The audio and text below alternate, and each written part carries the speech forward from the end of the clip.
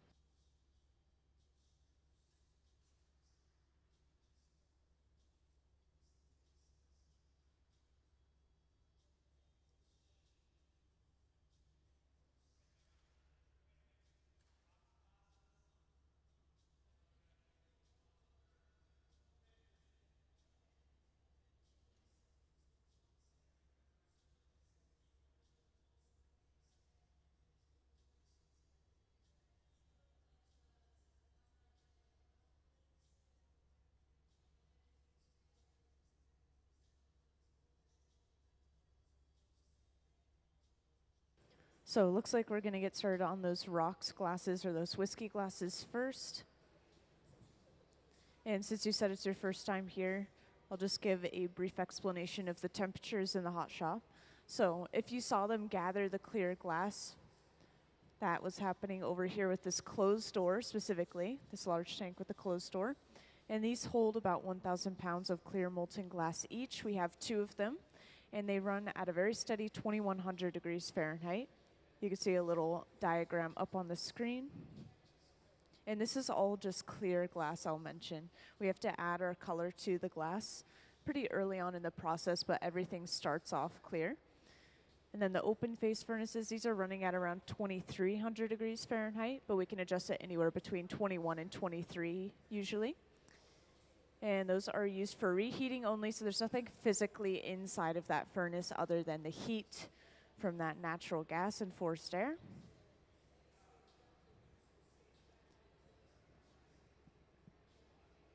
And there's that furnace that they're gathering that clear glass from over in the distance there.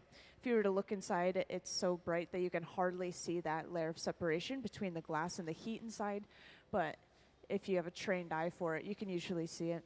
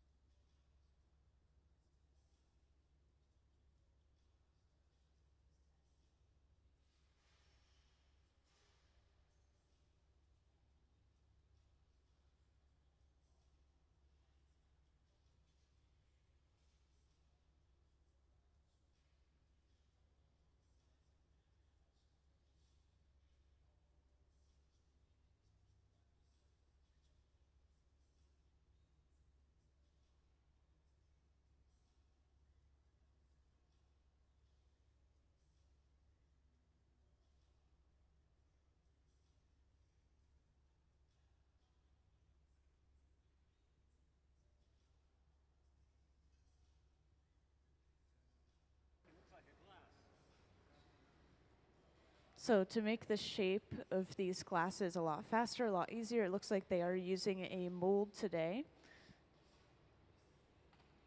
And this mold is a simple metal cylinder. They actually have a wood plank underneath it that's probably soaked in water to help prevent it from burning. And that is going to cool that glass down, but also just give it the shape that they're going for. And right now we're working with all clear glass, so right there they just threw it away. They probably weren't happy with how it turned out for that specific one, but that's no problem. With our clear glass, we can actually break it up and throw it back in the furnace to be melted down again, essentially reusing that glass. So oftentimes when they're practicing forms, you'll see them work with clear glass. In this case, it might just be for this specific rock glass that they want it to be clear.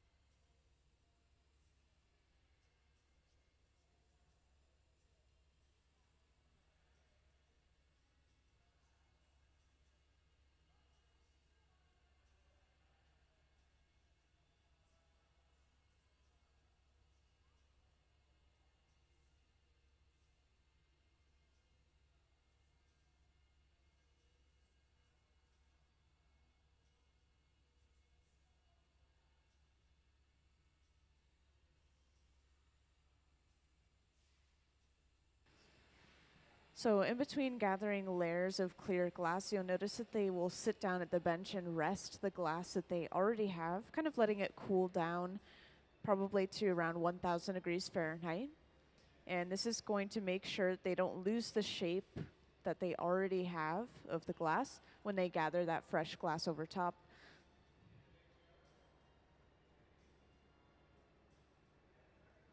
And after sitting down at the bench, Nick is now going in with a block. That's that wooden spoon-shaped tool. And this is going to smooth and even out that glass, creating a really round shape.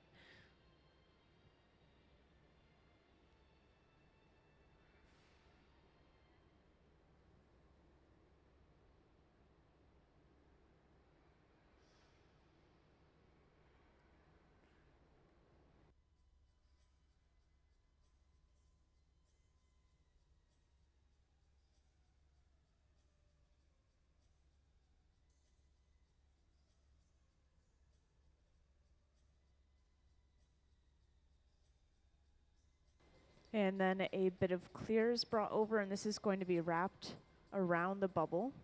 And this is creating those lines of texture that you saw with that last cup that they made.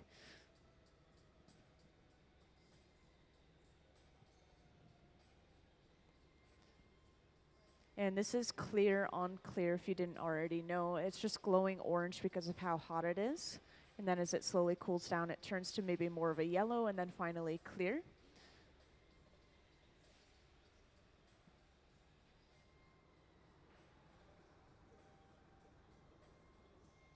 And then this is brought over to that metal cylinder.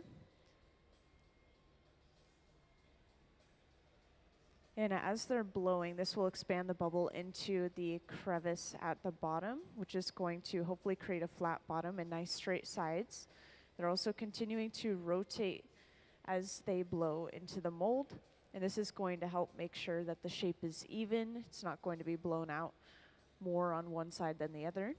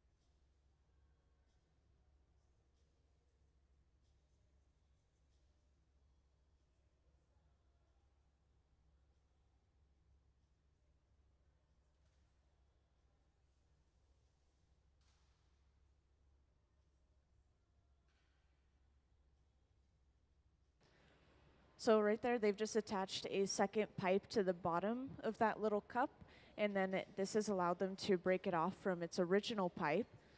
And this has given them access to the other side of the piece. So now from here, they can start to open up the top of this glass and finish it off a little bit.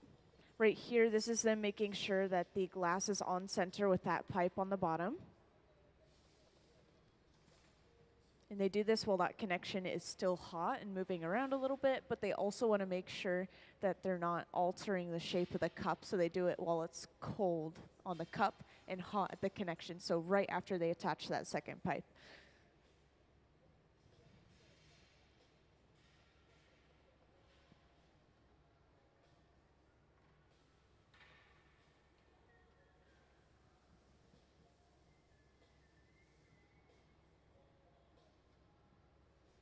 And for those that recently joined, just to let you know, right now we're working on making some whiskey glasses or rock glasses. And these are for an upcoming auction that we have once a year called Red Hot. And this will be at the end of September this year. We have it once a year, as I mentioned. This is for the museum. It will be at the museum.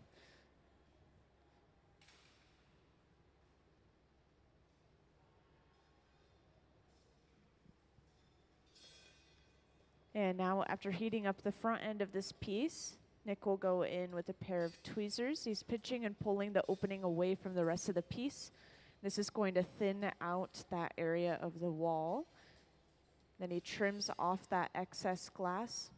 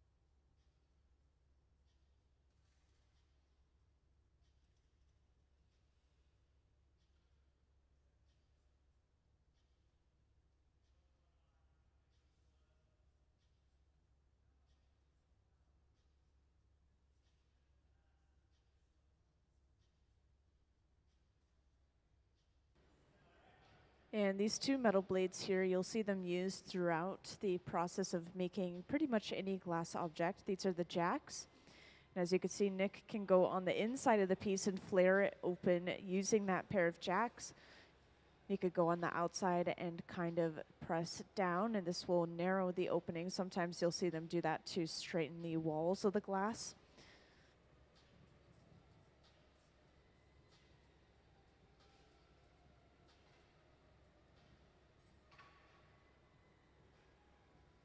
And whenever they go back to the furnace for a brief amount of time and then come out and then kind of do that over and over again, going in and out of the furnace, this is called flashing. They're making sure that the piece is at least around 1,000 degrees Fahrenheit, staying nice and warm so it doesn't crack from thermal shock.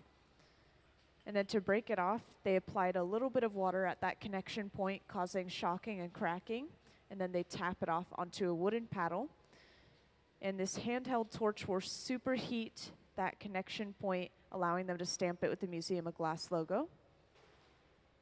And now that that's complete, this will be carried over to the annealer, which is the large black box over on the left wall. This will slowly cool that glass down from about 950 degrees Fahrenheit all the way to room temperature, at least overnight, so it doesn't break from thermal shock. So we're not going to see that piece until tomorrow.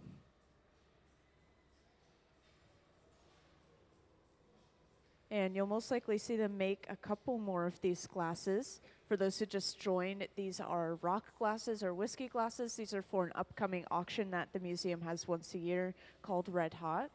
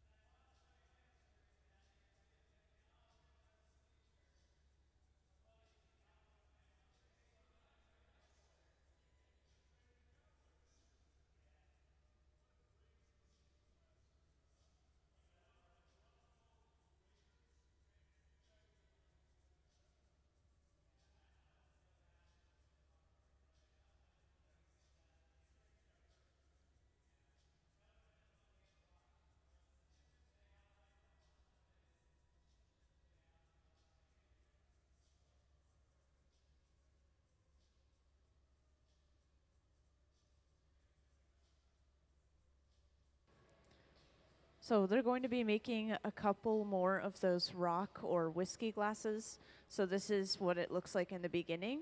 They just let that glass rest for a little bit, and then they gathered one more layer of clear. This is going to give them that really thick bottom that they're going for, which is why the bubble is so close to the pipe, and all of that glass is kind of close to the bottom of the bubble.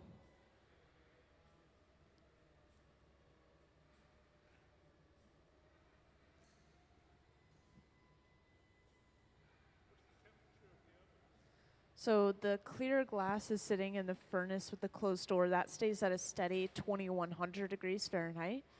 And then the open face one, sometimes it'll run between 21 and 2300 degrees Fahrenheit, just a little bit hotter so they can reheat the glass a little bit more quickly.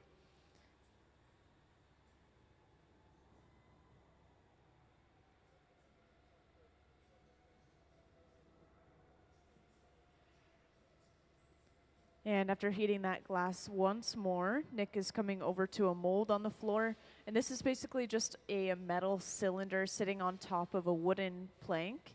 And the wood is actually soaked in water, so it's going to make sure that it doesn't burn as quickly. And this is going to give it those perfectly straight sides and that nice flat bottom. And as they are putting this in the mold, they're making sure to blow and continuously rotate. This is going to make sure it blows out evenly inside of the mold as it gets pressed into those corners.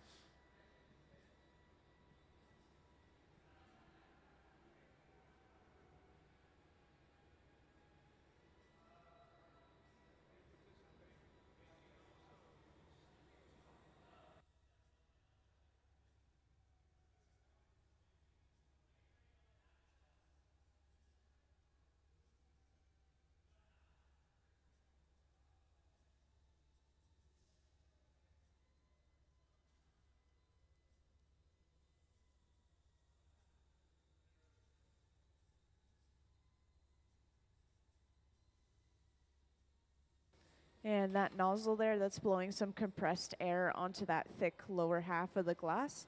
They want to make sure to try to maintain an even heat across the piece, so they're cooling that down a little bit more rapidly to match the thinner glass. And now that they have the bottom of the piece complete, they need to attach a second pipe to the bottom so they can break this piece off from the pipe it's currently attached to. And this is going to give them access to the top side of the glass.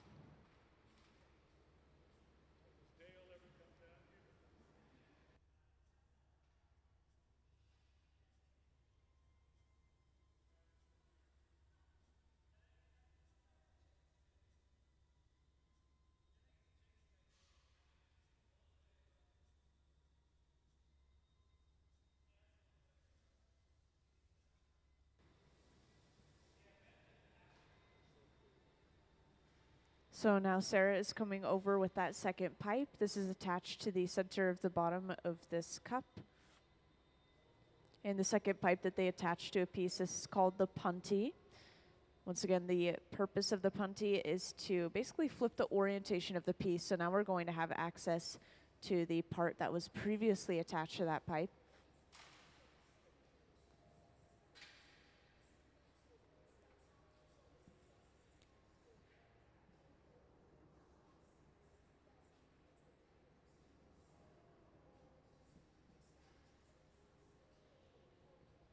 And while that connection is still hot and moving around quite a bit, they'll bring it back to the bench and just make sure that, that pipe is actually centered with the bottom. That's what Nick is doing here. So that glass is still cold. He's not altering the glass other than moving that connection around.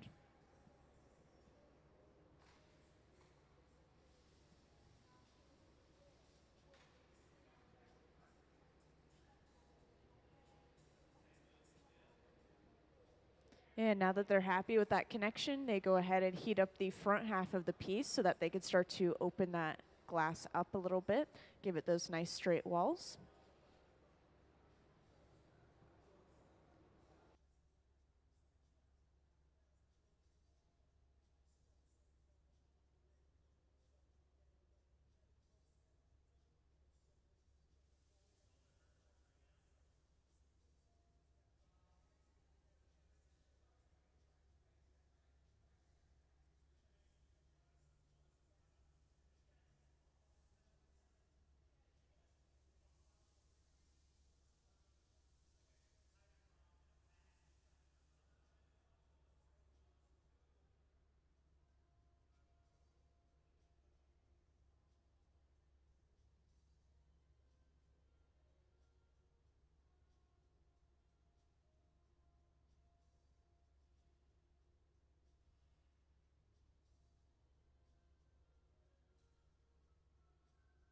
And now that the front end of this piece is hot, Nick is going in with a pair of tweezers and he's pinching and pulling the opening away from the rest of the piece, as you can see here. And this is going to stretch those walls out a bit. Then he trims off that excess glass. And this should leave him with some pretty straight, even walls. And a nice even opening. Whenever we break a piece off from that first pipe, as you saw, this is going to create a little bit of unevenness around that opening. It doesn't usually break perfectly, so this will help with that.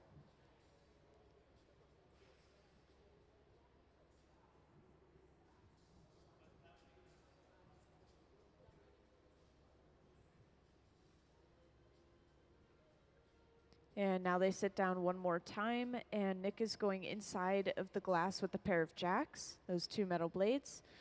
And going on the outside is going to straighten those walls out again if there's any unevenness. So you'll see them switch back and forth between the inside and the outside usually, making sure everything is straight.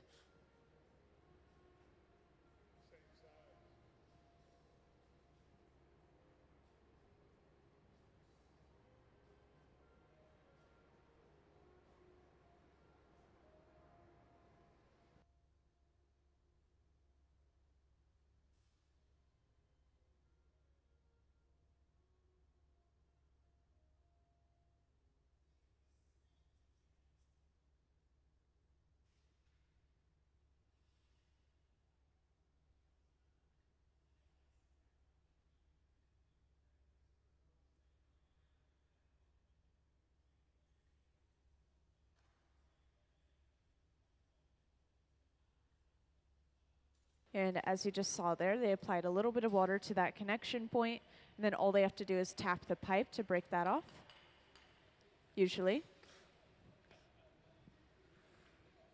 And they have this small handheld torch ready. This is actually the hottest item we have in the hot shop. That torch can get up to around 5,000 degrees Fahrenheit.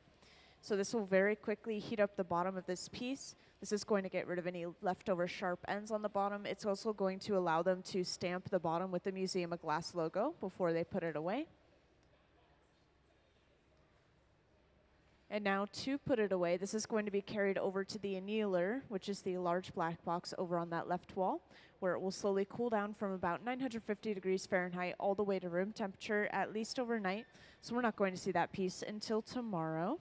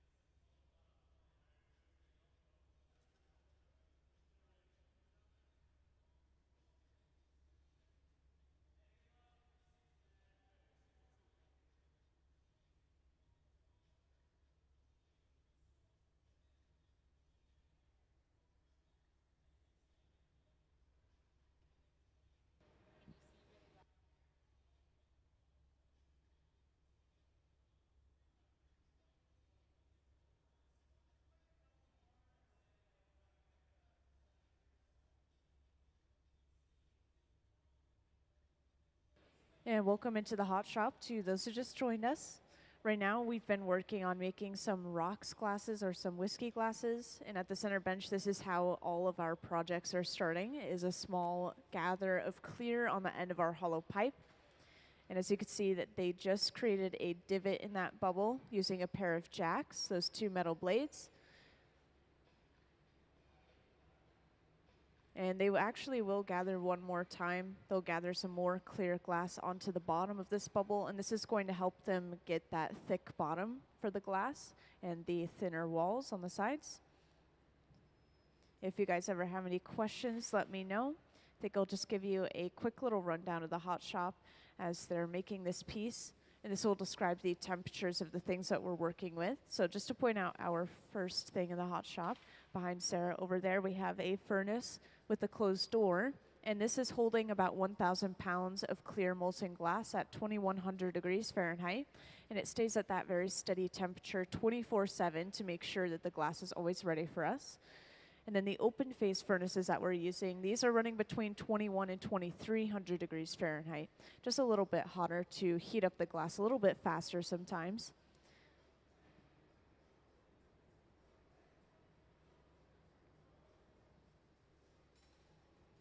And right now we're working on these whiskey glasses for an upcoming auction that we have once a year called Red Hot.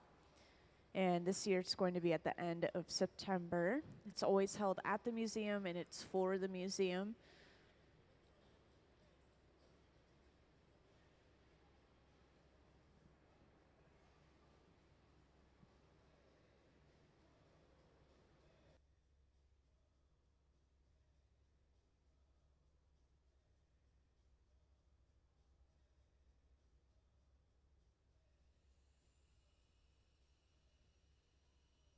And so now they've just gathered that one more layer of clear. And as you can see, it's already on the bottom of the bubble. They haven't gathered very high onto the bubble. They just want that glass to be heavy on the bottom.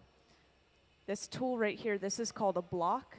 That wooden spoon is going to even everything out, smooth that bubble out so that the bubble inside blows out evenly. And this is usually carved out of cherry wood and kept in water to help prevent it from burning. That's what's inside of that bucket back here.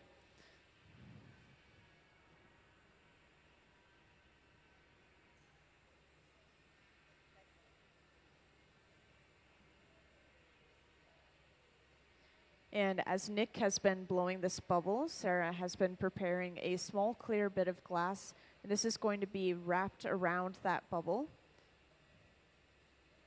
So they touch it down near the top, kind of near that connection to the pipe, and then slowly lower it all the way to the bottom of the bubble. And this is going to create a design on the outside of this glass. We're going to continue to be able to see that spiral around the entire glass.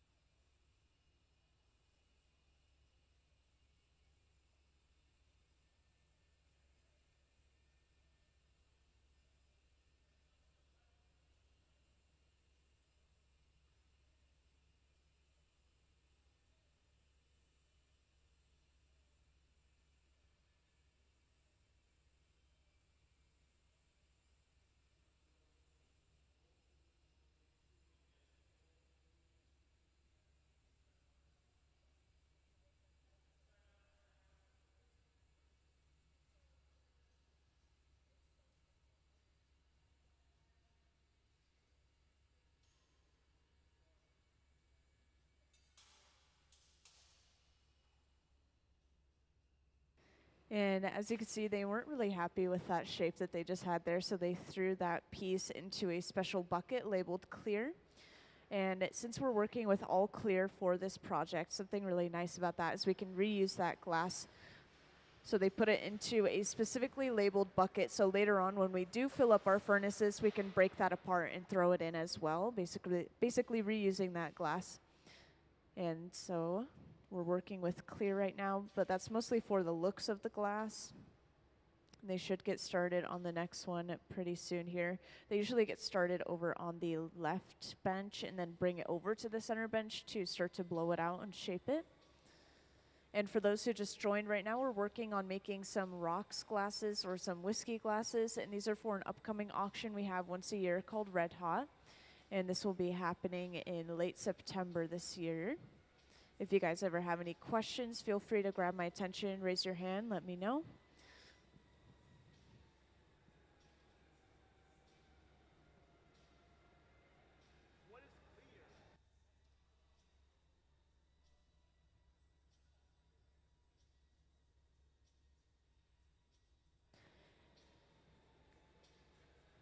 And our furnaces are all clear, so the base for all of our projects, if you were to kind of look at the cross section, usually you would see a lot of clear, even if the piece does have color in it. And with our color, we use colored glass. And since we're not using any right now, I think I'll play a short video explaining one way that we do use color, and you'll be able to see this later on in the day when we make our pictures, which you can see on the pedestals in the front here. This technique of applying color is called a color overlay. So can I have that video, please? The color in glass comes from adding various materials to the mixture of raw ingredients called batch. Most of the colorants are compounds containing some kind of metal. For example, adding cobalt to clear glass creates a deep blue. Tin and antimony can be used to create white glass, and gold chloride can produce a rich red or pink colored glass. Colored glass is melted in furnaces, just like clear glass, and then is usually rolled into bars for storage and easy application. In order to apply color bar to a bubble, we first need to preheat the color to approximately 950 or 1000 degrees Fahrenheit in a color oven or garage. Once warm, the color is then picked up on the end of a punty rod using a little bit of clear glass as a support. The color is then heated in the 2300 degree glory hole to soften it and make it malleable, while another artist creates a small bubble of clear glass on a blowpipe. Once warm, the color is dropped over the clear bubble, and then using a variety of hand tools or the steel marver, the color is rolled back over the clear in an even layer. This process is called dropping color, or creating a color overlay. Depending on the project, that bubble is then usually gathered over with clear glass and blown into the final form.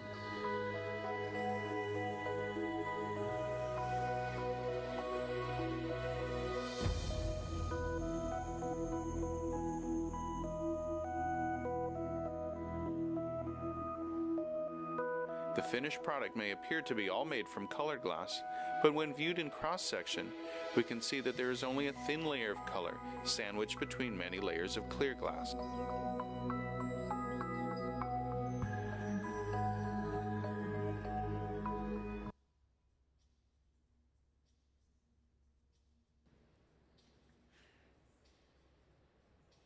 And if the video didn't mention it already, that clear glass, the base for the color as well, is mostly silica sand. And then there's a couple of other ingredients that help lower the temperature, the melting point, of the glass, which means that we don't have to bring it up to as high of a temperature to melt it, saving energy.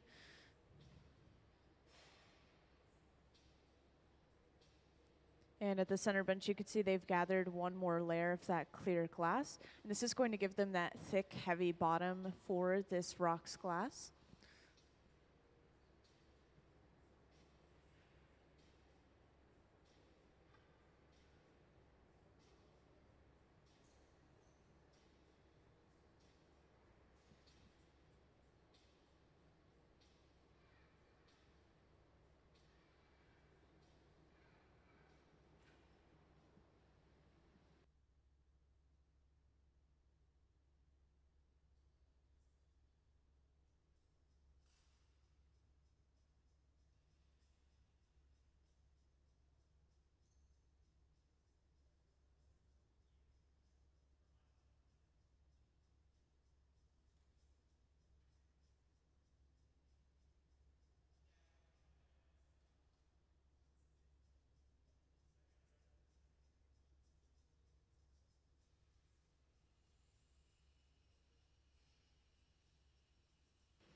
Now, as they're blowing into this mold, you'll notice that they're continuing to rotate as they blow, and this is going to help make sure that it's going to blow out evenly, and then, of course, blowing is going to push that bubble into the crevices of the mold, taking on that shape. And the shape for this mold is very simple. They just want a flat bottom with that nice 90-degree corner and some nice straight walls.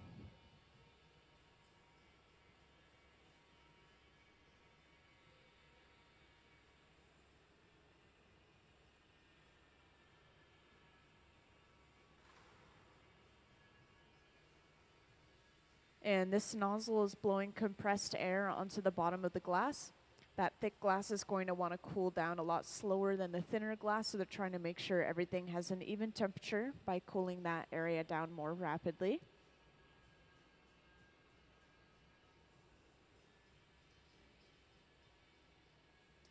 And now that they have the bottom of this piece completed, they have to attach a second pipe to the bottom of this cup, and then this will allow them to break it off from the pipe it's currently attached to, and this will give them access to the other side of the piece. So at the center bench, Nick is just going to work on keeping this glass warm. And then over on the left, Sarah is preparing that second pipe with a little clear attachment right on the end of it.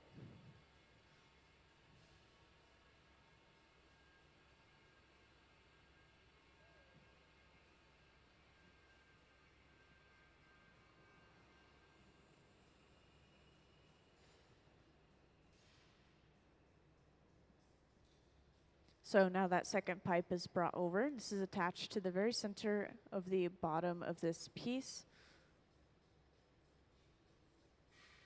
The second pipe that they attach to a piece is called the puntee, and the purpose is to basically flip the orientation of the piece, so now we have access to that opening or the top of the glass. We could start to open it up a little bit. While the piece is still cold and that connection is hot, they bring it right back to the bench, and they're just making sure that it's on center with the bottom of the pipe.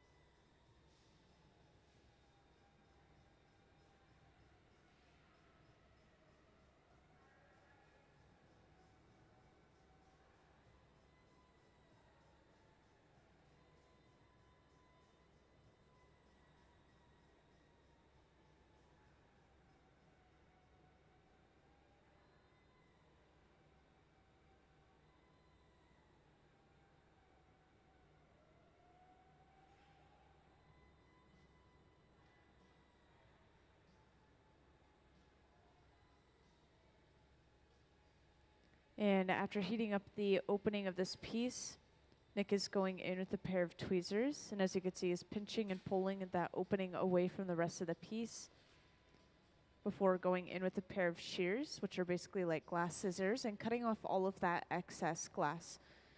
And you'll see every now and then they go in with these little measuring tools, these calipers. They're just making sure everything is around the same size since we're making multiple of these glasses.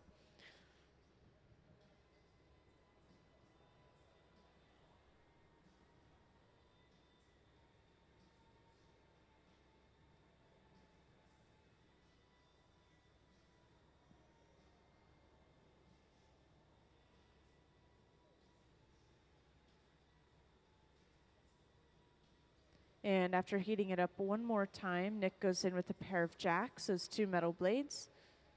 You may remember them from earlier. They're used throughout the process of making pretty much any glass object. Going inside is going to flare this glass open. Going on the outside is going to make sure that those walls are actually straight and even.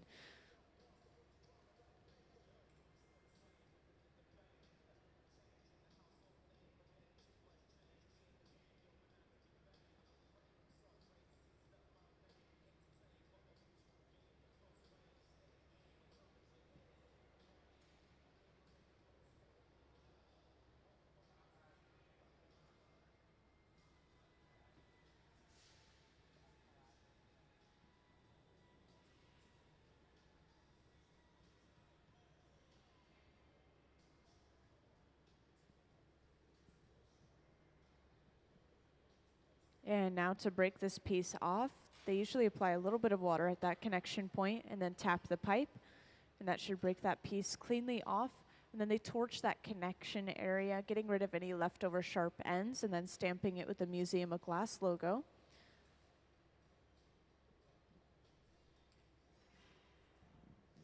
And then to put this away, they're going to carry it over to the annealer, which is the large black box over on the left wall. We have multiple of these, but usually we only use one a day, so this is the one we're using today.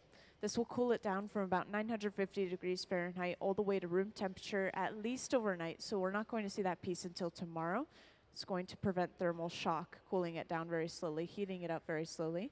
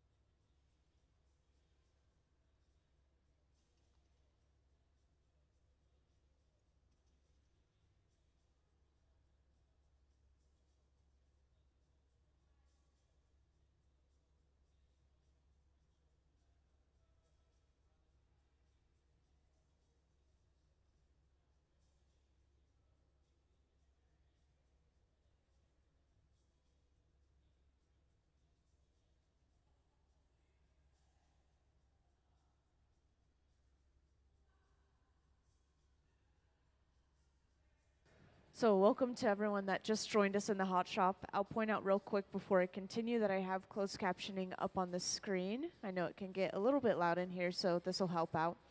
But at this center bench, you can see they've blown a very small bubble on the end of a hollow pipe. And this is going to be gathered one more time with clear glass. So this is going to give them a thick bottom of clear glass, and then some thin walls. And this is for a whiskey glass, or a rocks glass, I should say. And these are for an upcoming auction that we have once a year called Red Hot. This will be at the end of September. And before they gather any layers of clear over top of what they already have, they usually will let it rest just as it is right now. This is cooling that glass down. They don't want to lose the shape of what they already have when they gather that clear glass. And these whiskey glasses, these rocks glasses, are going to stay clear.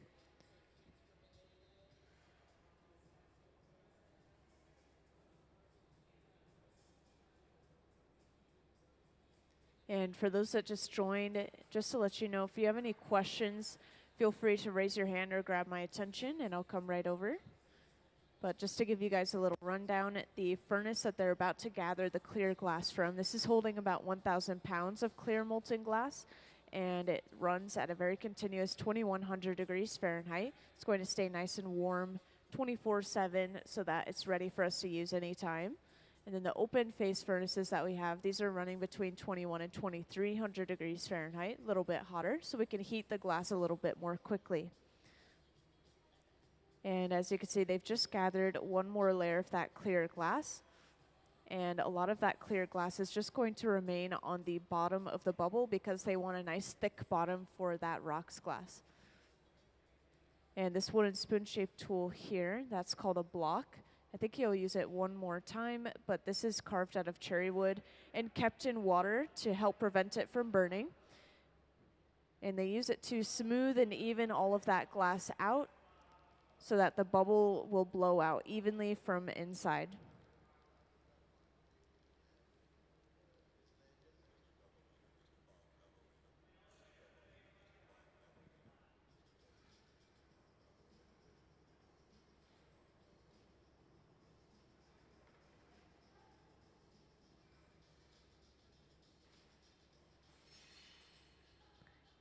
And as Nick has been preparing that glass bubble, you could see that Sarah has also been preparing a little clear glass bit, and this has just been brought over and wrapped around that glass bubble.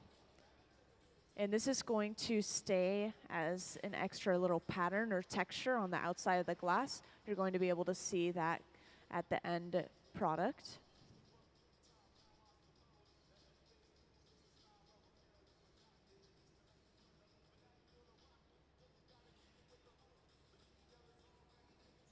And then this is brought over to a mold on the floor. This is basically just a metal cylinder placed on top of a wooden plank soaked in water. And this is going to give them those nice straight walls that they're going for and a nice 90-degree angle on the bottom, nice flat bottom. You'll be able to see as soon as they take this glass out from the mold. Also, there's a good view of it up on the screen. So now you can see what that mold looks like. And at the center bench, you could see the product of that mold.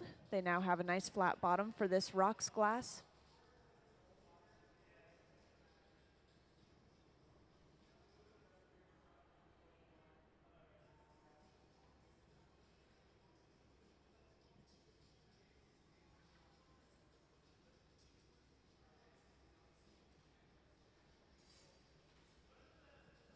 And now that they have the bottom of this rocks glass complete, they need to attach a second pipe to the bottom with a little clear attachment, and this is going to allow them to break this glass off from the pipe it's currently attached to, and this is going to give them access to the top side of the glass where they can start to open it up a little bit. And so while they're keeping this glass warm at an even temperature at the center bench, over on the left bench, once more, Sarah is preparing that little clear attachment. And this will be brought over and attached to the bottom. Now, every now and then, the heat will start to travel back towards the artist's hand. So up on the screen, you could see a pipe cooler being used. And this is just a trough of water that will splash water up onto the pipe and cool it down pretty much instantly so we can handle the pipe a little bit closer to the glass again.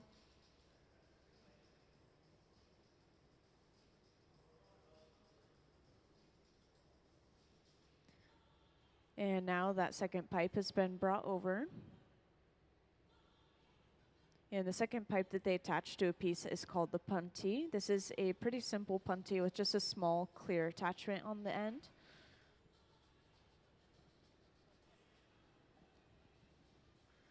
And now after breaking that piece off from its original pipe, we now have access to the top side of that glass so we can start to open it up and give it some nice straight walls.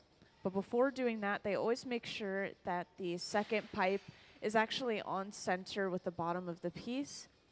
So while that connection is still hot, they'll go in and they're just going to make sure that it's on center, which it is now.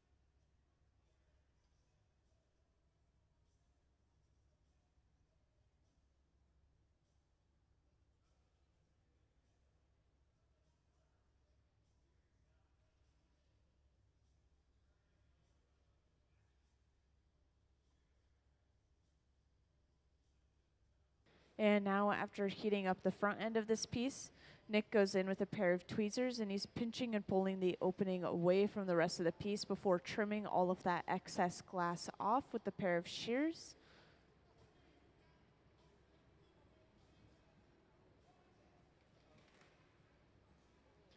So for each of these glasses, they're trying to hit around the same measurements so that they're all really similar to each other.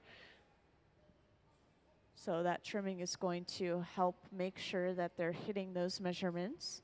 And for those that joined right now, we're currently working on making some rocks glasses or some whiskey glasses. And these are for an upcoming auction that we have once a year called Red Hot.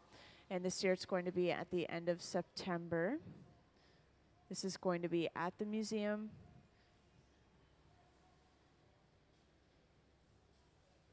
And now to open this piece up, Nick briefly went in with a pair of jacks, those two metal blades. He's able to flare the piece open a little bit, and whenever he goes on the outside, this is him making sure those walls are straight and even. And after opening that up, this piece is pretty much done. They'll prepare to break it off and then stamp it on the bottom with the Museum of Glass logo.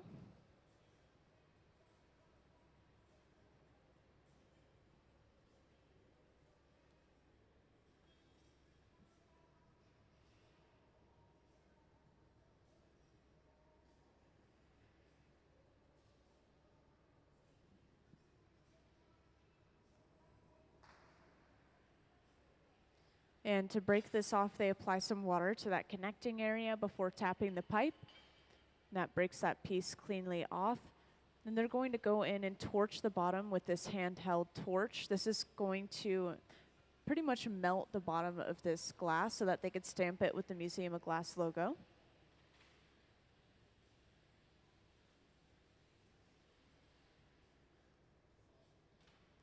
And then once that is complete, this is going to be carried over to the annealer, which is going to slowly cool that glass down so it doesn't break from thermal shock for about 950 degrees Fahrenheit all the way to room temperature, at least overnight. So we're not going to see that piece until tomorrow.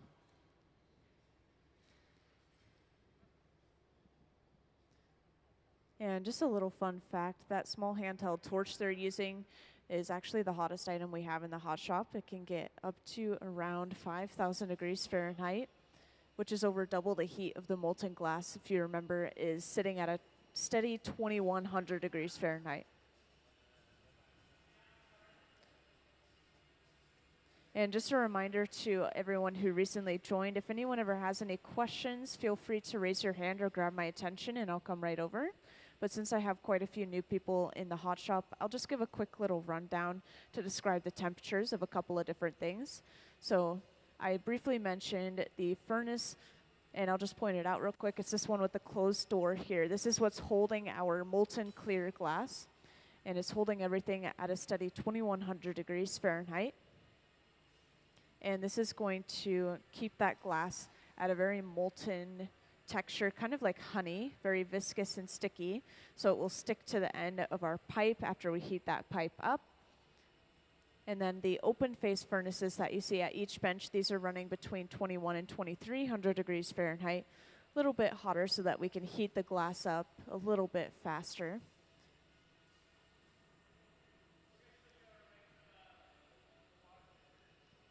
And so we're getting started on a new project. You may have heard them already, but just for those who didn't, we're going to get started on some water pitchers.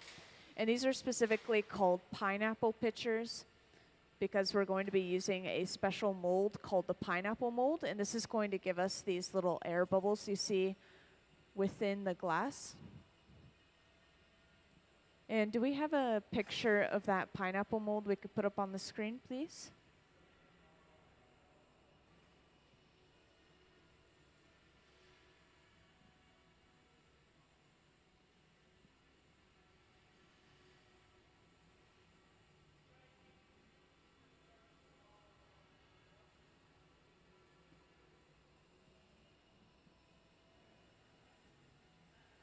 So up on the screen, you'll see a picture of the pineapple mold.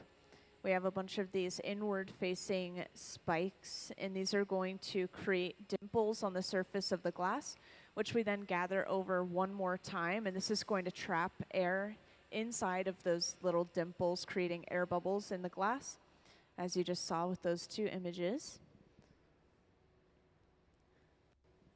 So once again, we're getting started over on that left bench. And for these pieces, we will be applying color.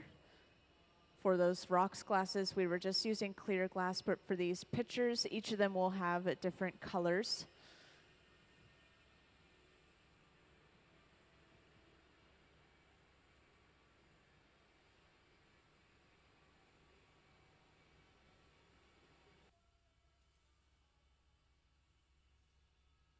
So the glass furnace, you may remember it's running 24/7, but the open face furnaces we actually turn off at night. We turn on in the morning just before we need to use them. So it saves a little bit of energy turning them off at night.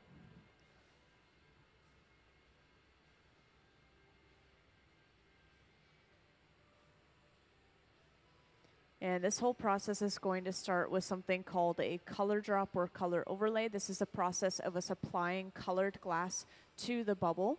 And this is how we're going to get that really smooth, even layer of color that you see across these pitchers on the front pedestals here.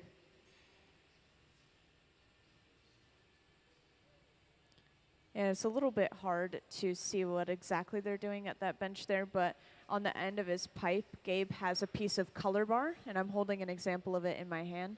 This is just a solid piece of colored glass, and this is going to be heated up on the end of that pipe and then eventually dropped onto a small clear bubble.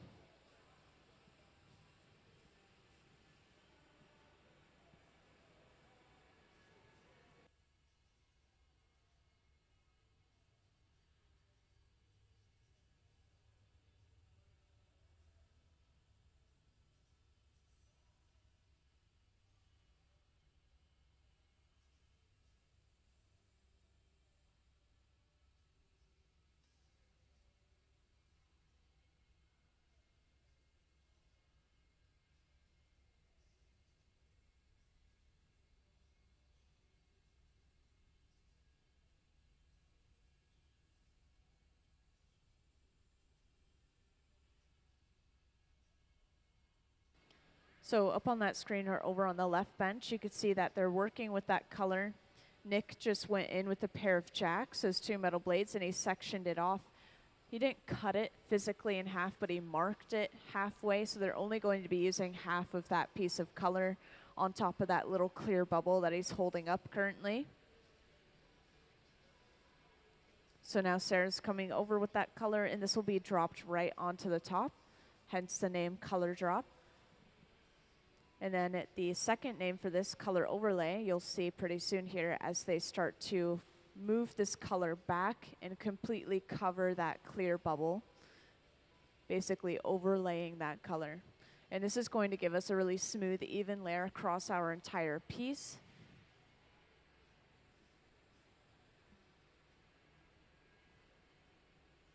And that second piece of color that they didn't use, this is going to be set aside in the garage, as you can see Sarah doing right now. That's that large silver box right here. The garage is going to keep that piece of color warm on the end of the pipe at around 1,000 degrees Fahrenheit, which is not hot enough to melt or change the shape of that glass. It's also not cold enough to let it crack or break from thermal shock. It will hold it at that steady temperature until we're ready to use it later on.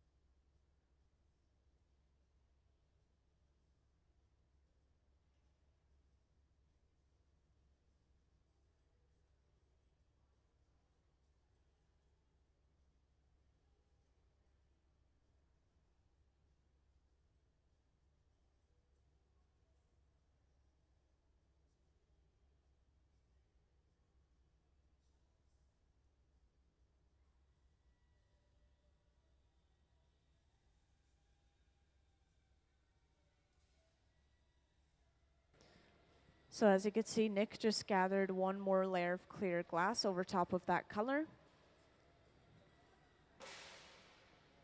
And this is going to sort of sandwich that color in between those layers of clear.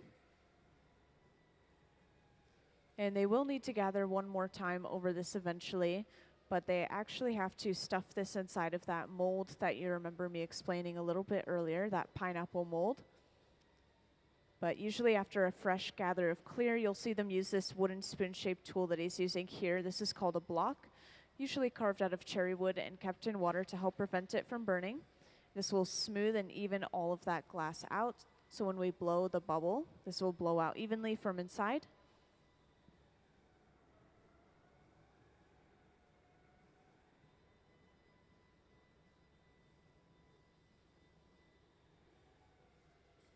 And welcome to those who recently or just joined us. Right now we're working on making some pineapple pitchers, and the name of the pineapple pitchers is because we're using a pineapple mold to get those air bubbles inside of the glass that you see with this pitcher here. We have some examples on both of these front pedestals. You guys are always welcome to come down the stairs and take a closer look at them.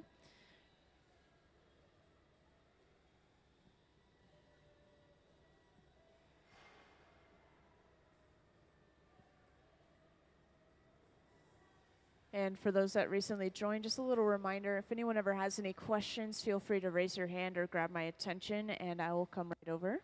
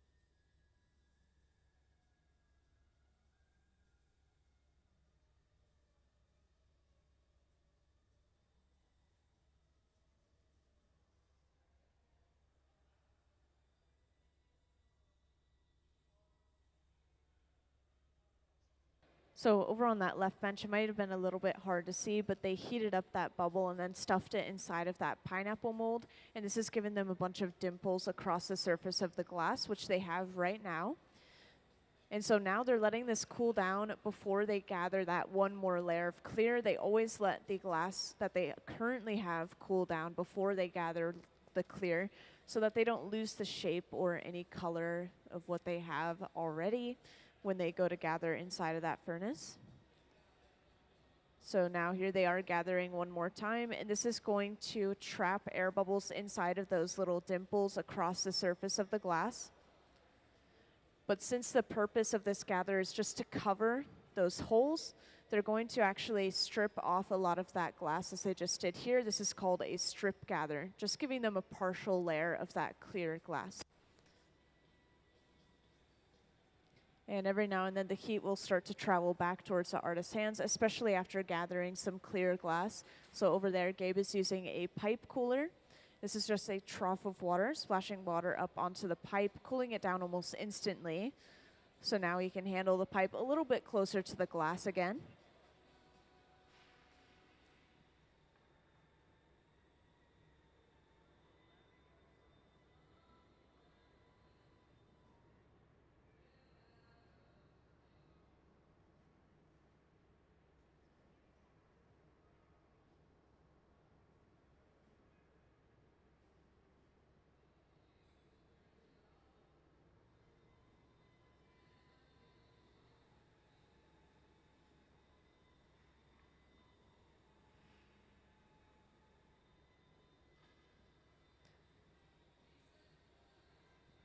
And once again, after gathering a layer of clear glass, you'll usually see them use the block, which is this wooden spoon-shaped tool here for those who joined.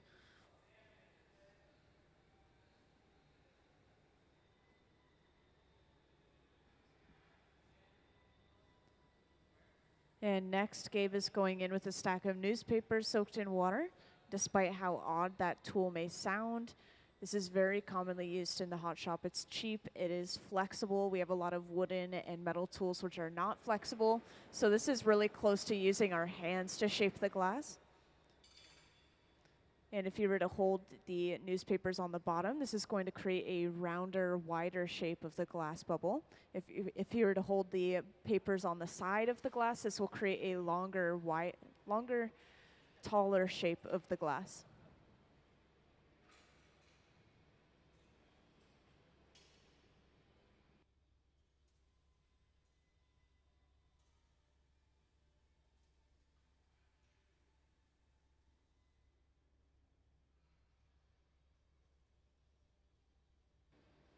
And hanging the glass down at an angle like this is going to obviously stretch and lengthen that glass. They're basically using gravity as a tool.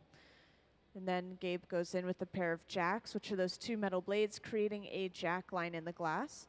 And this is where we're actually going to remove this piece from the pipe a little bit later on, that divot that you see forming right underneath those jacks. And that large fluffy flame that they recently ignited, this is running at around the same temperature at the as the furnaces, at around 2,300 degrees Fahrenheit. And this is going to allow them to heat specific areas of the glass rather than the entire thing overall inside of the furnace. And for those that recently joined right now, we're working on making some water pitchers. You can see we have some examples on the front pedestals right here. And these are specifically pineapple pitchers because we're using a pineapple mold to get those little air bubbles inside of the glass. And you guys are always welcome to take a little closer look at those pineapple pitchers. And you can actually have a picture of the pineapple mold up on the screen. So up on the screen, you'll see a picture of that mold. Those spikes are going to create dimples on the surface of the glass, which we then gather one more layer of clear over top, and this will trap air bubbles inside of those individual dimples.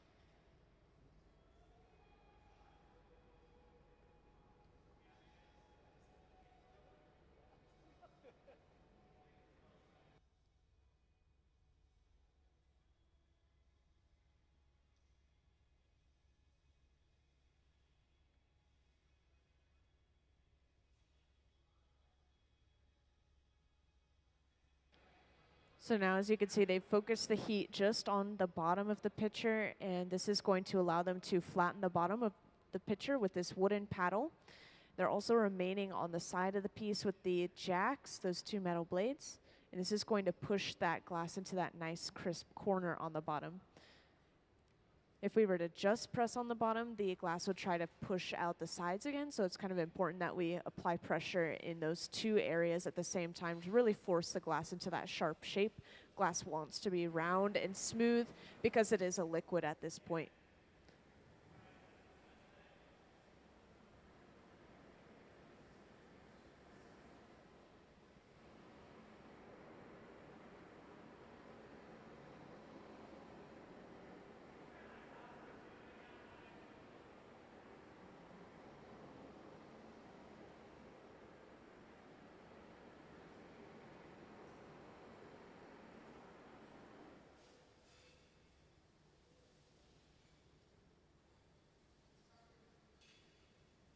And now that we have the bottom of this pitcher completed, we actually have to attach a second pipe to the bottom.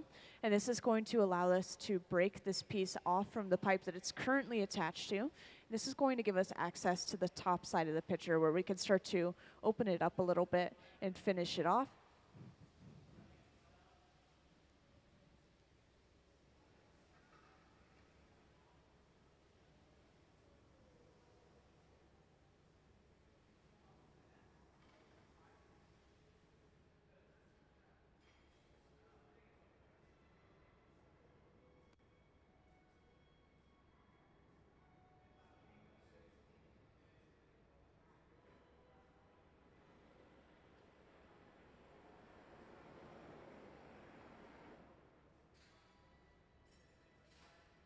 So now that second pipe has been brought over.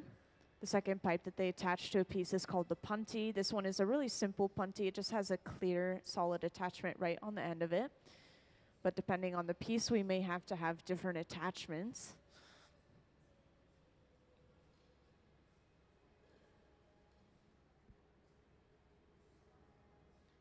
And then to break this off from its original pipe, they usually just apply a little bit of water at that connection point and then tap the pipe. And that is causing a little bit of shocking and cracking at the connection area. Tapping the pipe will create a vibration that travels to the cracking in the glass, and it breaks that piece cleanly off. So now from here, while the piece is still cold and that connection is still hot, Gabe is going to go in and just make sure that the pipe is actually centered to the bottom of the piece. So whenever he stops, that's him letting it fall back on center with that pipe. And that's usually a really quick process. Now from here, they just have to heat up the front end of the piece so that they can start to open it up a little bit.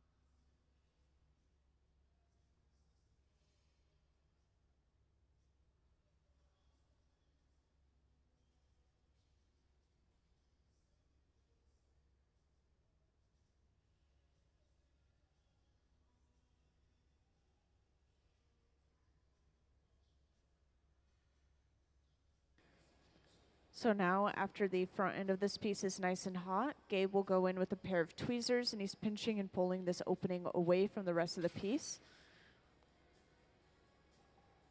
And then they trim off this excess glass with a pair of shears.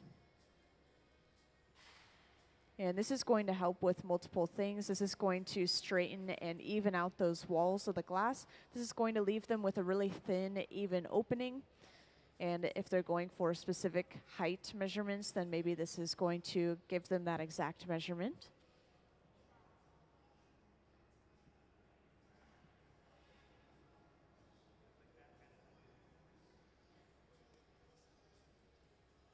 And then to open this piece up, Gabe is going in with that pair of jacks once more. And they'll start off with the jacks closed and kind of at a low angle, and then slowly open them up and rise. And this is going to just very slowly open that piece up. And at this point, this is open up pretty much to the full size that they need for this picture. If you take a look at the examples we have on the front pedestals, that's pretty much as wide as they're going to open it. And over on that left bench, Sarah is actually preparing a small clear bubble that's going to be attached to the side as a handle.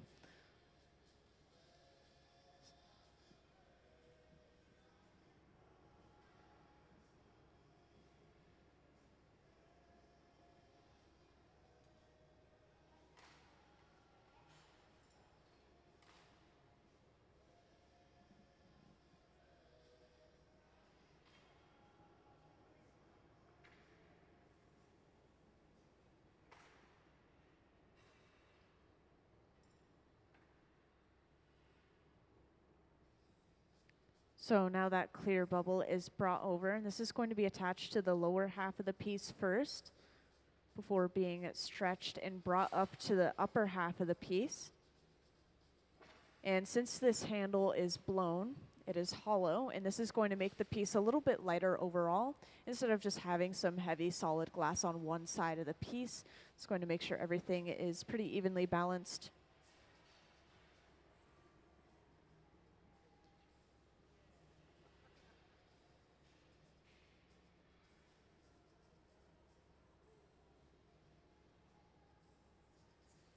And you'll notice that they'll torch that second connection quite a bit, that upper half of the handle. And this is because that upper half of the bubble is a little bit cold after they stretch it up and attach it. We don't want that connection to pop off the side of the piece.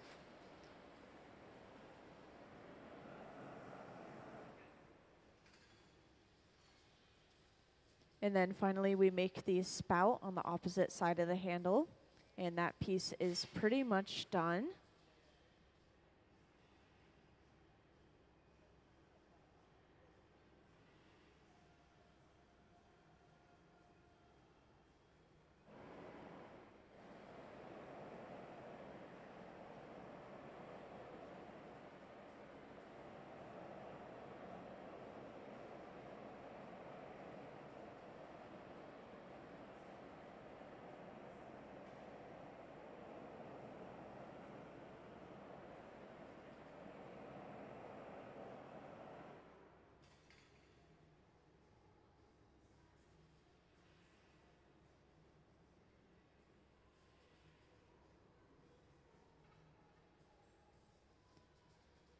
And then to break this piece off, just like earlier, they'll apply a little bit of water at that connection point. Then all they have to do is tap the pipe, and that should break it cleanly off onto this wooden paddle that they have resting on the bench. And this is where they're going to torch that connecting area, get rid of any leftover sharp ends, and then stamp it with the Museum of Glass logo for the store.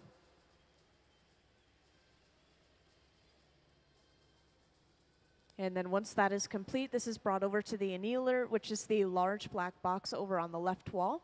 And this will slowly cool that glass down at least overnight so it doesn't break from thermal shock from about 950 degrees Fahrenheit all the way to room temperature. So we're not going to see that piece until tomorrow. And let's give them a round of applause for finishing that first picture of the day. Thank you very much. And if you guys missed the beginning of the process, please stick around because they're going to get started with that next picture, and you'll be able to see how they applied the color and how they got those small air bubbles inside of the glass. And for those that recently joined, maybe I can give a little rundown of the hot shop. So everything that we're doing in here is starting in our furnaces, which is the large tank with the closed door specifically. So you'll see them gather the clear glass out of that furnace there. And this is running at around 2100 degrees Fahrenheit. It holds about 1,000 pounds of clear molten glass. We have two of these actually, one on the other side of the hot shop too, just to point it out. And we need to make sure our glass is staying warm. So this is where open face furnaces are coming into play. We have two of them on today so we can work at two benches at the same time, but these run between 21 and 2300 degrees Fahrenheit, and they're only used for reheating. They have no glass inside of them, unlike the glass furnace. And if anyone ever has any questions, feel free to raise your hand or grab my attention, and I will come right over.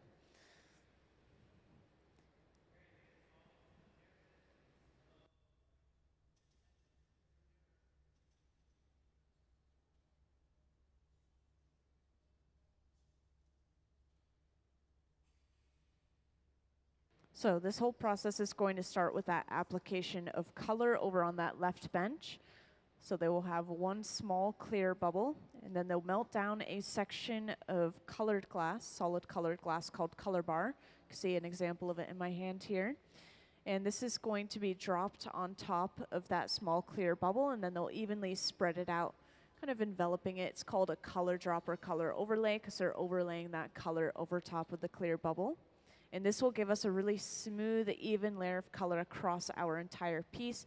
There's many different ways that we apply color, but this one's just going to give us that really smooth appearance that you can see with these pictures up on the front pedestals.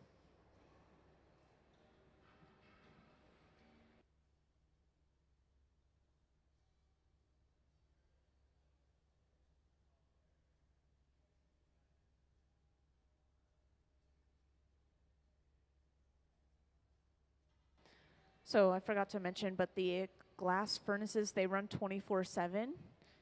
It's going to keep that glass at a really even temperature, really even texture, kind of textured like honey, they say. It's very viscous and sticky. And if we were to allow that glass to cool down, it might take 3 full days to heat back up. And not to mention, it might break the ceramic tank inside because of the way that glass will shrink on itself. Basically, when it cools down, it might pull at the walls of the ceramic tank. But up on the screen real quick, you can see that they're dropping that color. And they do this when the clear glass bubble is pretty cold, so that when they spread that color over top, they're not changing the shape of that clear glass bubble.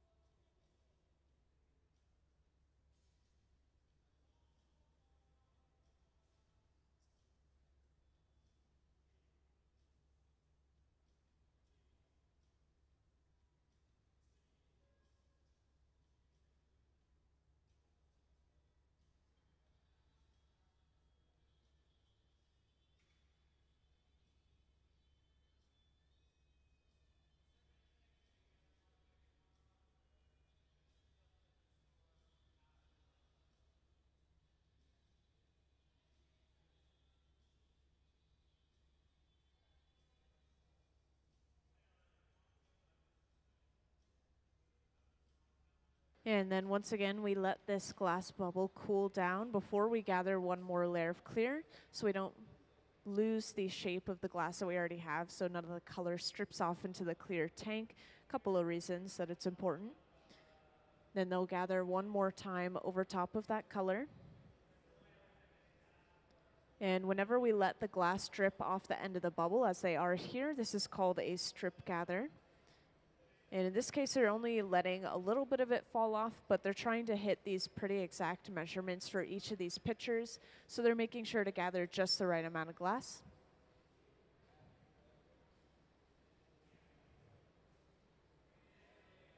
And then after gathering fresh, clear glass, they'll usually use the block, which is that wooden spoon-shaped tool that you saw Nick use for just a second there. And this is carved out of cherry wood and kept in water to help prevent it from burning. It will smooth and even out all of that glass they just gathered so that the bubble blows out evenly from inside.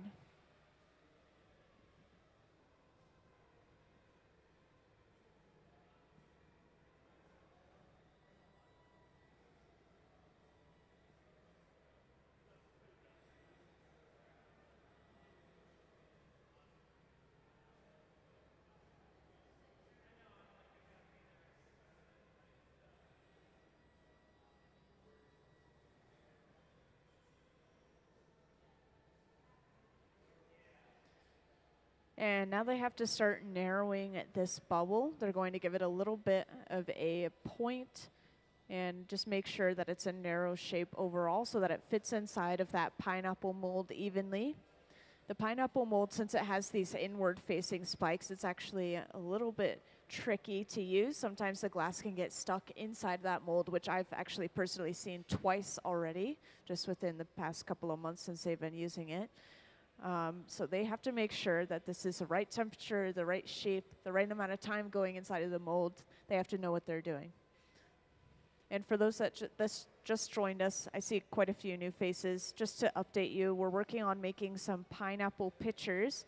And this is because we're using that pineapple mold, which Nick just stuffed the bubble inside of.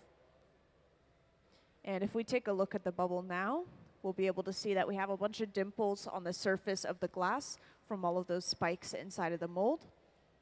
Yeah, this is a really good view up on the screen of the dimples on the glass. So now we just have to gather one more layer of clear glass, and this is going to trap a bunch of air bubbles inside of those dimples.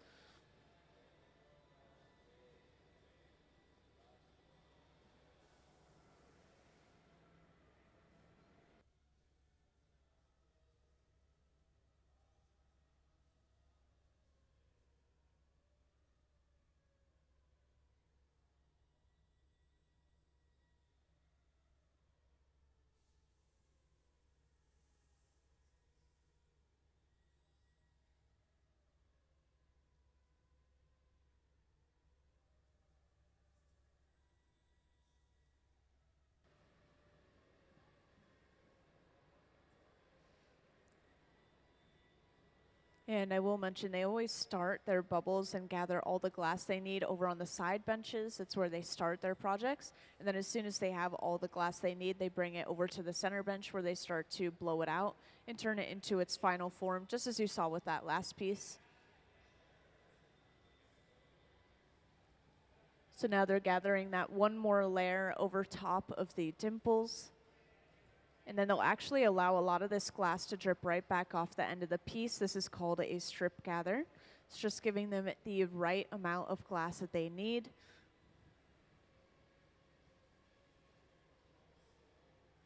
Then every now and then you'll see them use these pipe coolers. This is a trough of water that will splash water up onto the pipe, cooling it down almost instantly. So now we can handle the pipe a little bit closer to the glass again.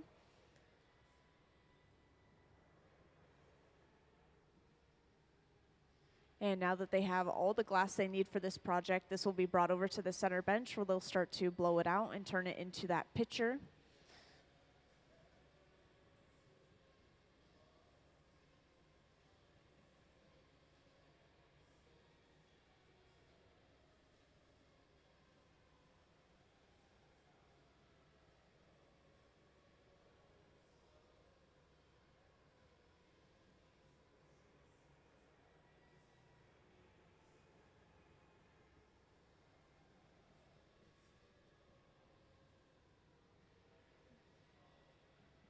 And just a reminder for those that recently joined, if anyone ever has any questions, feel free to grab my attention, raise your hand, and I'll come right over and answer that question for you guys.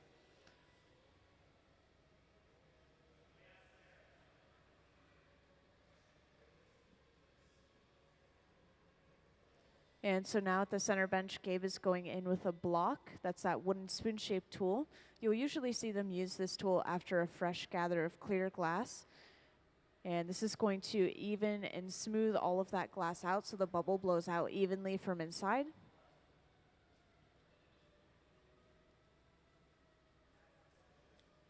And next, Gabe is going in with a stack of newspapers soaked in water. And despite how odd that may sound, it's very commonly used in the hot shop.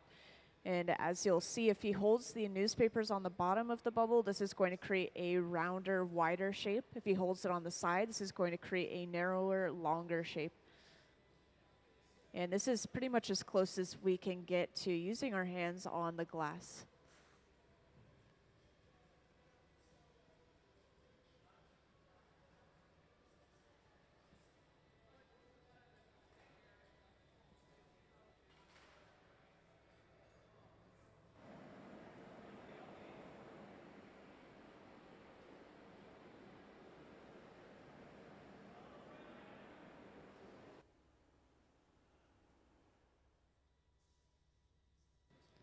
And this large fluffy flame that they just ignited here, this is running at around the same temperature as the furnaces at around 2300 degrees Fahrenheit. But instead of heating up the entire piece overall inside of the furnace, they can focus a little extra heat in a specific area using this large fluffy flame.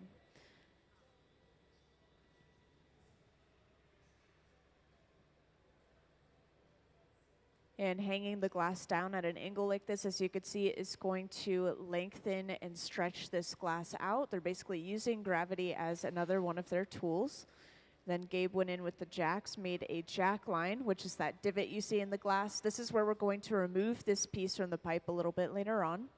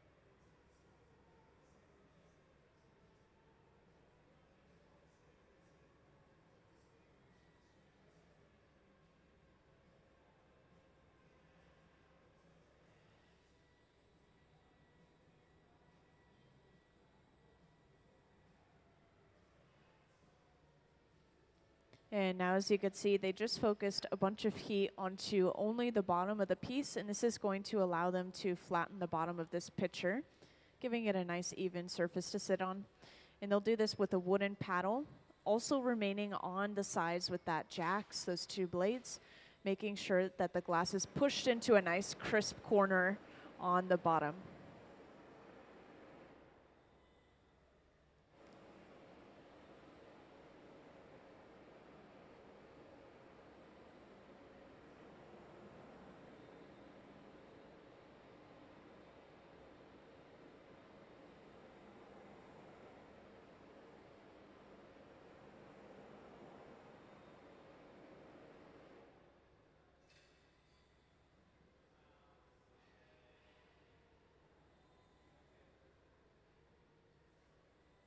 And now that they have the bottom of this piece finished, they're going to just continue to keep this piece warm at the center bench, but over on the left bench, Sarah's getting started on a little clear attachment on the end of a solid pipe, and this will be attached to the bottom of the piece and allow them to break this piece off from the pipe it's currently attached to. And this will give them access to the other side of the piece, kind of flipping the orientation. And the second pipe that they attach to a piece is called the puntee. This is a simple puntee with just a little clear attachment on the end of a solid pipe.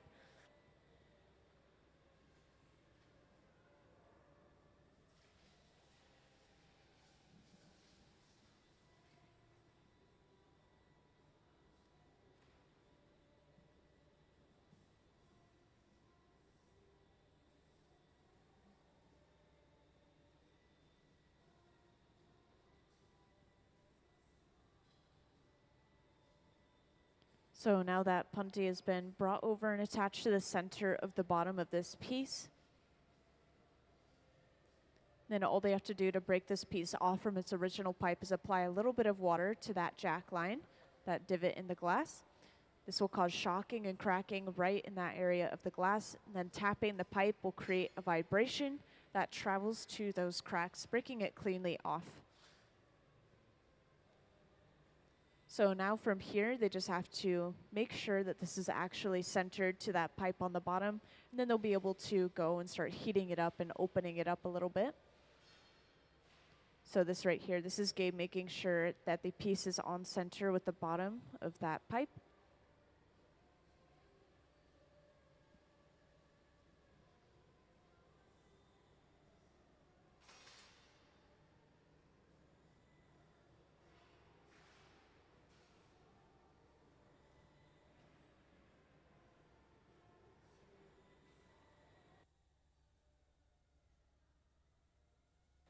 Are you pointing to the furnace with the closed door over here?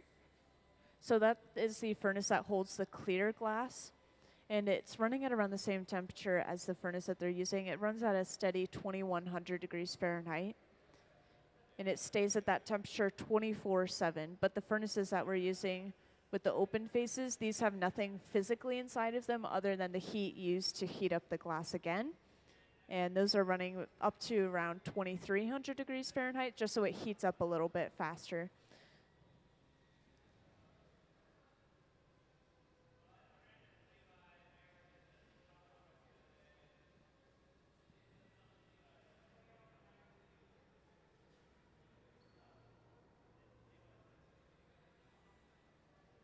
And welcome to those that recently joined or just joined us.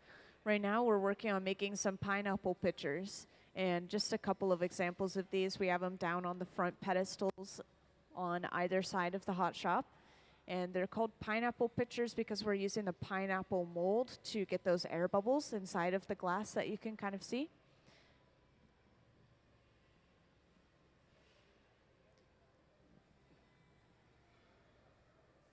And now at the center bench, after heating up the front end of this piece, Gabe is going in with a pair of tweezers, pinching and pulling the opening away from the rest of the piece. This is stretching and evening out those walls. And then he'll trim off all of that excess glass that he just pulled out using a pair of shears, which are basically like glass scissors. So now you can see we're left with a nice thin, even opening right at the top of this piece. Now we have to open it up one more time into its full size that you could see with the pictures down on the front pedestals.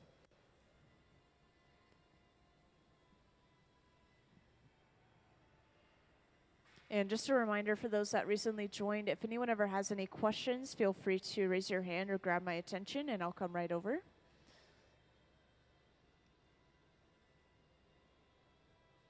So to open this piece up, you could see that Gabe went in with that pair of jacks just once more and was able to quickly flare this open.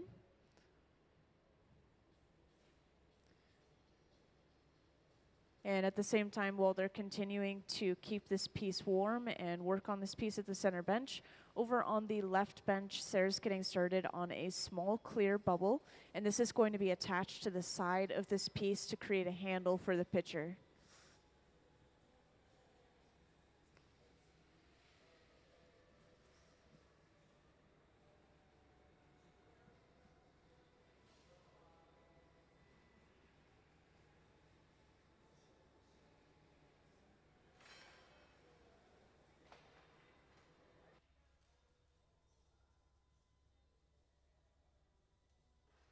So since the glass is really malleable right now, it's kind of like taffy or putty texture. So if we were to stop moving the pipe, then that would mean that the piece could fall off center, or even worse, if it's really hot, it could literally fall off the pipe. So we constantly are keeping our glass moving and rotating.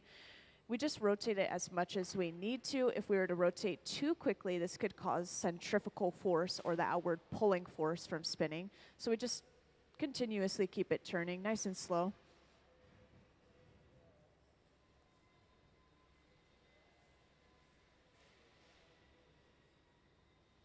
And as you can see, they've just brought over that bubble and attached it to the side of this piece.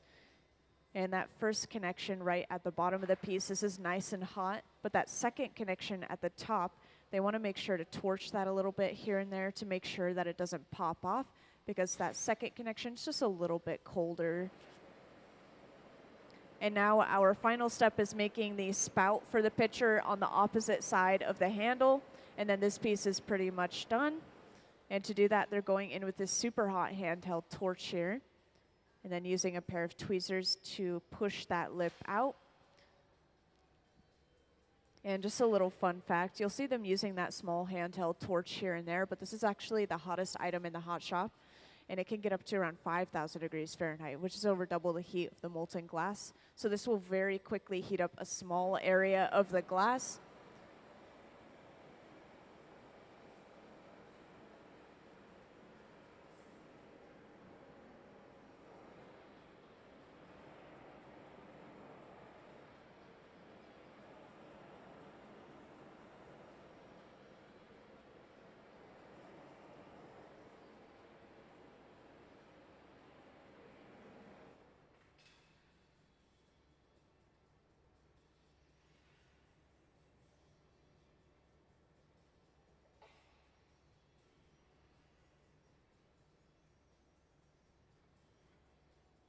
And now to break this piece off, they just apply a little bit of water at that connecting area, just like earlier. And then all they have to do is tap the pipe, and that will break the piece off onto this wooden paddle on their bench here. And then they'll torch the bottom with that hot handheld torch, getting rid of any leftover sharp ends, and also allowing them to stamp the bottom with the Museum of Glass logo. And then when this piece is done, this is brought over to the annealer, which is the large black box over on the left wall, where it will slowly cool down from about 950 degrees Fahrenheit all the way to room temperature, at least overnight, so it doesn't break from thermal shock. And let's give them a round of applause for finishing that second pitcher. Thank you, everyone. And they will get started on that next pitcher pretty soon here. They usually start it over on that left bench, and then as soon as they have all the glass they need, they bring it over to the center bench where they start to blow it out and turn it into its final shape as they just were there. But it's all starting with the application of color. The way that we're coloring our glass today is through something called a color drop or color overlay. You'll be able to see this over on that left bench. They'll start with a small clear bubble and a piece of color that they're going to pick up out of the garage, which is this large silver box. You could see Sarah picking up that piece of color now. And if I didn't mention already, this garage It's keeping everything inside of it nice and warm at around 1000 degrees Fahrenheit. And this is not hot enough to melt or change the shape of the glass inside. It's not cold enough to let it crack or break from thermal shock. It's keeping it at a steady warm temperature so that we can pull things out and put things in whenever we need to. So now you can see that piece of color has just been brought out. And now they have to work on heating this up to a molten temperature before they can drop it on top of that small clear bubble.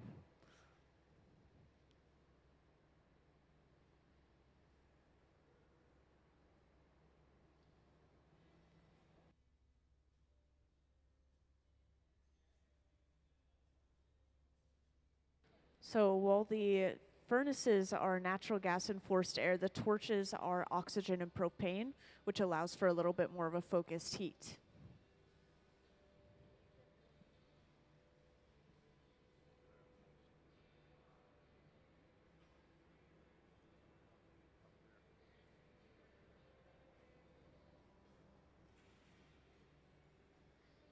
And for those that just joined, I just want to give you a little overview as to what we have going on here.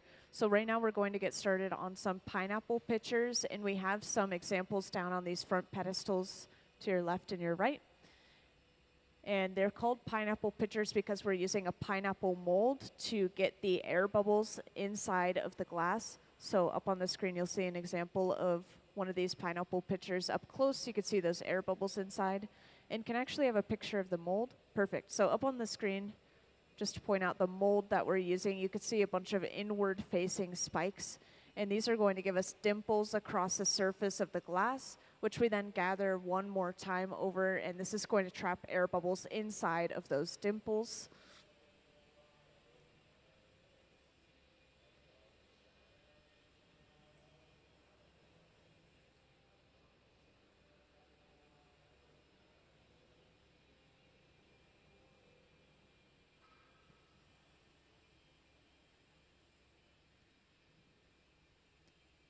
And for those that recently joined, just a little reminder, if you guys ever have any questions, feel free to raise your hand or grab my attention and I'll come right over.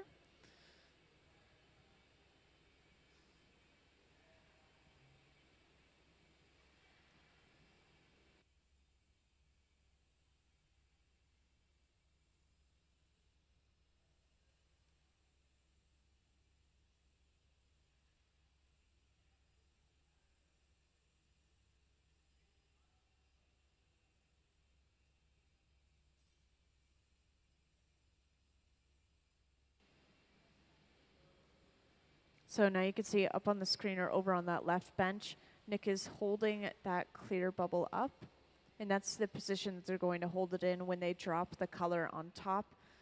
But it looks like there's a little bit too much color, so they're going to section it off right in the middle.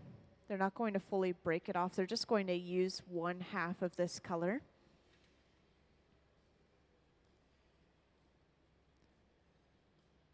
Now, depending on the color can be really expensive, especially compared to clear glass. So they try to use as little as they can for their projects.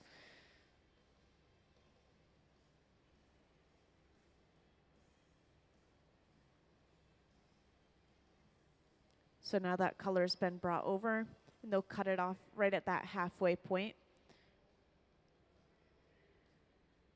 And all they have to do is roll this color over top of the clear. This will completely cover the clear bubble and give them that really smooth, even layer of color across their entire piece that you guys saw with that last one they made.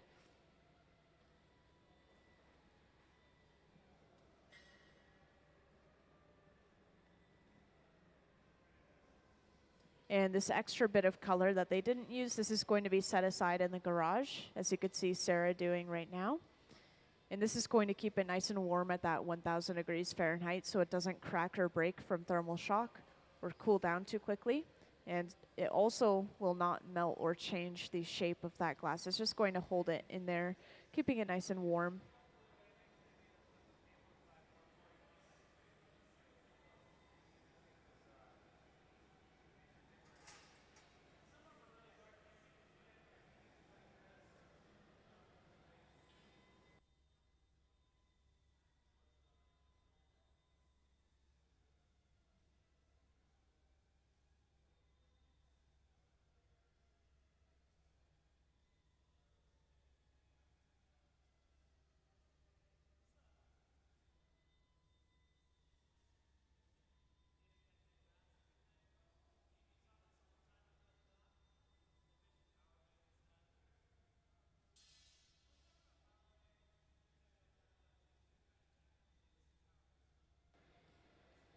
And now that they have that color down onto that clear bubble, they'll gather one more time over top of this.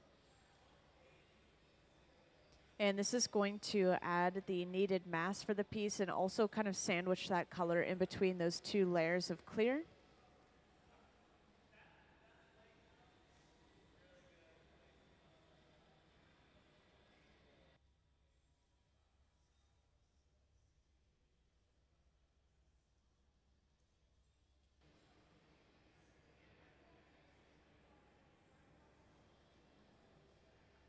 And for those that just joined or recently joined, just to let you know what we're working on right now, we're working on making some pineapple pictures, which you can see down on these two front pedestals here, just to point them out.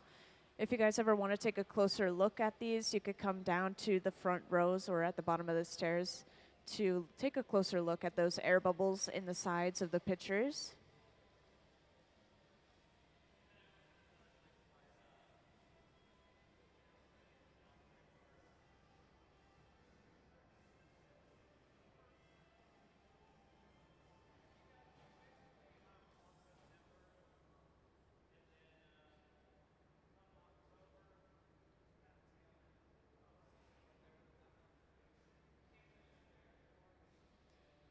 And from here, they have to make sure that they have a long, sort of narrow shape for this bubble.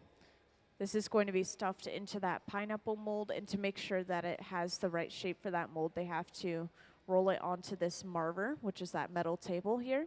And this is going to narrow that shape, just making sure it fits perfectly inside of the mold.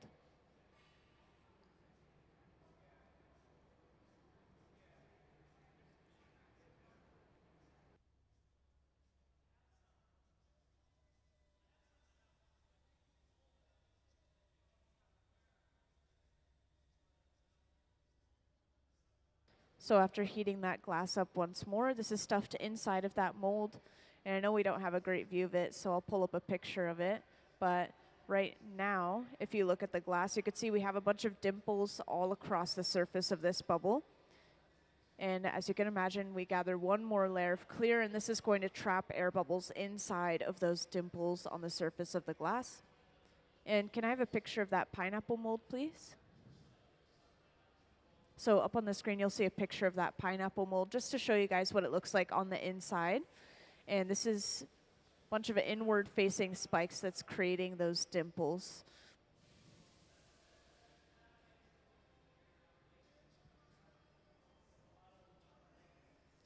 And before gathering a new layer of clear glass, they always make sure that the previous layer is cooled down, so they're not going to lose the shape of what they already have. They don't want it to be moving around inside of that hot, clear glass.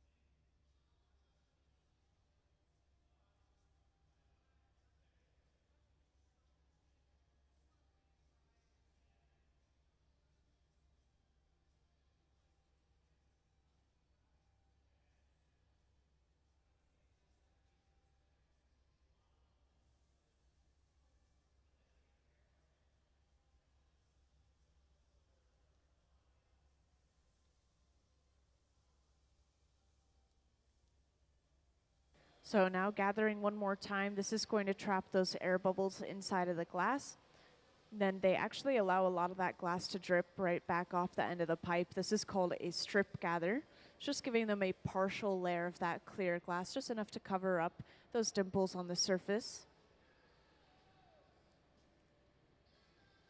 And every now and then the pipe will get a little bit warm, especially after we gather that clear glass. So Gabe over on the left is using a pipe cooler real quick. This is just a trough of water, splashes water up onto the pipe, cooling it down almost instantly.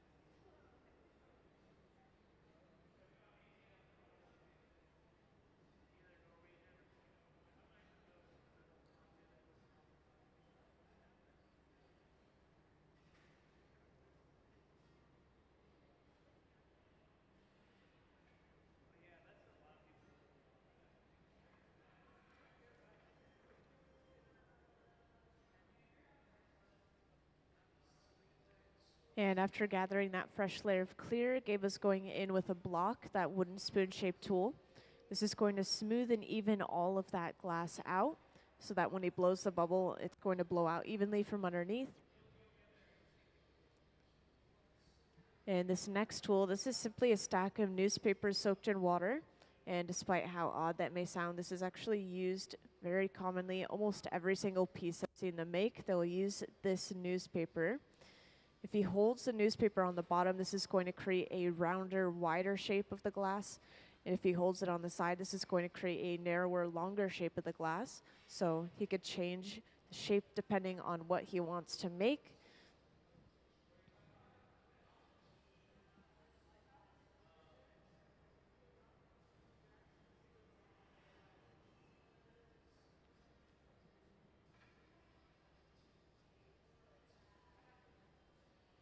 And this is pretty much as close as we can get to using our hands to shape the glass, as you can imagine.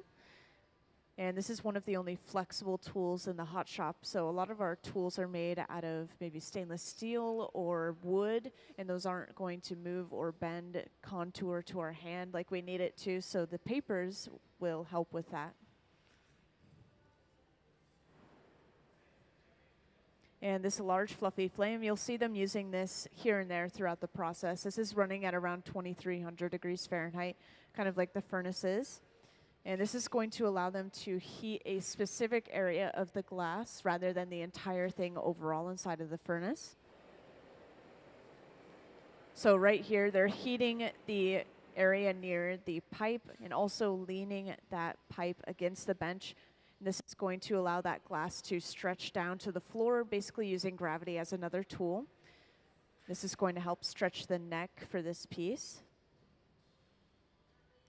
And right here, Gabe is going in with a pair of jacks, those two metal blades. This is carving a jack line into the glass. This is where we'll remove this piece from the pipe a little bit later on.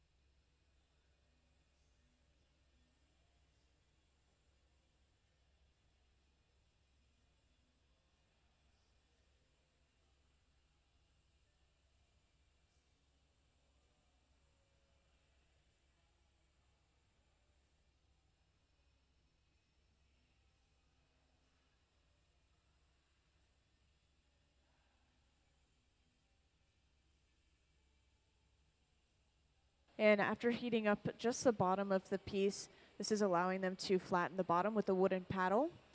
And they're also remaining on the side of the piece with that pair of jacks at the same time, kind of pushing that glass into that nice crisp corner on the bottom.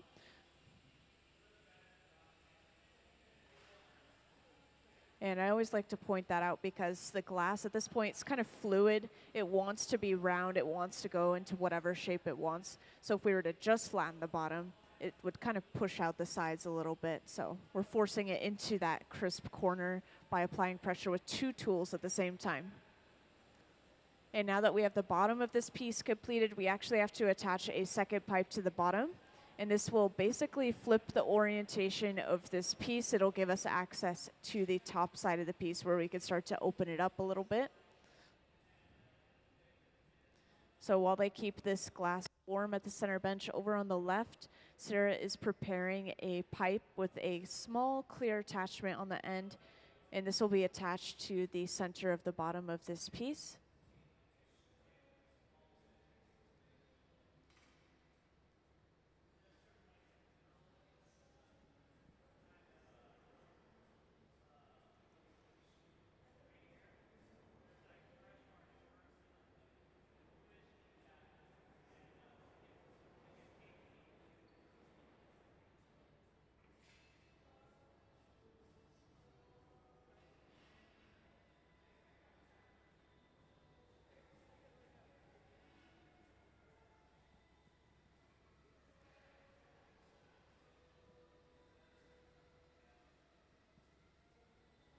So the second pipe that they attach to the piece, this is called the puntee. This is a very simple puntee with just a small clear attachment on a solid pipe.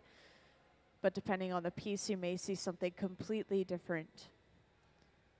And now that they have this second pipe attached, all they have to do is remove this piece from its original pipe by applying a little bit of water to that jack line, that divot in the glass, and then tapping the pipe. That should break it cleanly off. And now from here, they're going to make sure that the pipe is actually centered to the bottom before moving on and starting to heat up around that opening of the piece.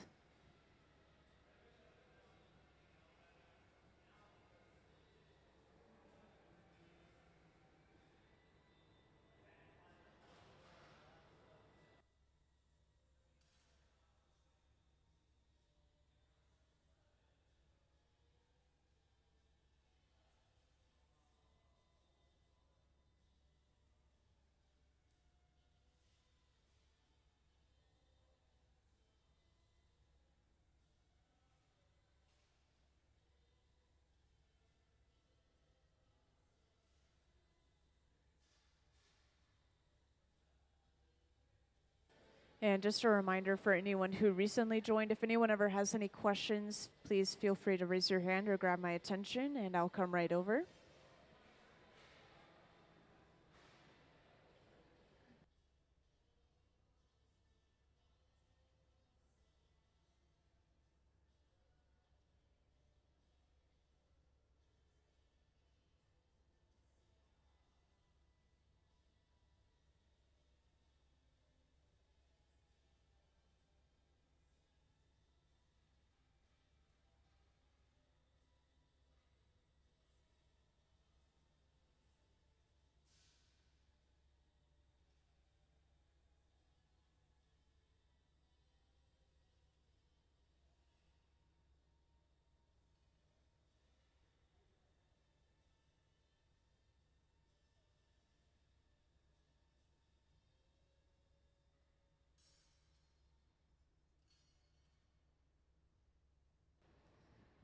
So after heating up the opening of this piece, they'll usually use a pair of tweezers and pinch and pull the opening of this piece away from the rest of the body. And this is going to stretch and thin and even all of that glass out in the walls. And then they trim off all of that excess glass. It's imperfect after they pinch it like that, so they cut it all off. And now from here, they just have to heat it up a little bit more to be able to open it up. And while they're continuing to work on the body of the pitcher at the center bench, over on the left bench, Sarah's actually getting started on the handle, which is going to be a small clear bubble. Now this tool at the center bench, they haven't used this today so far. This is a Sophietta, and the cone will block off the opening of the piece, and it allows them to blow a little bit more air into the piece, as you just saw. And this will puff out the shoulder, kind of thinning that glass out.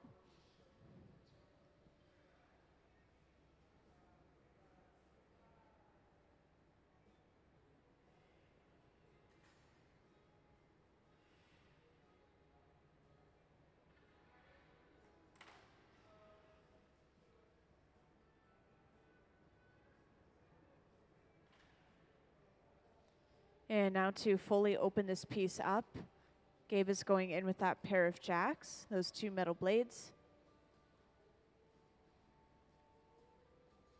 And this glass is thin and pretty hot, so all he has to do is just slowly open the jacks up and flare it out into the side of the piece.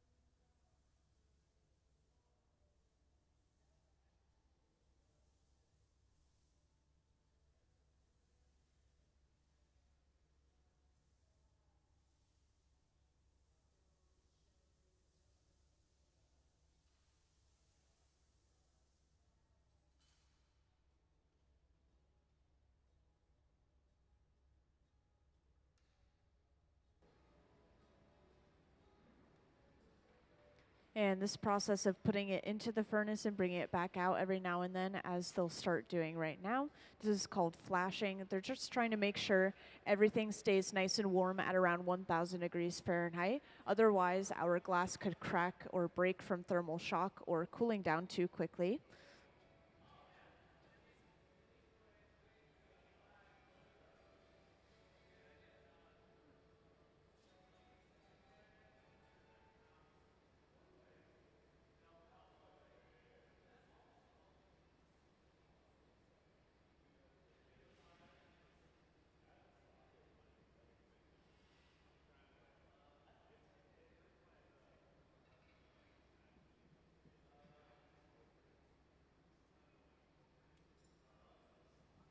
And up on the screen, you could see just a little bit of that process of Sarah preparing that bubble. And then this is brought over to the center bench where they've been keeping that glass warm. And this will be attached to the lower half of the pitcher.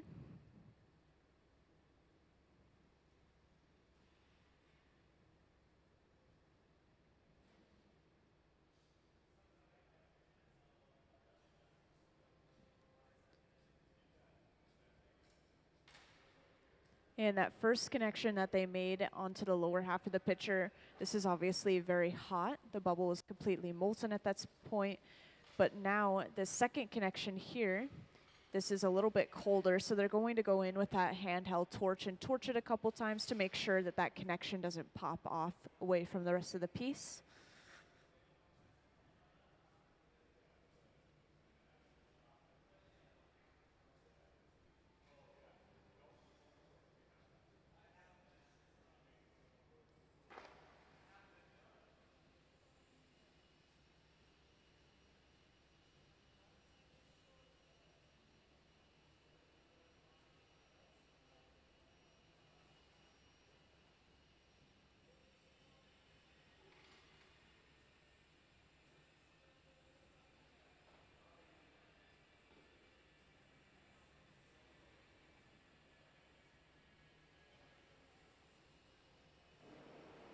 And after making sure that connection is secure, they'll then use that handheld torch to torch the opposite side of the handle, right on the lip.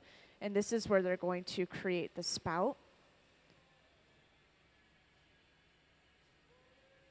And just like that, this piece is pretty much done. And they'll start to prepare to break this piece off.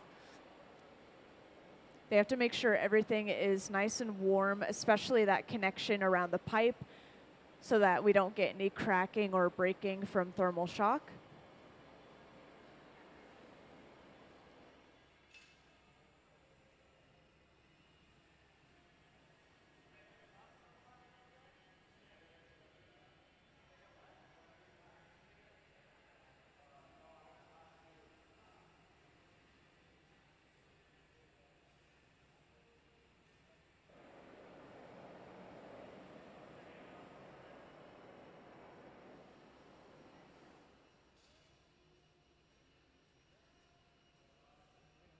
And now to break this off, they just apply a little bit of water at that connection point, causing shocking and cracking in that small area of the glass. And then all they have to do, just like earlier, is tap the pipe, and that should break that piece cleanly off. Then they'll torch the bottom with that super hot handheld torch, practically melting a small spot on the bottom. And then they'll stamp it with the Museum of Glass logo for the store before putting it away in the annealer, which is the large black box over on the left wall. And this will slowly cool that glass down at least overnight so it doesn't break from thermal shock from about 950 degrees Fahrenheit all the way to room temperature. So we won't see that piece until tomorrow. And let's give them a round of applause for finishing that pitcher as well. Thank you.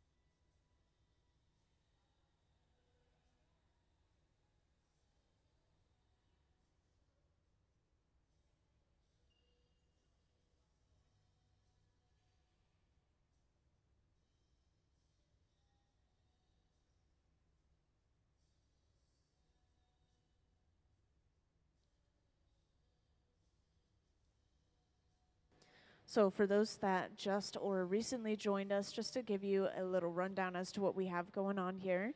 We're currently making some pineapple pitchers, and this is because we're using a pineapple mold. You could see that Nick just stuffed that bubble inside of the mold on the floor. And this mold has a bunch of inward-facing spikes. This has given us dimples across the surface of the glass. Then we'll gather one more layer of clear glass over top of those dimples, and this will trap air bubbles inside of the glass, just like these pitchers you see down on the front pedestals here. And if you guys would like to take a closer look at these, you're always welcome to come down into the front row or at the bottom of the stairs and take a look. But this is what we're making right now. And up on the screen, you can see a better image of that pineapple mold. And we'll usually start our projects over on the side benches. And then once we have all the glass and all the color that we need, we'll bring it over to the center bench where we start to blow it out and turn it into its final form. And you'll notice in between gathering layers of clear, we always rest the glass like this. They're letting it cool down, making sure it's not moving very much. So when we do gather that clear glass, we're not going to lose the shape of what we already have.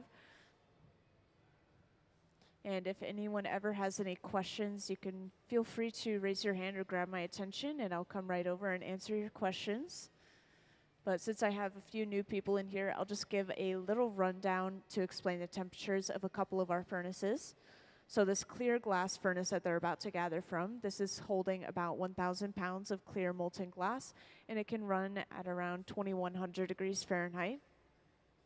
And it stays at that steady temperature 24/7, making sure that the glass is always ready for us to use. And then these open face furnaces will allow us to keep our glass hot so we can continue to work with it. These are running between 21 and 2,300 degrees Fahrenheit, depending on the thickness of the glass usually. And we have two of them running today so we can work at multiple benches at the same time. There's not really a huge difference between those furnaces, if at all. And as you saw, when they gathered that next layer of clear, they actually allowed a lot of that glass to drip right back off the end. And this is called a strip gather. This is just giving them a partial layer of clear glass, just so they can cover up those dimples and get those little air bubbles. And they are trying to make sure to get around the same size and shape for each of these pitchers. So gathering a specific amount each time will help them measure how much glass that they're getting for the exact size that they're going for.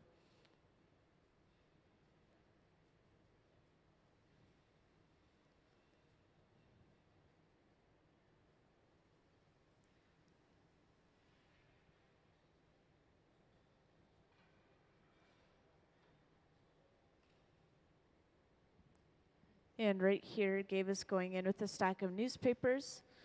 And these are soaked in water as well, just to help prevent them from burning as quickly.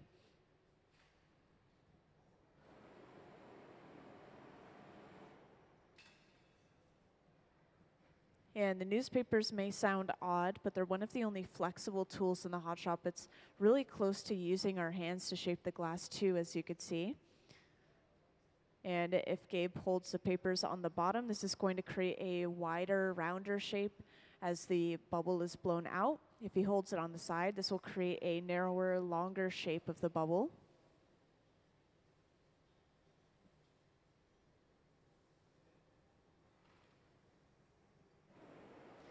And this torch that they'll be using on and off, this is running at around the same temperature as the furnaces at around 2,300 degrees Fahrenheit. But instead of heating up the entire thing overall inside of the furnace, we can heat up a specific area of the glass using that torch.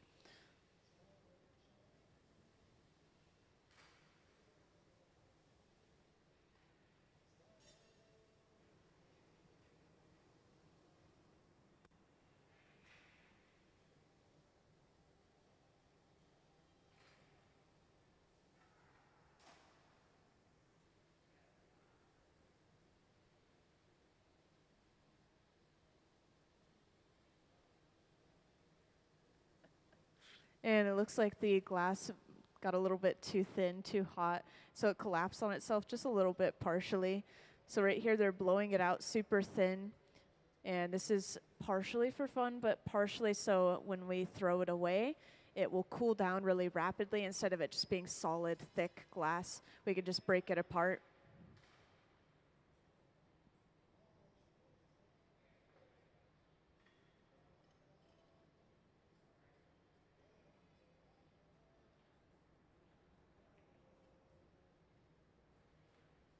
So now after that glass has been blown out pretty thin, this is just going to be placed into a bucket with some water.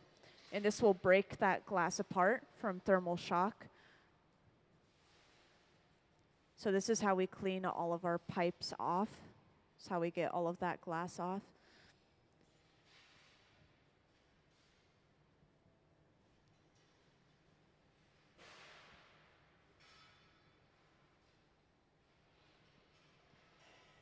So now the process will start from the beginning where they apply the color to that small clear bubble. So over at the garage, which is this large silver box here, Sarah has just pulled out a bit of color. And this garage is keeping things inside of it nice and warm at around 1,000 degrees Fahrenheit. So basically preheating that color. And this is not hot enough to melt or change the shape of any glass. It's not cold enough to let it crack or break from thermal shock, just keeping it at a warm, steady temperature. And for those who just joined, we're currently working on making some pineapple pitchers. So you can see some examples down on these front pedestals here. And these are pineapple pitchers because we are using a pineapple mold, which is giving them the small air bubbles that you see inside of the glass. So up on the screen, you'll see a nice close-up of one of these pineapple pitchers. And then can I have a picture of the pineapple mold? So up on the screen, you'll see the pineapple mold. I just want to point this out. It has these inward-facing spikes, which will give us dimples across the surface of the glass. Then from there, we gather one more time over top, and this is going to trap air bubbles inside of those dimples.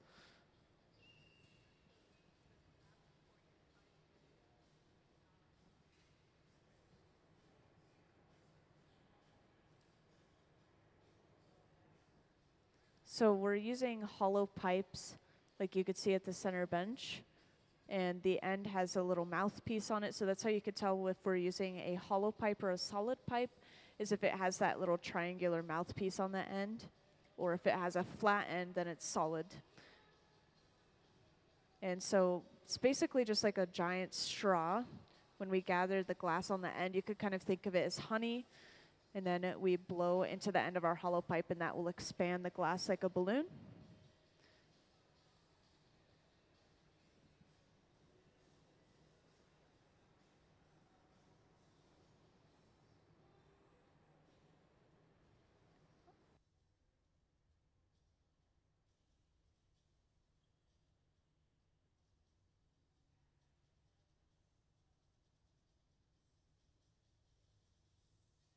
So this process that you'll see over on the left bench that you're about to see, this is called a color drop or color overlay. And this is how we're going to get that really smooth, even layer of color across our entire piece. And this is all starting with a small clear bubble on the end of a pipe, which you could see currently on the screen. Nick has it.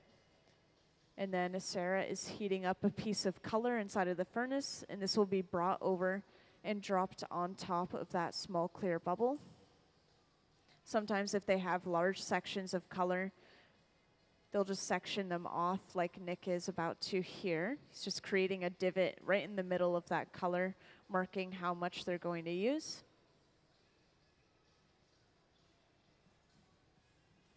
Because colored glass is pretty expensive, they try to use as little of it as they can for each project.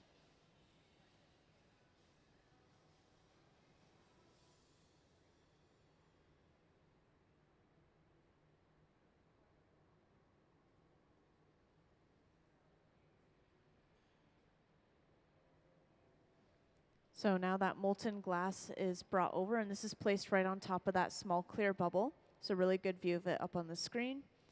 This is lightly pressed down into a little disc before they'll start to slowly roll that color back, completely covering the clear bubble.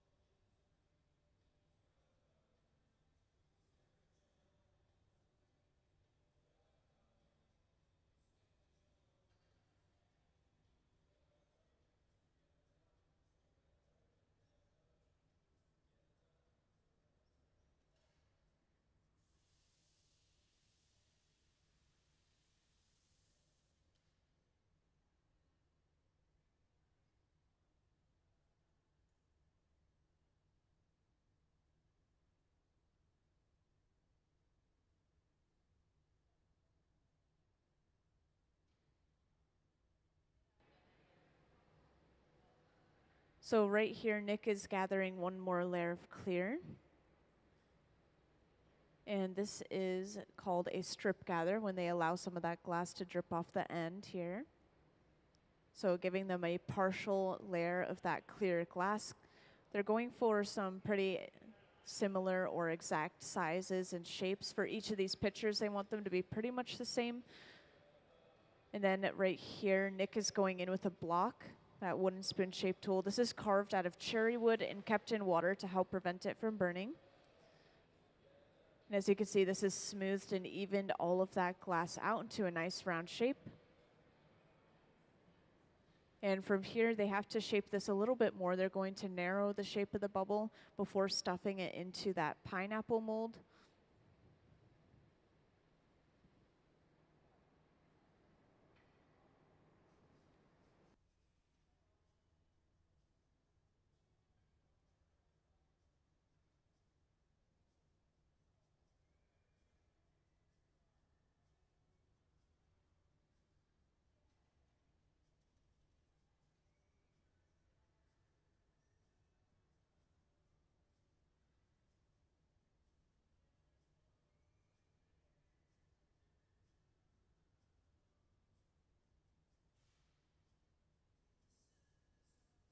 So right here, Nick is using the marver, which is that large metal table, to roll this glass into a more narrow shape with a little bit of a tapered end.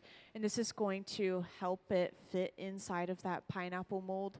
This pineapple mold, because it has these inward-facing spikes, we have to be kind of careful with all these different things. I've never personally used a pineapple mold, but we have to make sure it has the right shape and the right size so it doesn't get stuck inside of that mold, which I've seen happen twice. So just now, Nick is stuffing that bubble inside of the mold on the floor. And after taking it out, now you'll see we have a bunch of dimples across the surface of the glass. So this is a pretty good view up on the screen of those dimples on the surface of the glass. So now they just need to gather one more time over top of this, and this is going to trap air inside of each of those individual dimples, creating air bubbles across the entire piece.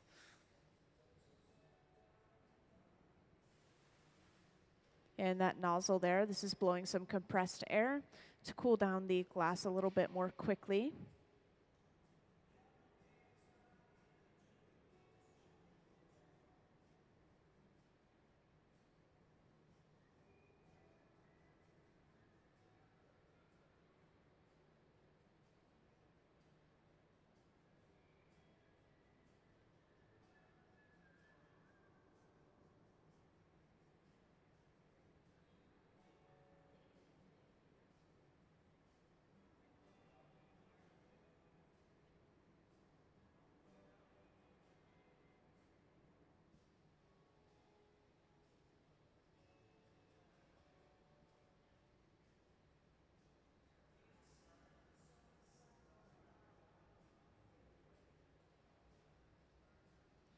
So now they've just gathered one more time to cover up those dimples. They'll allow a lot of that glass to drip right back off the end of the bubble. This is called a strip gather, which I briefly mentioned earlier. This is just giving them as much glass as they need for this exact piece. And for those that just joined right now, we're currently working on making some pineapple pictures, just to let you know what we're working on. And these are because we're using a pineapple mold. That's why the name is Pineapple Pictures. So now that we have all the glass we need, this is brought over to the center bench where they'll start to be able to shape it and blow it out into its final form.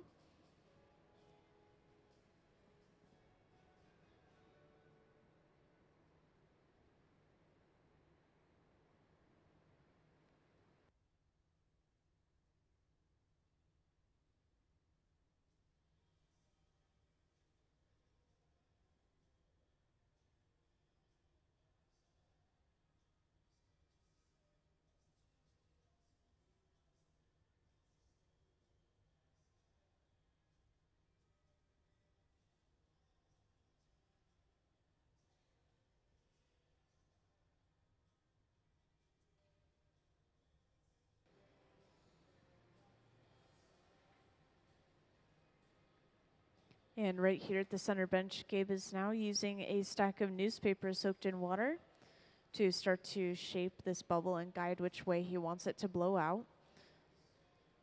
And this is pretty much as close as we can get to using our hands to shape the glass.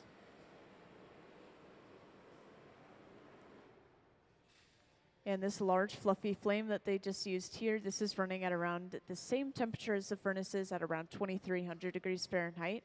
This is going to apply some extra heat to specific areas of the glass rather than heating up the entire thing overall inside of the furnace. And as you can see, whenever he's holding the papers on the bottom, this is going to create a rounder, wider shape. Whenever he holds the papers on the side, this will create a longer, narrower shape.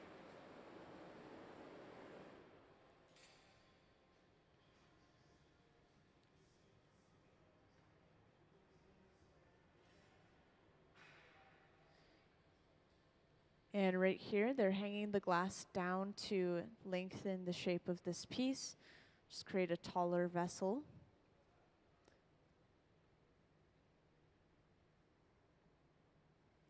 And right here, Gabe has gone in with a pair of jacks and created a jack line in the glass. That's that divot you see near the pipe. And this is where we will remove this piece from the pipe later on.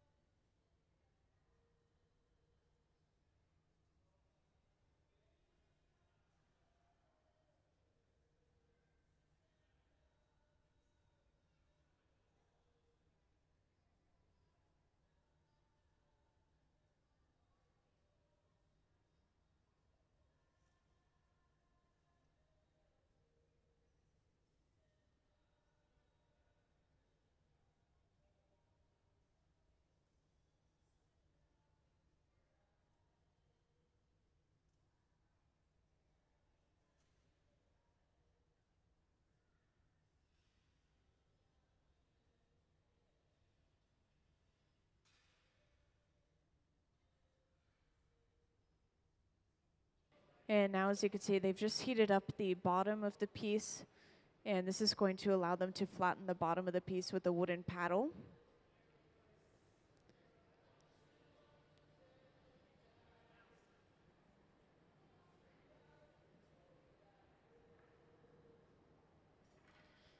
And now that the bottom of this piece is flat, they actually have to attach a second pipe to the bottom. And this is going to allow them to break this piece off from the pipe it's currently attached to and give them access to that other side of the piece. And for those that just joined, right now we're working on making some water pitchers. These are specifically pineapple pitchers because we're using a pineapple mold to get those little air bubbles throughout the glass.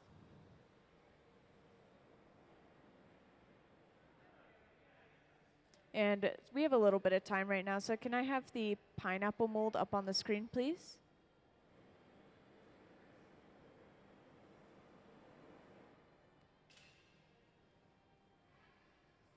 So up on the screen, you'll see a picture of that pineapple mold. I just wanted to point out those like little inward-facing spikes. This will create dimples on the surface of the glass after we stuff the glass inside of the mold. And after gathering one more time over those dimples, this will trap air bubbles inside. This is how we're getting those air bubbles inside of the glass.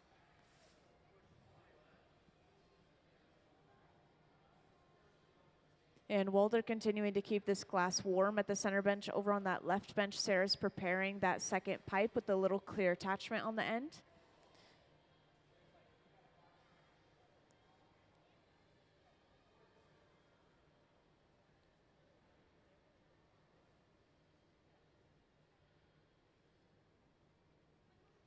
And now that second pipe is brought over, The second pipe that they attach to a piece is called the punty. This is a pretty simple one with just a little clear attachment on the end of a solid pipe. And now that we have that attached, to break this piece off from its original pipe, all they have to do is apply a little bit of water in that jack line, which is the divot on the glass you see here, and then tap the pipe, and that should break that piece cleanly off.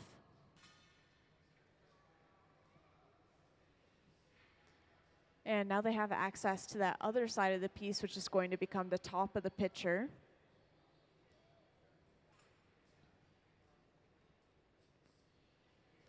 Now, while the pitcher itself is still pretty cold and the connection is still really hot, they'll go in and they're just making sure that this pipe is actually centered to the bottom of the piece. So whenever Gabe stops turning, this is him letting it fall on center again a little bit.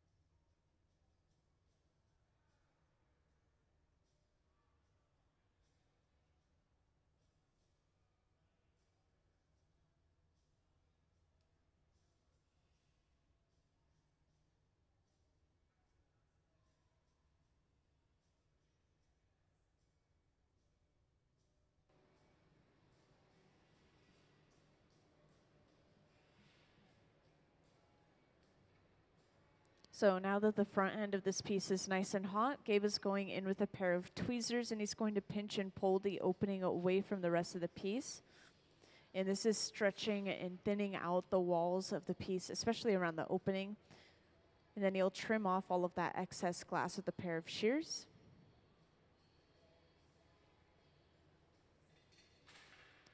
And now we're left behind with a nice straight opening and some even walls.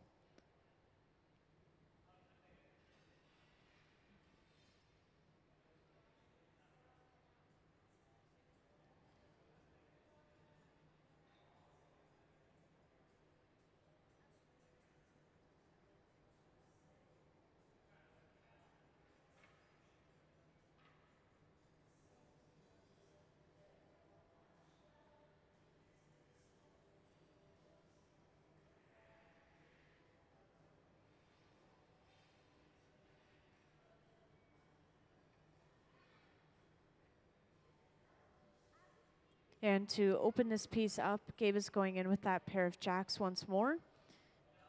And you'll see he starts off with the jacks closed, so they're really close together, those two blades, and then he'll slowly open them up to widen that opening a bit. And whenever he goes on the outside of the piece, this is going to straighten and even those walls back out.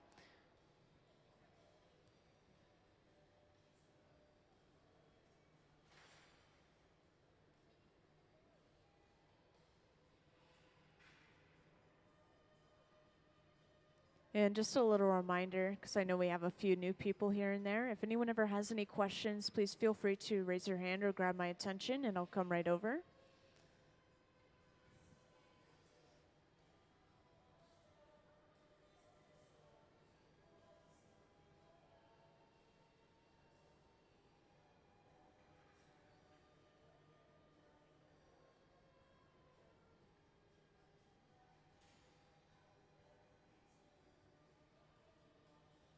And while they've been working on that piece of the center bench over on the left, Sarah has been preparing a small clear bubble, which has now been brought over to the center bench, and this is going to create the handle for this piece. So this is going to be attached to the lower half of this pitcher.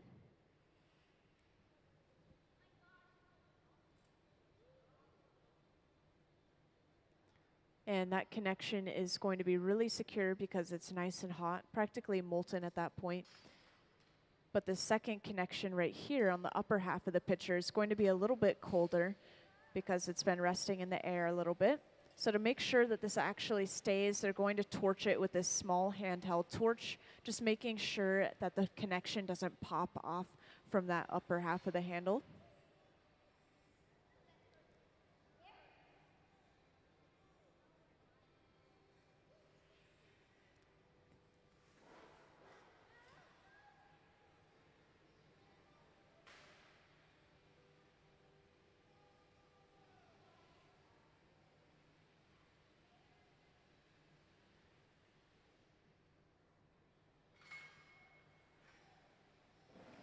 And now with that same torch, they're going to heat up the opposite side of the handle just on the lip.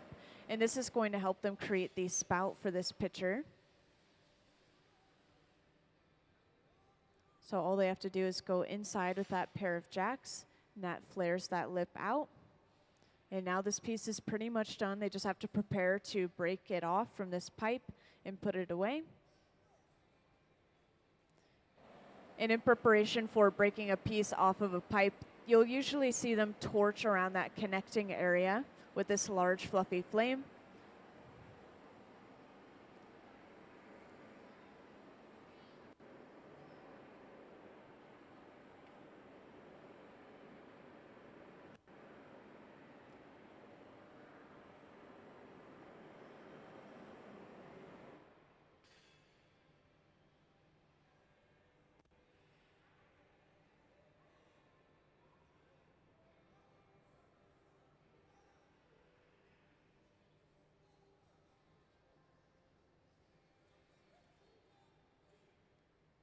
And now, just like earlier, to break this piece off from the pipe, they apply a little bit of water to that connecting area.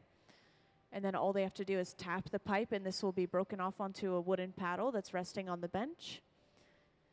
And this will keep it stable as they torch the bottom to get rid of any leftover sharp ends, and then stamp it with the Museum of Glass logo for the store.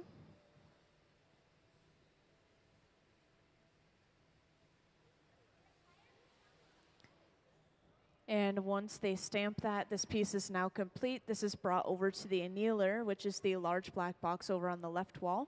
And this will slowly cool it down from about 950 degrees Fahrenheit all the way to room temperature, at least overnight, so it doesn't break from thermal shock. So we're not going to see that piece until tomorrow. And let's give them a round of applause for that picture. Thank you. And that was our last piece before our lunch break, so we'll be gone for an hour. We'll be back at around 2:10, so please join again then, and then we'll be blowing glass all the way till 5.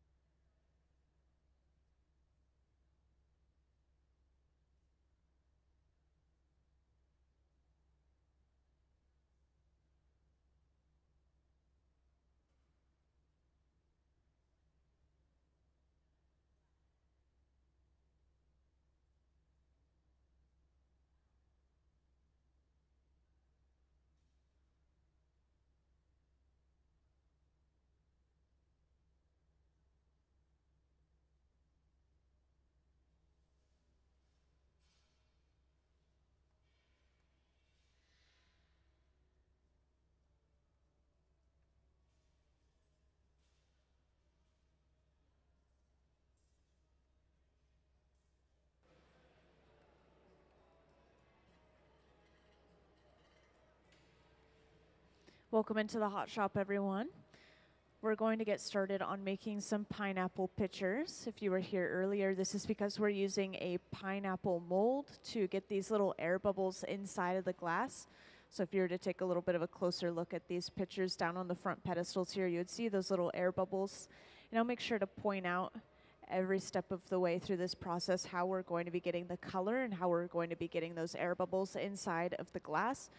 This is all going to start over on that left bench. They'll usually start the projects on the side benches and then bring it to the center bench when they're ready to blow it out and turn it into its final form. And this is all going to start with our color application process. So we'll start with a small clear bubble, and we'll take a piece of colored glass, kind of like this. This is color bar. We'll melt it down and drop it on top of that small clear bubble and then spread it out over top. And this will create a really smooth, even layer of color across our entire piece. So that's going to be happening over on that left bench once again. And this is called a color drop or color overlay. And I'll just jump right into a little bit of a hot shop overview for those who haven't been in a hot shop before. Oh, and I know it might be hard to hear me, so I've closed captioning up on the screen. It makes it a little bit easier to understand what I'm saying. So everything that we do in here, starting in our furnaces, which are the large tanks with the closed doors. I'll just point out this one on the left that we've been using today, but we have two of them. These hold about 1,000 pounds of clear molten glass at 2,100 degrees Fahrenheit. And it stays very steady at 2,100 degrees Fahrenheit, 24/7, making sure that that glass is always ready to be used. And then our open face furnaces, we have two of them on right now. These are our reheating furnaces running between 21 and 2,300 degrees Fahrenheit. And it just depends on how thick the glass is, depending on how hot that furnace is. And there's a diagram of the glass furnace, the first furnace I mentioned. Both of these furnaces are powered from natural gas and forced air. Later on, we might see them use some torches. I'll make sure to point those out when they get to it as well.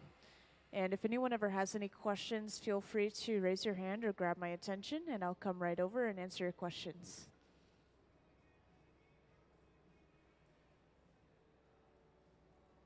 And up on the screen or over on that left bench, you can see they've just finished heating up that color. And this is dropped on top of that small clear bubble.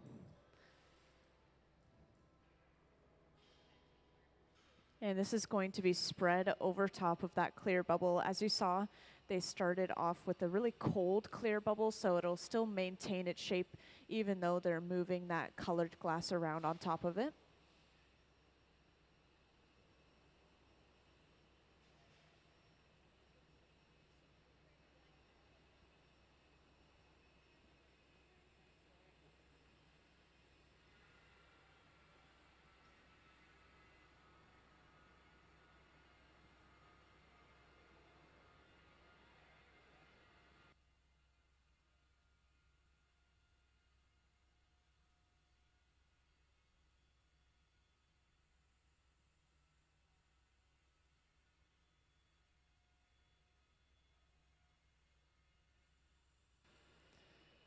And when the glass is hot, it's really hard to tell what color it is. Even if it's clear, sometimes it'll just all completely glow orange. And I kind of like to compare it to lava. And so as the glass cools down, we'll be able to see that true color later on when they start blowing it out and turning it into that pitcher. And if you didn't know already, the different colors in the glass come from different metals and minerals mixed in. We don't mix it here at the museum. We get them shipped in that bar form and then melt them down ourselves. But just to give you a couple of examples, one of the examples would be cobalt in glass will make blue glass. And one of our expensive colors is like this ruby red or cranberry red, and that comes from gold chloride. And it's expensive because it's literally using gold.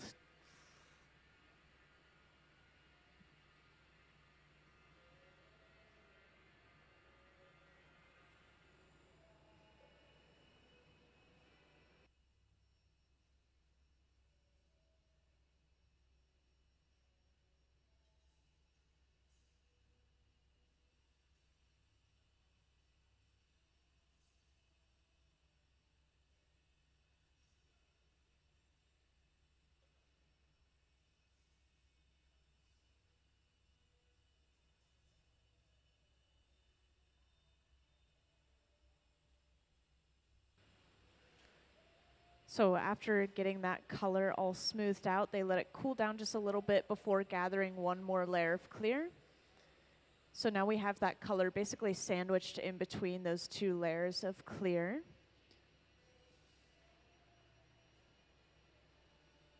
And after getting a fresh gather of clear glass, you'll usually see them use this tool here. This is a block, and it's usually carved out of cherry wood and kept in water to help prevent it from burning.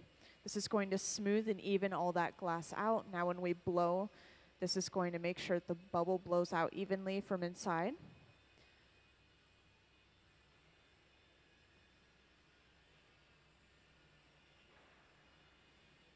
And after gathering that clear glass, sometimes the heat will travel up the pipe a little bit, so they'll use a pipe cooler. That was that trough of water you just saw, splashing water up onto the pipe, cooling it down almost instantly.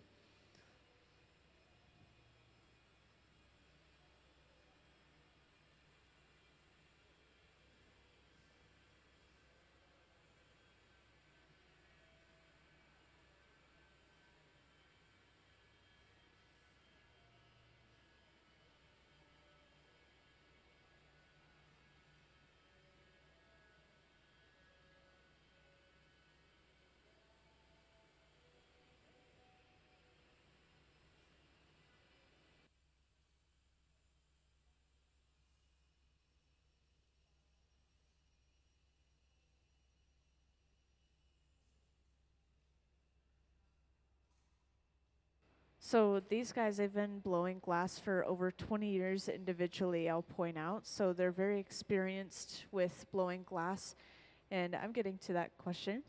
So I'll say sometimes if you are just starting, you might have to time out exactly how long you're going into the furnace to heat it up.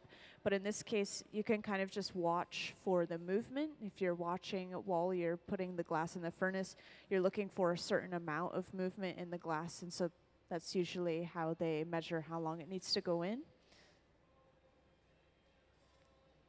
And we want to keep all of our glass at around 1,000 degrees Fahrenheit or warmer so that it doesn't crack or break from thermal shock.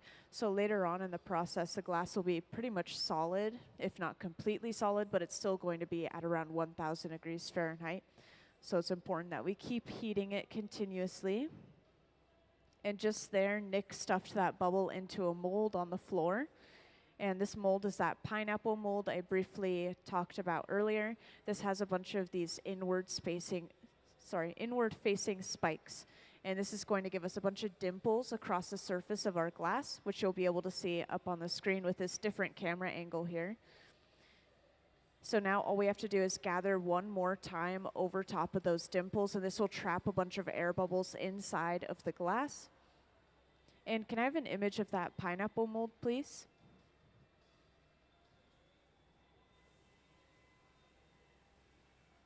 So up on the screen, you'll see an image of that pineapple mold for those who haven't seen it yet. So we have all those inward-facing spikes I briefly mentioned over on the left side of the screen.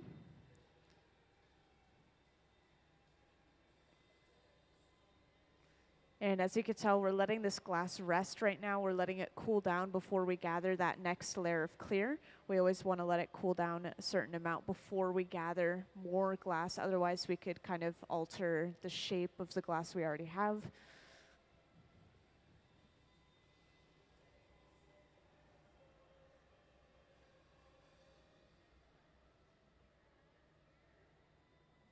And after gathering that glass, they allow a lot of that to drip right back off the end of the bubble in something called a strip gather.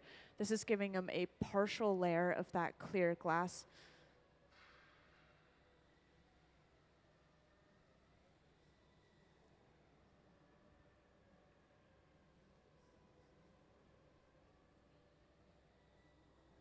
And for anyone that recently joined, just a little recap. Right now we're working on some pineapple pitchers, which you can see down on our front pedestals here. And so far we've applied our color to the bubble already, and we've gotten those little air bubbles inside of the glass that you see inside of those pitchers. And now that we have all the glass and the color that we need, this is brought over to the center bench, and we're going to start blowing it out and shaping it into that pitcher.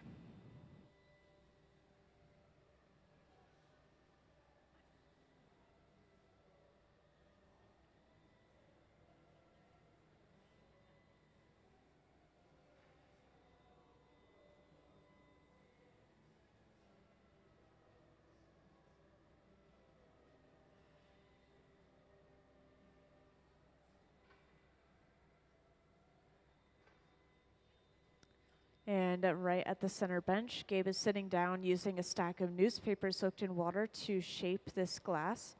And that may sound odd, but it is one of the only flexible tools that can kind of move with our hands.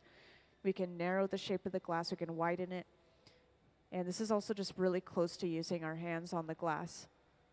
So if he holds the newspapers on the bottom, this is going to create a wider, rounder shape. But if he holds the papers on the side, this is going to create a longer, narrower shape.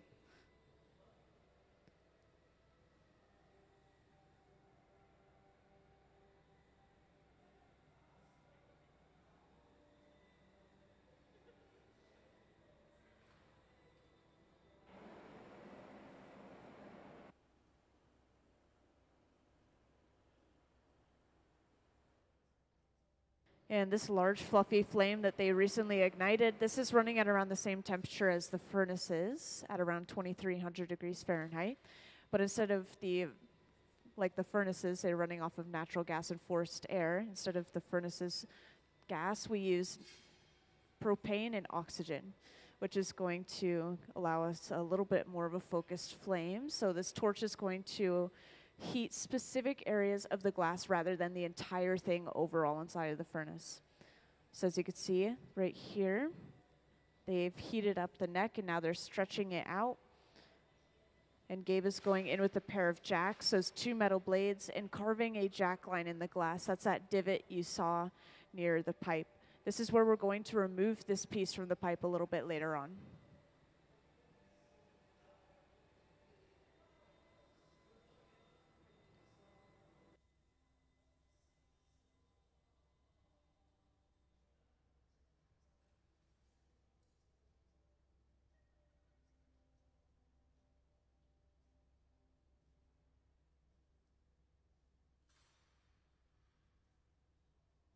And just a reminder, since a few new people have joined here and there, if anyone ever has any questions, feel free to raise your hand or grab my attention, and I'll come right over and answer those questions for you.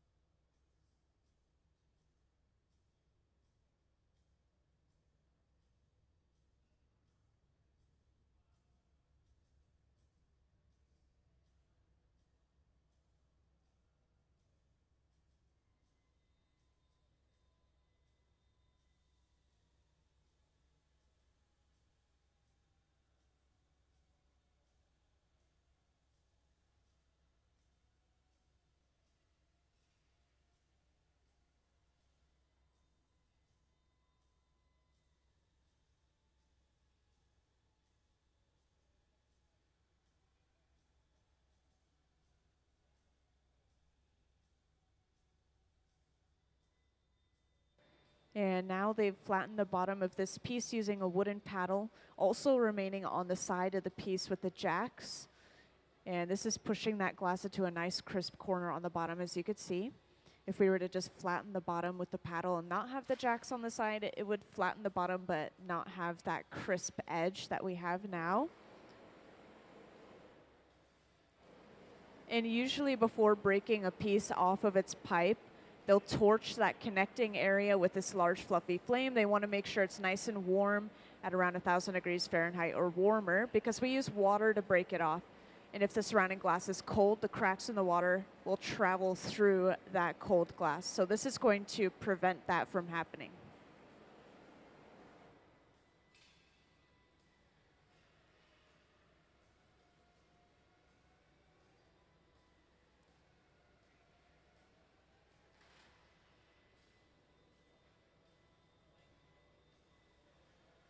And now that we have the bottom of this piece complete, they're just going to work on keeping this warm, but over on the left bench, Sarah's getting started on a small clear attachment on the end of a solid pipe. And this is going to be attached to the center of the bottom of this piece and allow them to break it off from this pipe it's currently attached to. And this is going to give them access to that other side of the piece.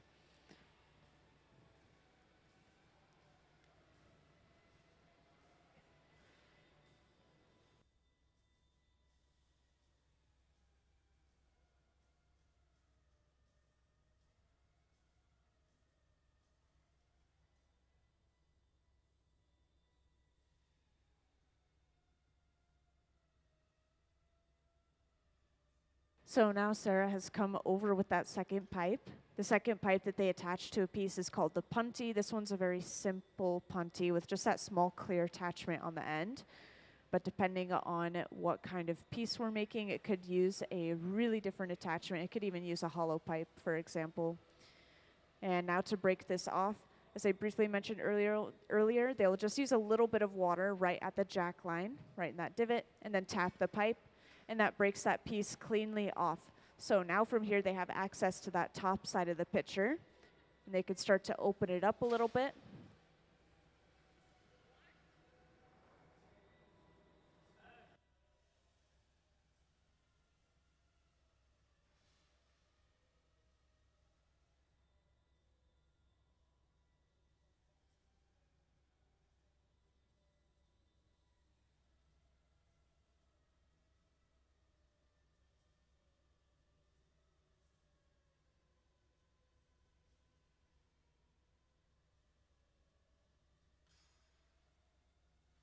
And that right there, while the piece is still cold and that connection is still hot, they just make sure that the piece is actually on center with the bottom on the pipe. So they were just letting it rest every time they noticed it was off center, and that's letting it fall back on center.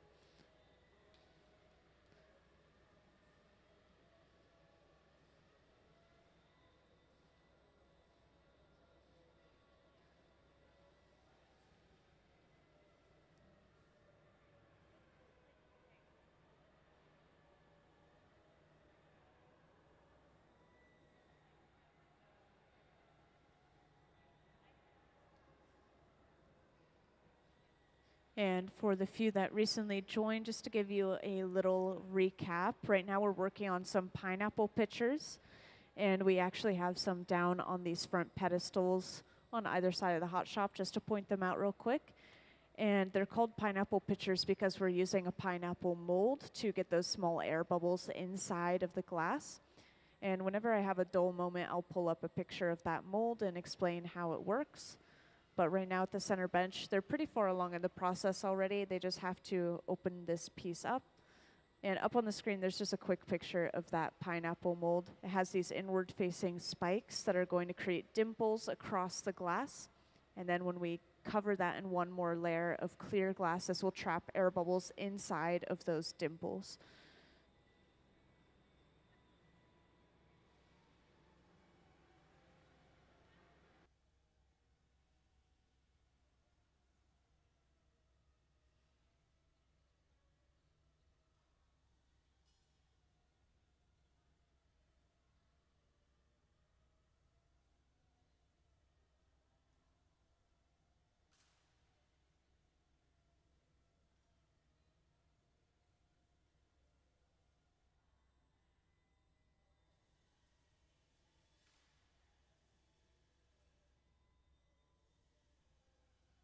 So as you can see, they just trimmed off the opening to the piece, and this has left them with some nice straight, thin walls. Whenever we break a piece off from its original pipe, that connection's a little bit thicker. It's a little bit uneven when we break it off, so this is just going to get rid of any of those little imperfections, straighten everything out.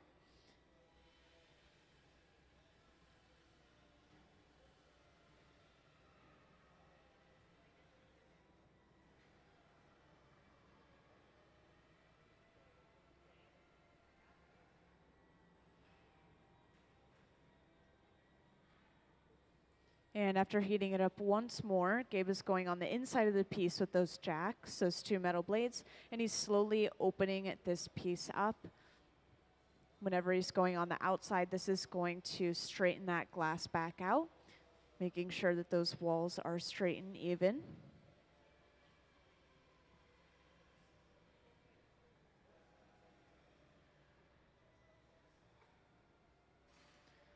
So that pitcher has been opened up to pretty much its full width with the opening.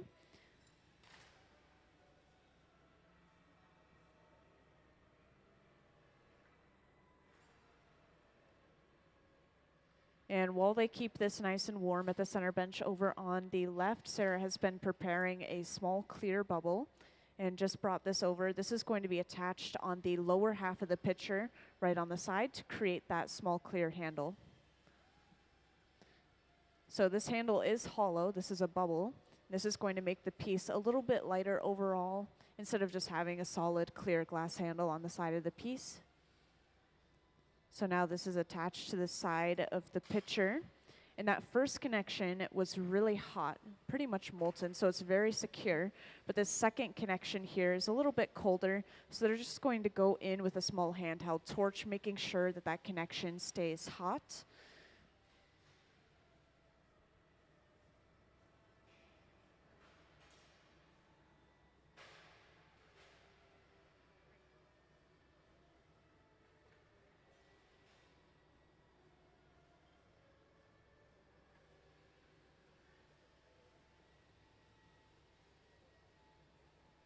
And they're going to use this torch a few times here and there, the small handheld one. So I'll just point out real quick a little fun fact. This is actually the hottest item in the hot shop. I've been told it can get up to around 5,000 degrees Fahrenheit, which is over double the heat of the molten glass itself at 2,100 degrees Fahrenheit. So that's pretty impressive in my opinion. And they're going to use this same torch to torch the opposite side right on the lip. And this is going to be for the spout of the pitcher.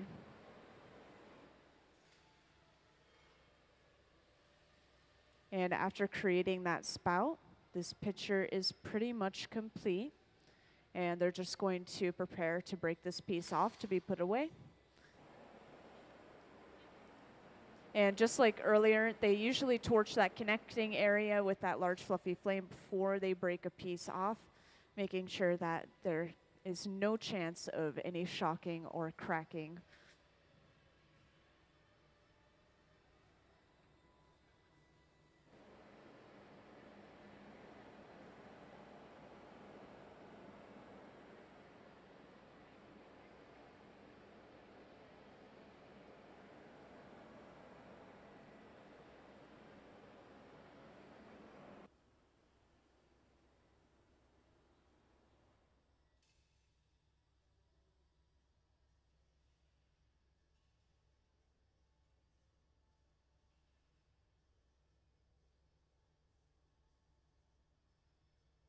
And now to break this off, just like earlier, they apply a little bit of water at that connecting point, causing shocking and cracking. And then they'll tap the pipe, and this will be broken off onto a wooden paddle that's resting on the bench. And this will keep it steady and upright as they torch the bottom. And this will get rid of any leftover sharp ends and also melt the bottom slightly so they can stamp it with the Museum of Glass logo. And once that is complete, this is carried over to the annealer, which is the large black box over on the left wall, where it will slowly cool down at least overnight so it doesn't break from thermal shock from about 950 degrees Fahrenheit all the way to room temperature. And let's give them a round of applause for completing that pitcher.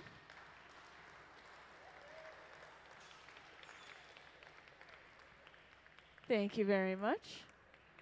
So they're going to get started on that next pitcher pretty much right away. And so if you missed the beginning of the process where they applied the color, where they got those little air bubbles inside of the glass, please stick around because they're about to do that over on that left bench.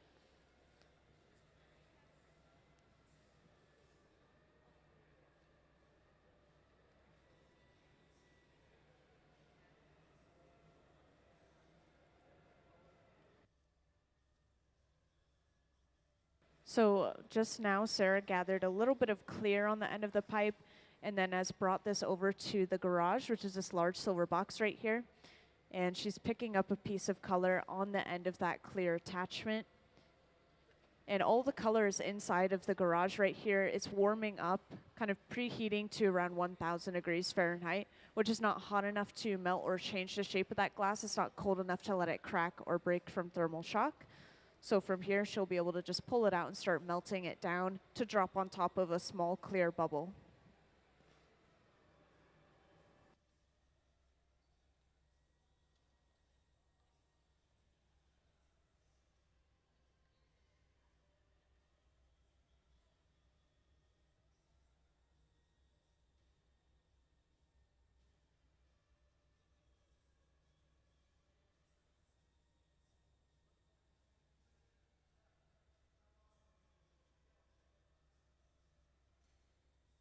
So I actually don't see these guys break things or mess things up very often. Sometimes they'll do practice runs of things and they'll just work with all clear. And then if it doesn't work out, then they could just throw it into a specific bucket that they can basically reuse that clear glass, crush it up, put it in the furnace again. Today, they actually did mess up one piece, but that's, Nick messed it up. yeah, specifically Nick. No, they all have over 20 years of glass blowing experience individually. They've all been blowing glass longer than I've been alive, which I think is pretty impressive.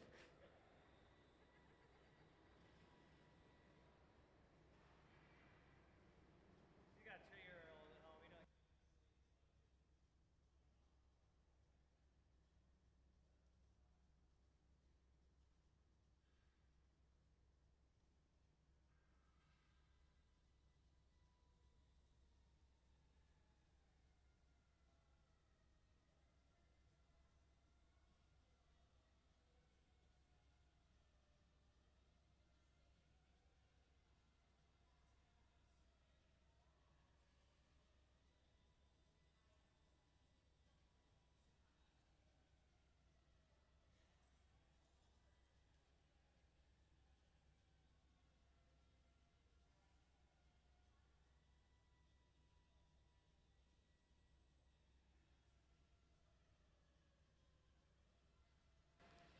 And for those that just joined, just to let you know, right now we're working on making some pineapple pitchers.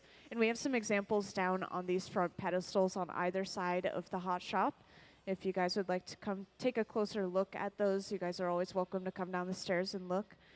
But these are pineapple pitchers because we're using a pineapple mold to get these little air bubbles inside of the glass. And up on the screen, you could see a picture of this mold. So it has all these inward facing spikes. These give us dimples across the surface of the glass, which we then gather one more time over top of, and this is going to trap air bubbles inside of those dimples. Just like this image up on the screen. It's a nice close-up. If you guys ever have any questions, feel free to raise your hand or grab my attention, and I'll come right over. Up on the screen or over on that left bench, you can see they're about to start that coloring process called a color drop or color overlay.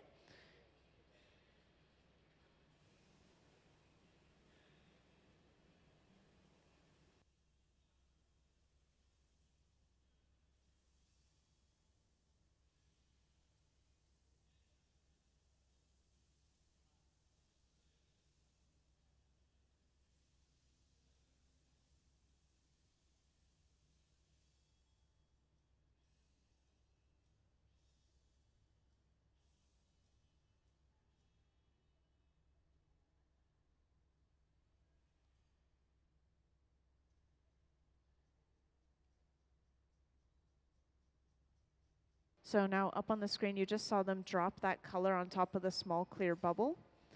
And as you may have noticed, that small clear bubble was pretty cold. We don't want to change the shape of that bubble. We only want to move that color to completely surround it or overlay on top of that clear.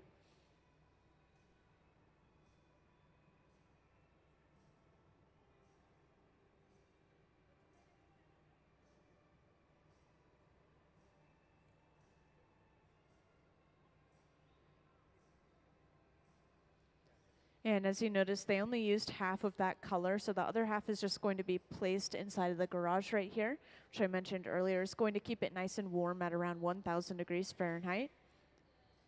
So later on, when we're ready to make that next one, we could just pull that back out and heat it up.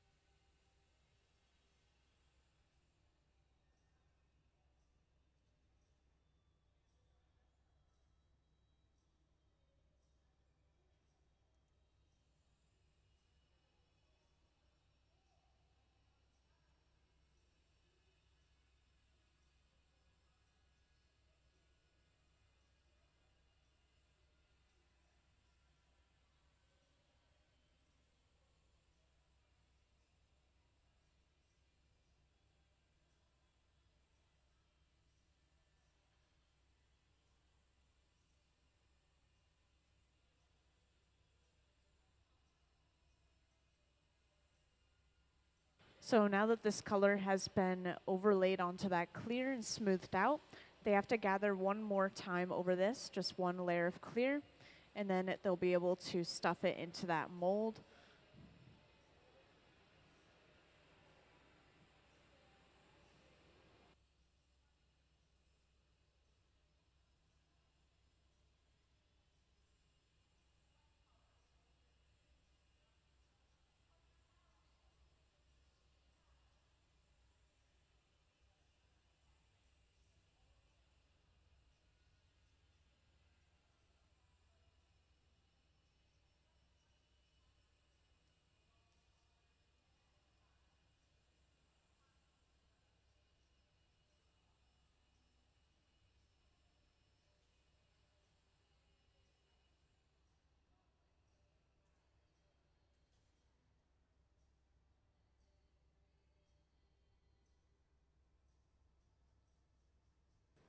And usually after gathering a layer of clear, you'll see them go in with the block, which is that wooden spoon-shaped tool he just used there. This is carved out of cherry wood and kept in water to help prevent it from burning. This will smooth and even out all of that fresh glass they just gathered. So when we blow the bubble inside, this is going to blow out evenly.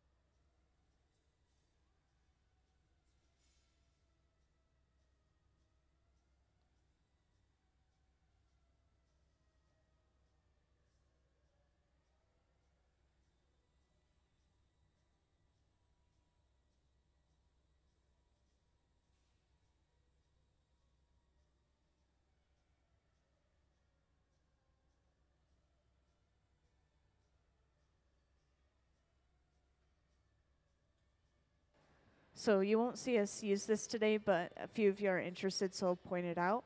Over here, Gabe was working with some frit, F-R-I-T, and this is little chunks or shards of colored glass, kind of like sand. I was comparing it to sand. And he was just putting it into a larger container to keep it contained, but we're not going to be using that for these projects. But this is another way that we color our glass, is we take our molten clear glass, it's really hot, and then we roll it in that color, and it creates a speckled sort of texture, almost like my drinking glass right here.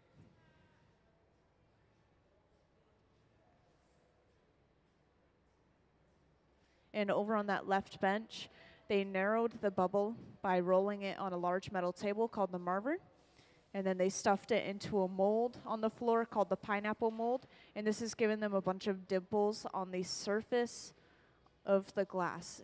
And now they'll gather over that one more time, and this is going to trap air bubbles inside of those individual dimples. And right here, you can see they are allowing a lot of that excess glass to drip right back off the end of the pipe. This is called a strip gather.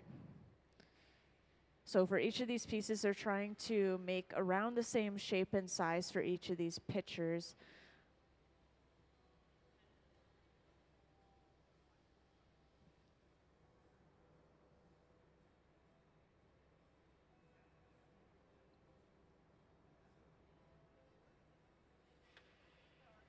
And I know up on the screen, the automated captioning keeps saying pictures, but I'm saying pitchers, like a water pitcher.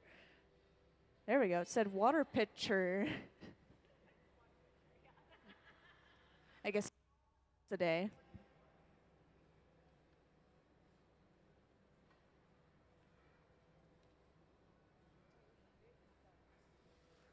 And now at the center bench, now that they have all the glass they need for this pitcher, they're going to start shaping it with a stack of newspaper soaked in water.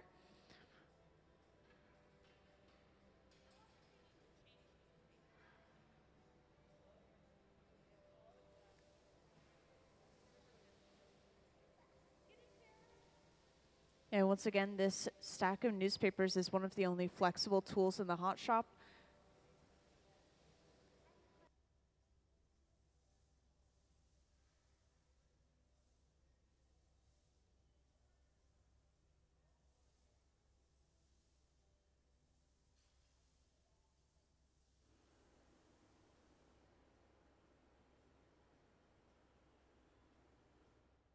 And this large fluffy flame here, this is running at around the same temperature as the furnaces at around 2300 degrees Fahrenheit. So this torch will allow them to heat specific areas of the glass rather than heating up the entire thing overall inside of the furnace. And next they will stretch this glass out by hanging it down, essentially using gravity as another one of their tools. Before Gabe will go in with the jacks, and he's making a jack line in the glass. This is a divot you'll see forming near the pipe. This is where we will remove this piece from the pipe a little bit later on.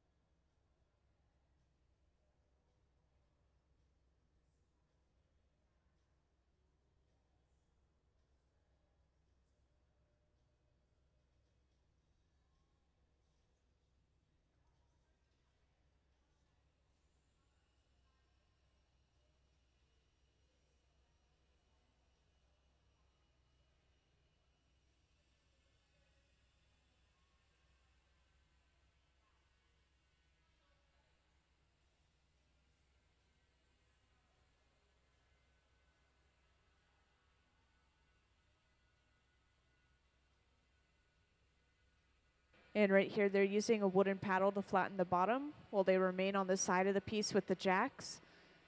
And now that this piece is starting to cool down a little bit more and more, you can start to see more of that true color in the glass. It looks like this one might be a light blue.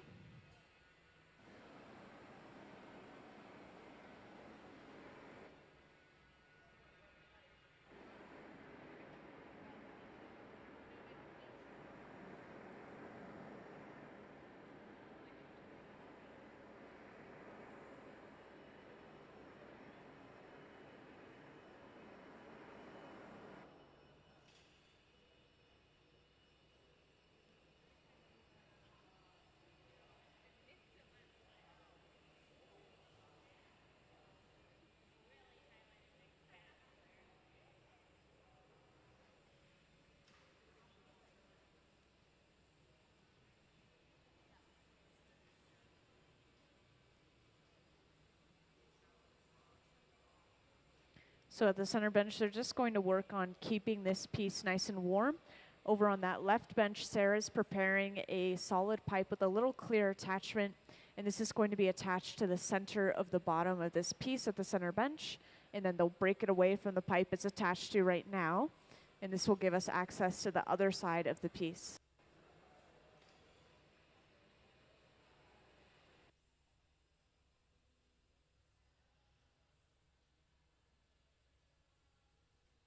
And the second pipe that we attach to a piece is called the punty. And this one is a really simple punty, so it just has that small clear attachment on the end. And once this is connected, they'll go ahead and apply a little bit of water to the jack line, which is the divot in the glass. And then they'll tap the pipe, and this should break that piece cleanly off.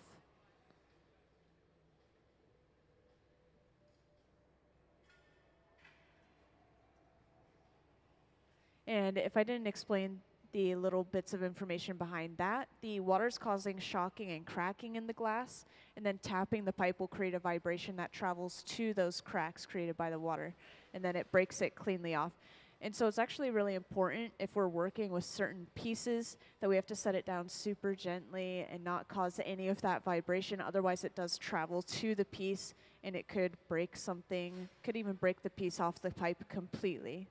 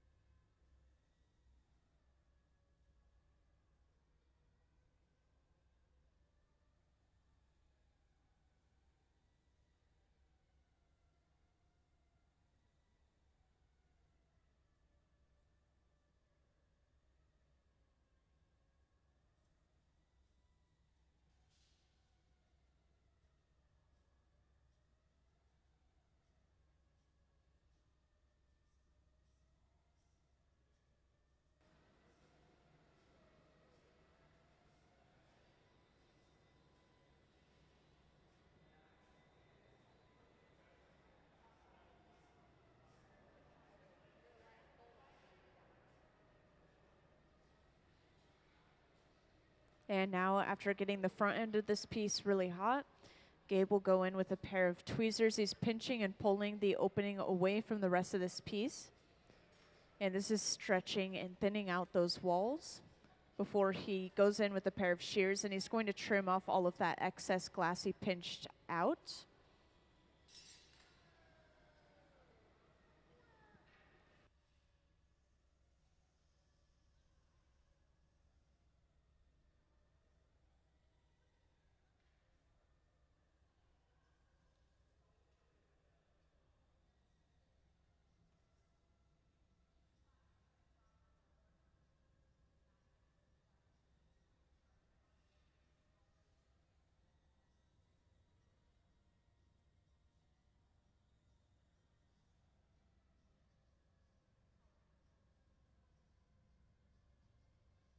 And after heating that glass up once more, Gabe is able to go on the inside of the piece with that pair of jacks and then quickly flare that open.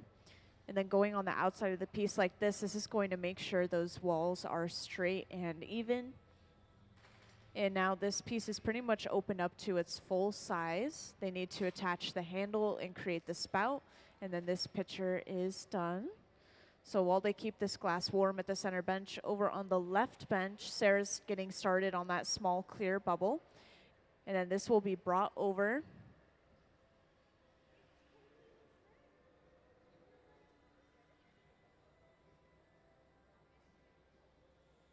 So up on the screen, there's a view of that left bench.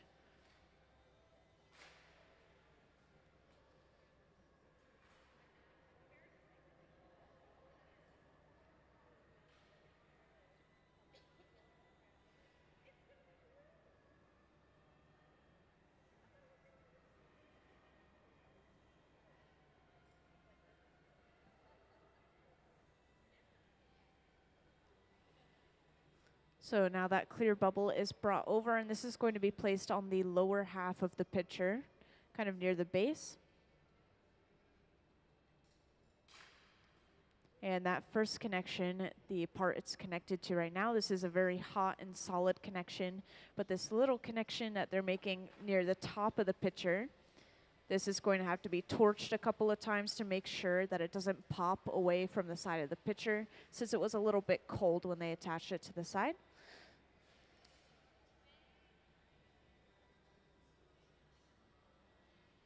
And they'll be using this small handheld torch here and there for the rest of this process. So I'll share a little fun fact. This small handheld torch is actually the hottest item we have in the hot shop. As you can see, the flame is this bright blue. And this torch can get up to around 5,000 degrees Fahrenheit, which is over double the heat of the molten glass at 2,100 degrees Fahrenheit. So they're going to use this small torch to very quickly heat the opposite side of the pitcher right on the lip, and this is where they're going to create the spout for the pitcher.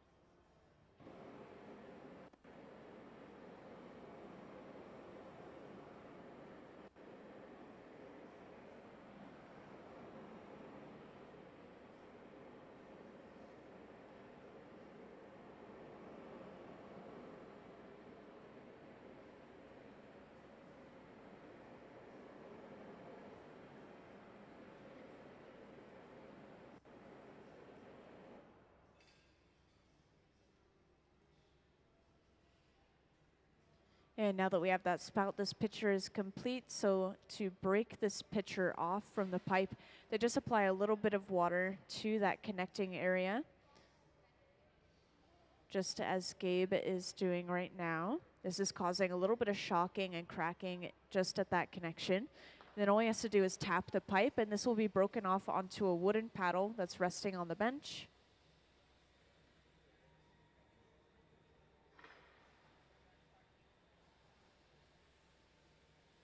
And this will be held steady and upright onto that wooden paddle as they torch the bottom, getting rid of any leftover sharp ends, and also allowing them to stamp the bottom with the Museum of Glass logo. And now that that is done, this will be carried over to the annealer, which is the large black box over on the left wall. And this is where it's going to slowly cool down, at least overnight, so it doesn't break from thermal shock, from about 950 degrees Fahrenheit all the way to room temperature. So we're not going to see that piece until tomorrow. And for those who just joined, right now we're currently working on making some pineapple pitchers.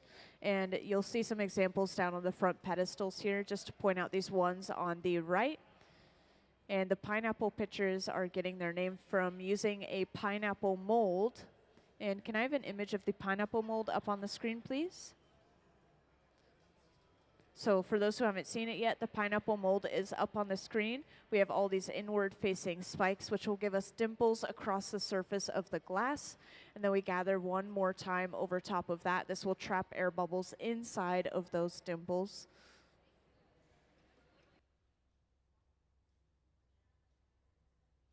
And for those that recently joined, if anyone ever has any questions, feel free to raise your hand or grab my attention, and I will come right over.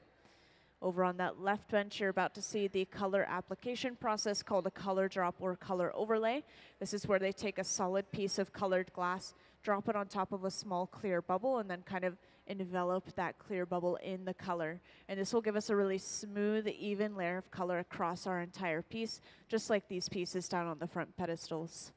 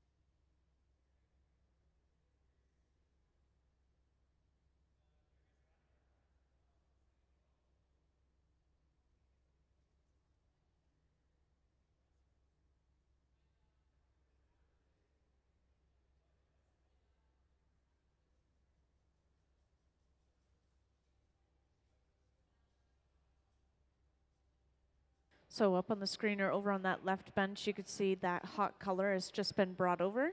And this is going to be dropped right onto the top of that small clear bubble. And as you may notice, that clear bubble is pretty cold at this point. We just want to push that color over top of the clear bubble. We don't want to change the shape of that clear bubble when we move that color around. So it's important that they cooled it down a little bit beforehand. And right now at this point, it's really hard to tell what this color is or is going to be. Everything, when it's hot at this temperature, is going to glow a bright orange. Kind of compare it to lava. And so right now the glass looks orange, but it could be any color you can imagine. It could be green, it could be purple, it could be blue. So we will see.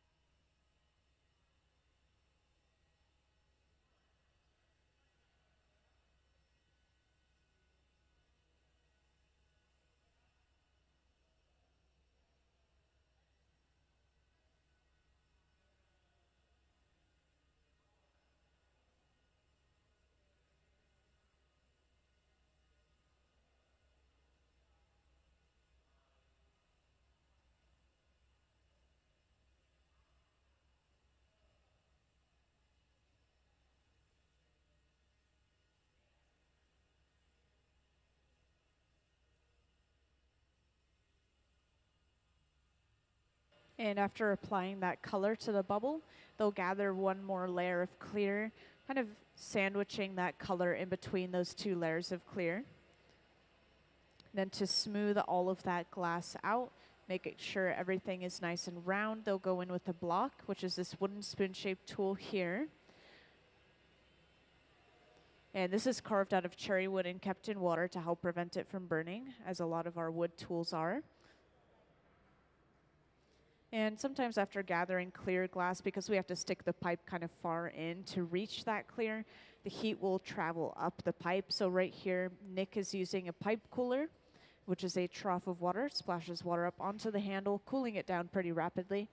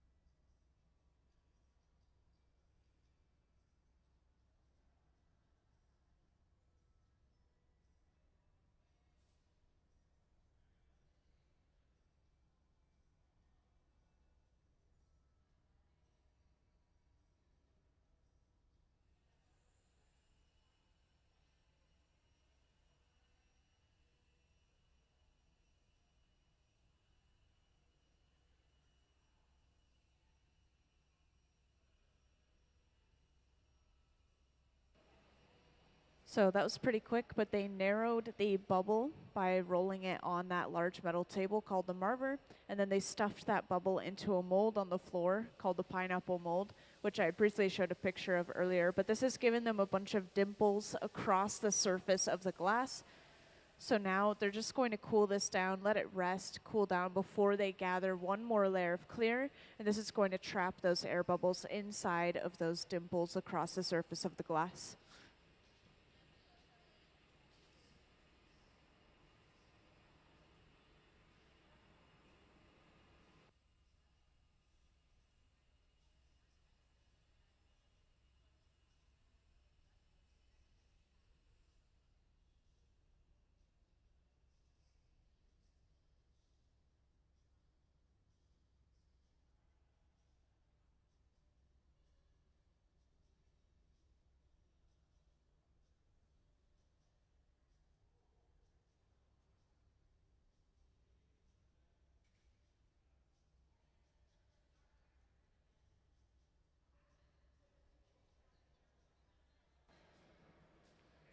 And after gathering that clear, a lot of it is dripped right back off the end of the bubble in something called a strip gather. This is just giving them a partial layer of clear. They're trying to go for some pretty similar measurements between each of these pieces. So sometimes they'll get a little bit of extra glass off to make sure that they're going to hit that measurement. And this is all the glass that we need for this piece. So after cooling that pipe down, this is going to be brought over to the center bench where they'll start to blow it out and turn it into that pitcher.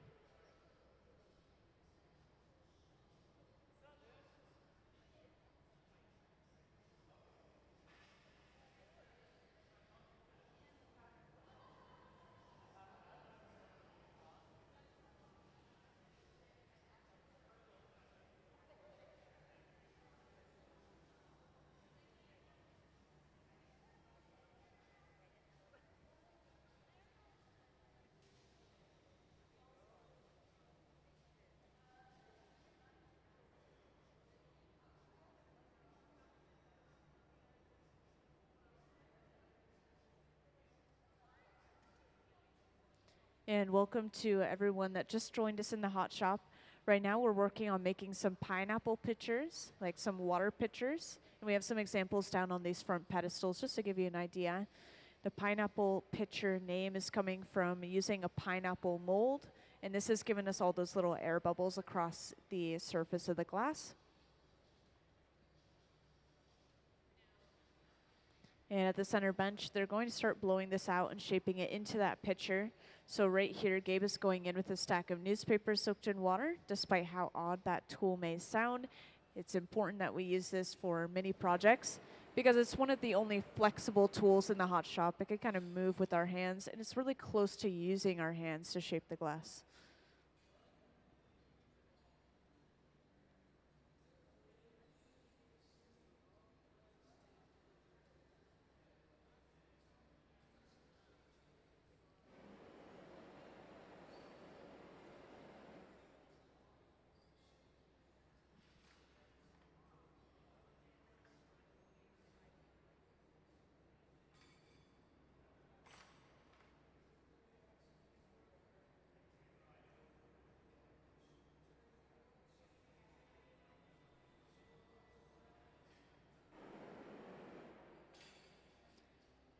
And that torch that they'll use here and there, this is running at around the same temperature as the furnace that they're using at around 2300 degrees Fahrenheit.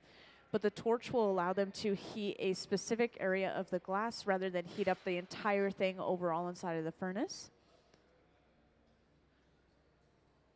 And as you can see, stretching the glass by hanging that glass down at an angle is going to give them a little bit of a longer shape for this pitcher.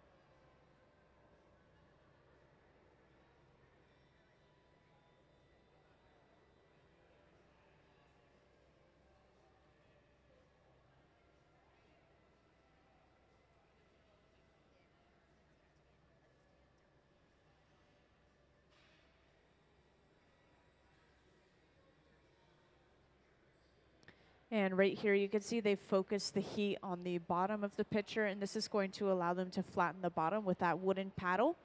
At the same time, they're remaining on the side of the piece with that pair of jacks. This is pushing the glass into a nice crisp corner on the bottom, which you'll see in just a moment when they take that paddle off.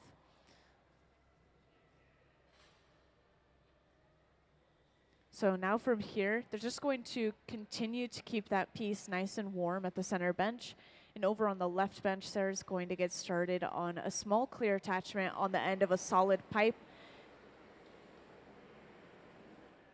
And this is going to be connected to the bottom of the piece and allow them to break this piece off from its current pipe.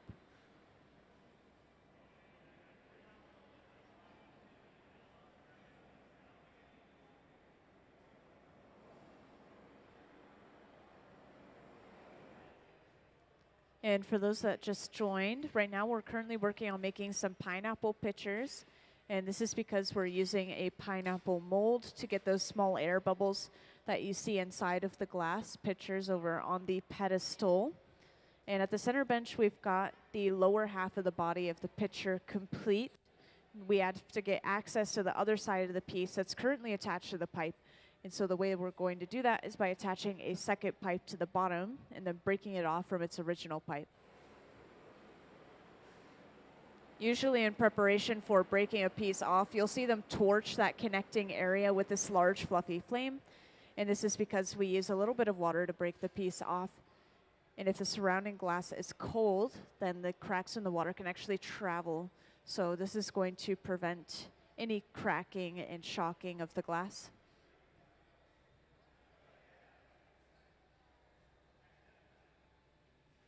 And now that second pipe is going to be brought over. The second pipe that they attach to a piece is called the punty. This one is a really simple punty with just a really small clear attachment on the end.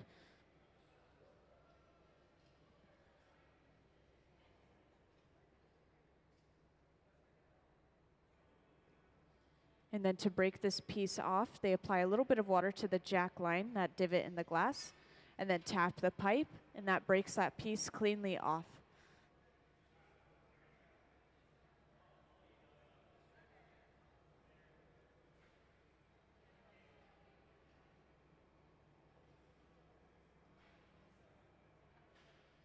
And before they move on to opening this piece up, Gabe is going to make sure that the pipe is actually centered to the bottom of the piece.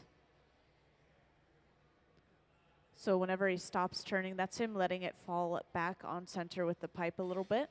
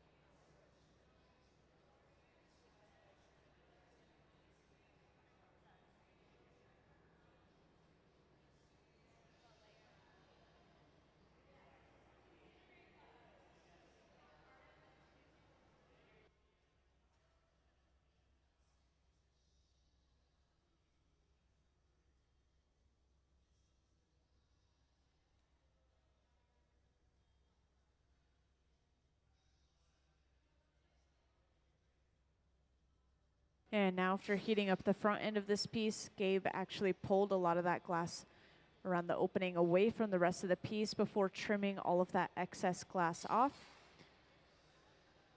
So when breaking a piece off from its original pipe, sometimes that connecting area is just a little bit thick and that breaking point is a little bit uneven. So this is going to get rid of any of that thickness and unevenness, straighten out those walls a little bit.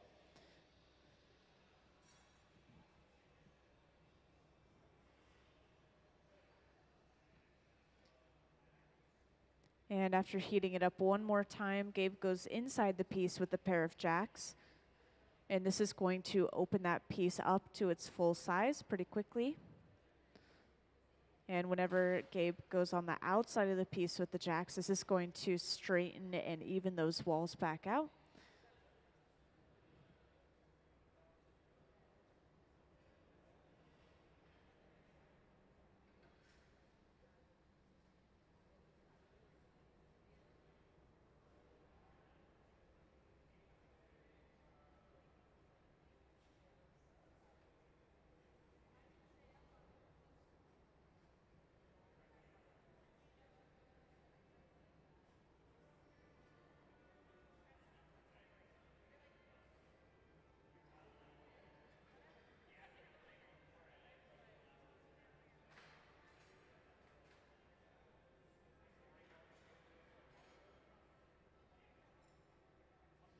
And while they've been keeping this piece nice and warm at the center bench, over on the left bench, Sarah's been preparing a small clear bubble and has just brought this over. And this is going to be attached to the side of this piece to create the handle of the pitcher. So this handle is hollow, it is a bubble, which means that the piece is going to be a little bit lighter overall, instead of having a solid, heavy glass handle on the side of the piece.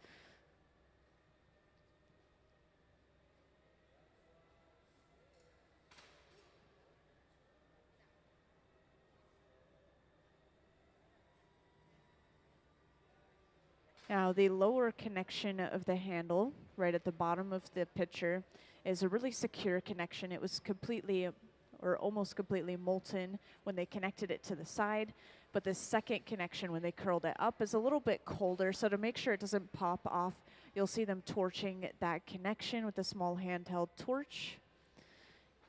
And you'll see them use this torch a few times for the rest of this process. So just to point out, this is the hottest item in the hot shop, that small handheld torch. It can get up to around 5,000 degrees Fahrenheit, which is over double the heat of the molten glass.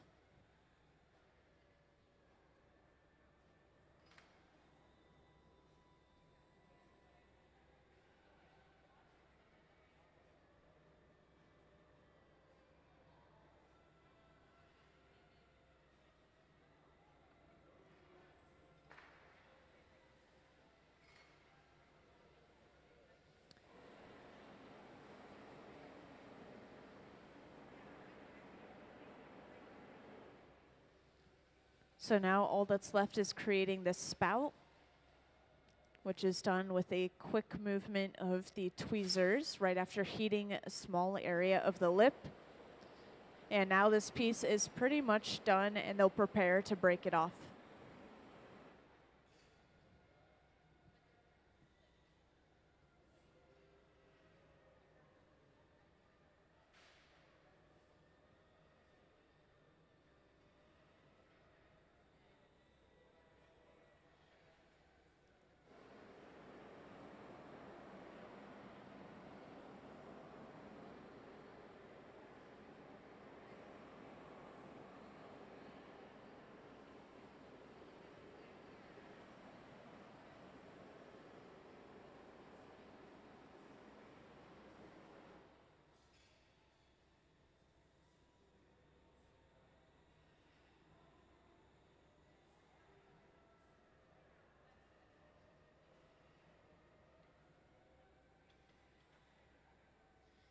And then just like earlier, to break this piece off, we apply a little bit of water to that connecting area, right at the end of the pipe pretty much. And then all he has to do is tap the pipe, and this is going to be broken off onto a wooden paddle that's resting on the bench. And this will hold it upright, upside down, so that they can stamp it with the Museum of Glass logo on the bottom.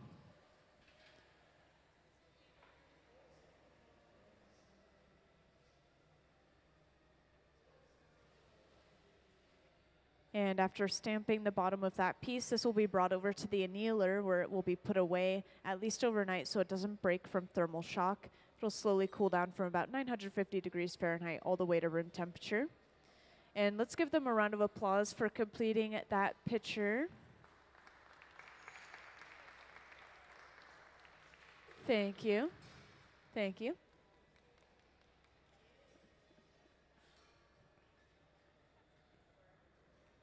All right, so if you guys missed the beginning of the process, they're going to get started on the very next picture over on that left bench, starting with the color application process called a color drop or color overlay.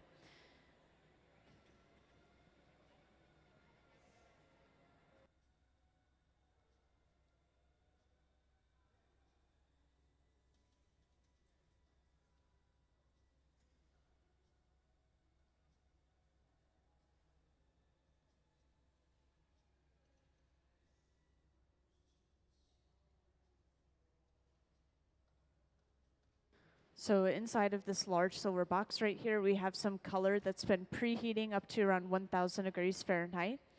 And this is not hot enough to melt or change the shape of the glass. It's not cold enough to let it crack or break from thermal shock. So after preheating that glass, we'll attach a pipe to the end of the colored glass using a little bit of clear. And just to hold up an example of that colored glass for you guys, this is a piece of color bar. And this is what we're using to get that really smooth, even layer of color across our entire piece. And just a reminder, if any of you guys ever have any questions, feel free to raise your hand or grab my attention and I'll come right over.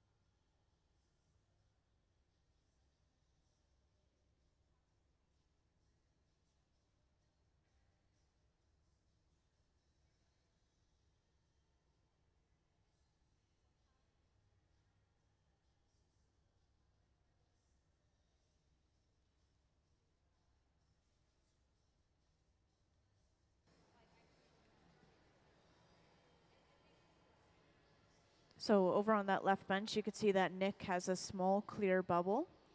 And Sarah's currently working on a piece of that color bar, that solid colored glass.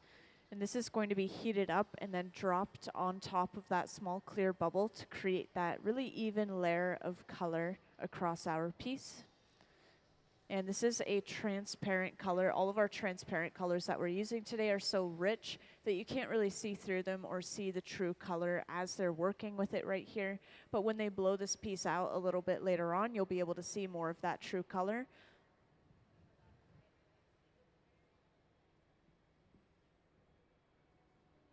And sometimes if they're heating up larger sections of color, they'll section it off a little bit like this.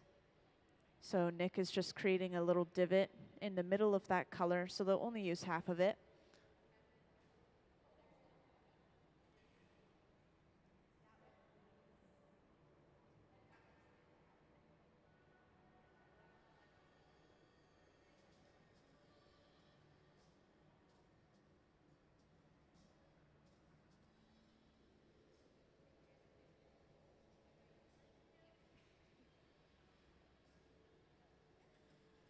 And now after heating that color up, this is dropped on top of the small clear bubble. And this will be flattened down lightly into a little disc before being evenly spread out over top of that clear bubble.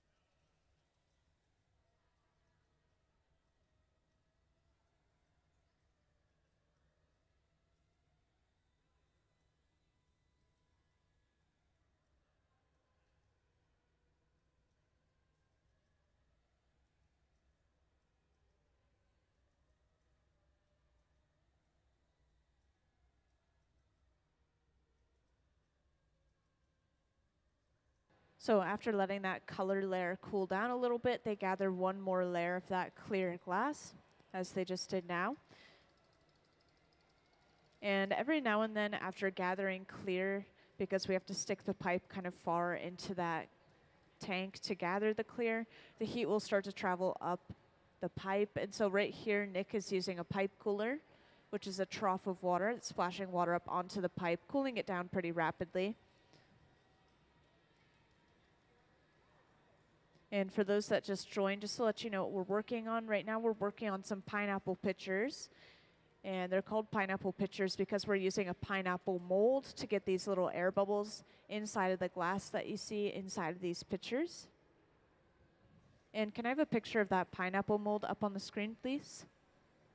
So it's a little bit hard to see the mold that they're going to blow this into, so I have a picture of it up on the screen for you all to see. As you can see, we have all these inward-facing spikes, and this is going to give us dimples across the surface of the glass. Then we gather one more layer of clear over top of those dimples, which will trap air bubbles inside of the glass.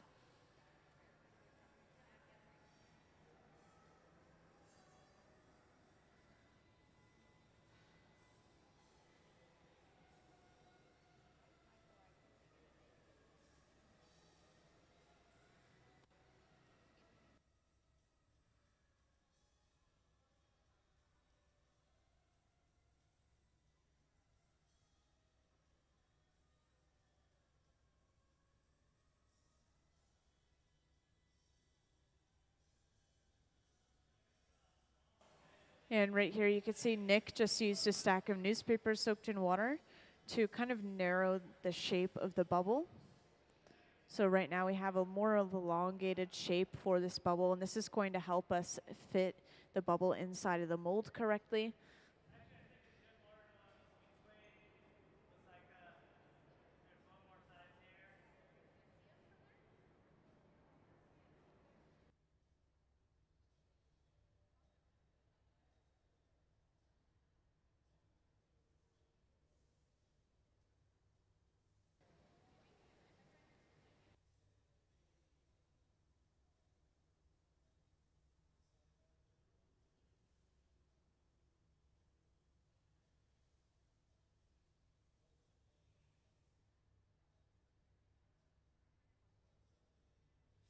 So just now Nick has stuffed that bubble inside of the mold and just gave it a little puff of air so it expanded inside of that mold to take on all of those little dimples.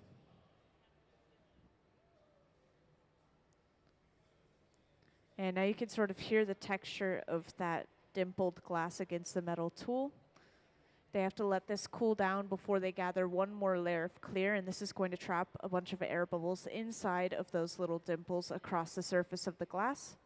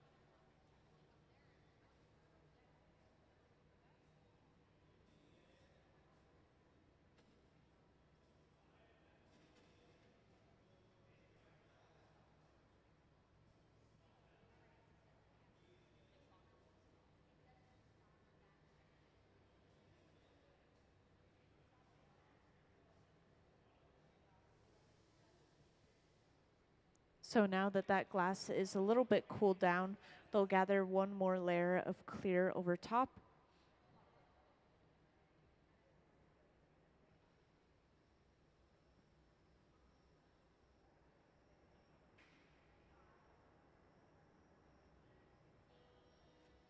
And after gathering that clear, they actually let a lot of that drip off the end of the bubble in something called a strip gather. And this is just giving them a partial layer of that clear glass over top of those dimples. And as soon as we get a good shot of this glass, you'll be able to see the air bubbles trapped inside.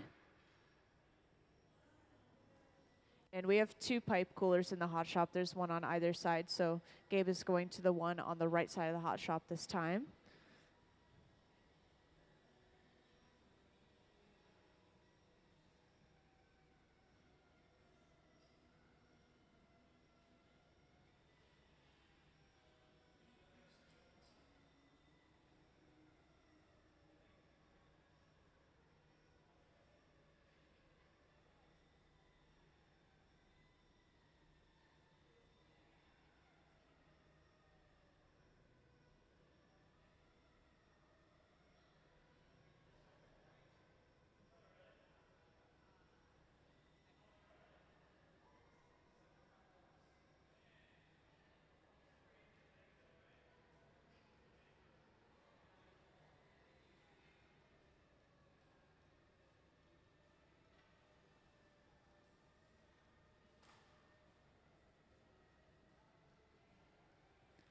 And now that they have all the glass they need, this is moved over to the center bench where they start to blow it out and turn it into that pitcher. So right here, Gabe is going in with a stack of newspapers soaked in water. And that may sound kind of odd, but this is actually a very commonly used tool in the hot shop. It's one of the only flexible tools, and it's also really close to using our hands to shape the glass. So if he holds the newspapers on the side of the bubble, this is going to create a longer shape. And if he holds it on the bottom, this is going to create a wider shape.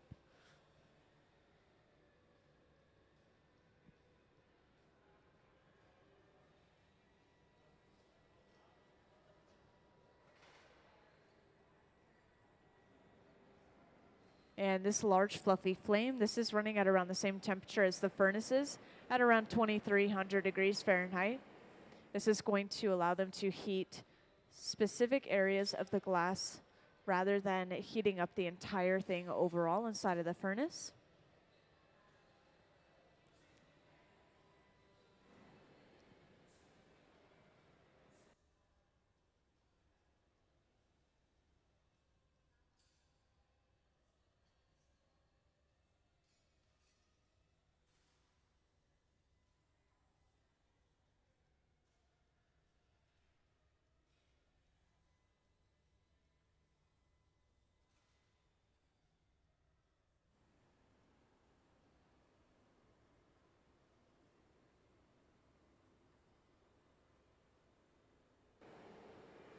And hanging the pipe down at an angle like this, as you can see, has created a longer shape for this pitcher. And I know it keeps saying picture up on the screen, but I mean a water pitcher, kind of like the ones on these front pedestals here.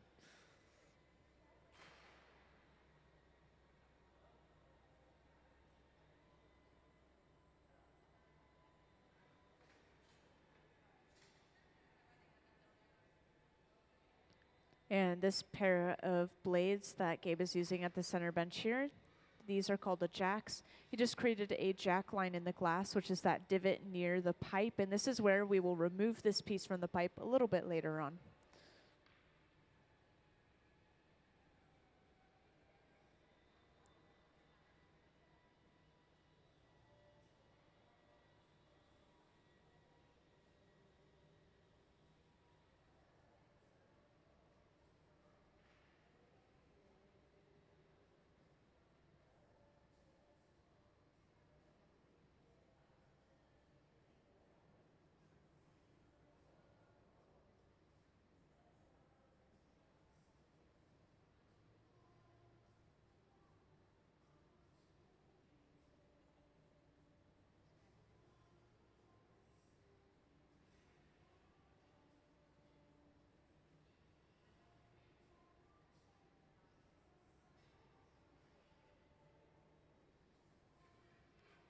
And now, as you can see, they've focused the heat on the bottom of the piece only, and this is going to allow them to flatten the bottom of this piece with a wooden paddle.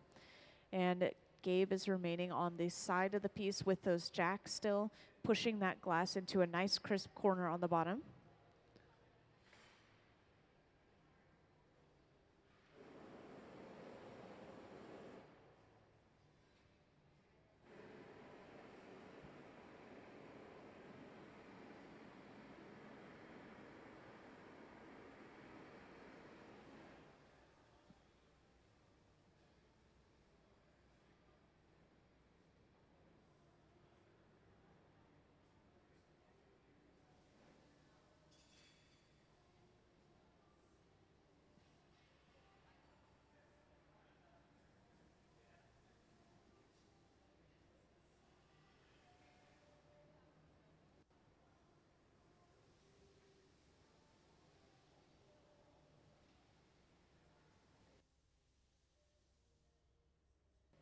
And now that they have the bottom of this piece completed, they're just going to work on keeping that nice and warm at the center bench.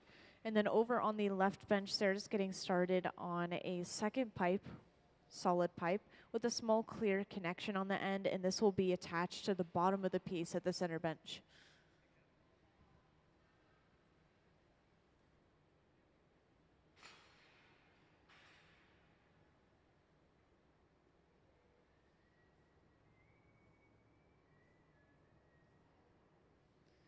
So now that second pipe will be brought over.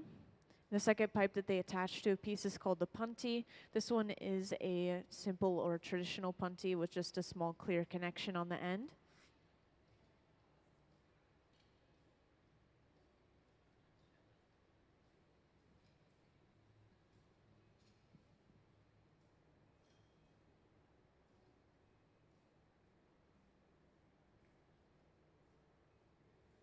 And once they're happy with that connection, they apply a little bit of water to the jack line, which is that divot in the glass, and then tap the pipe, and that breaks the piece cleanly off. So now from here, they have an opening on that end they just broke off. They'll be able to start to open this up a little bit.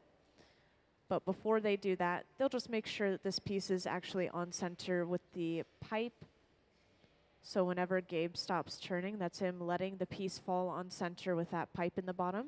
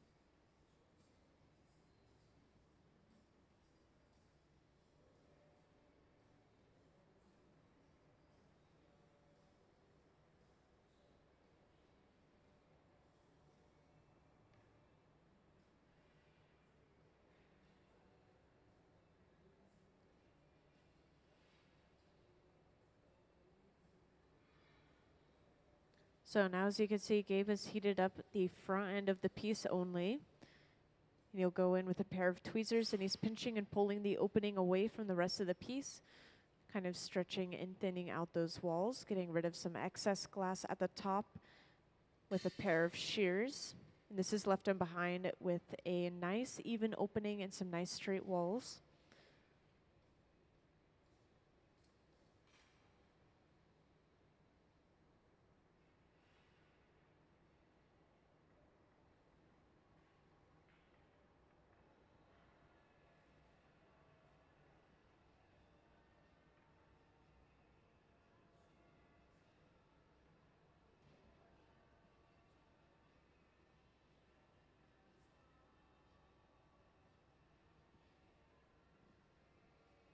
And this is heated up one more time so that they can flare this open to its full size.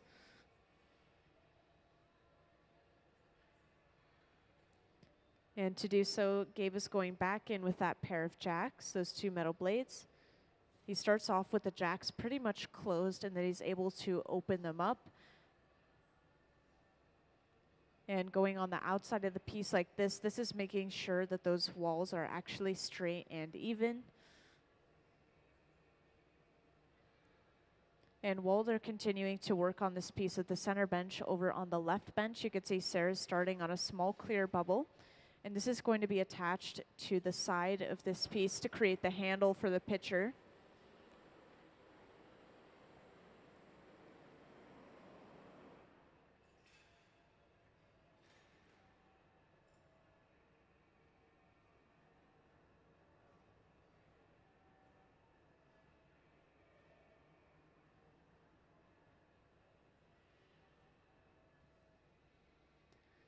And now that clear bubble has been brought over, and this is attached to the bottom half of the pitcher, pretty much at the base. And that connection was really hot, so they don't have to worry about that connection at all. It's pretty solid. But the second little connection here, as you can see, is a little bit colder. So they'll go in with a small handheld torch. They're going to make sure that that connection is nice and hot so it doesn't pop away from the body of the piece.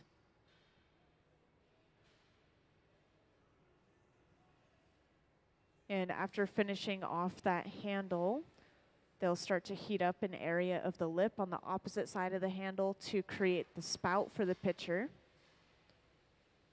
And they'll do that with this same handheld torch as soon as they get to it.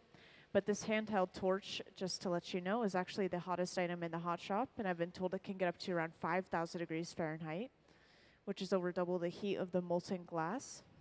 So it's a pretty impressive heat. It'll heat up the glass very quickly in just a really small area, allowing them to get some small details in the glass pieces.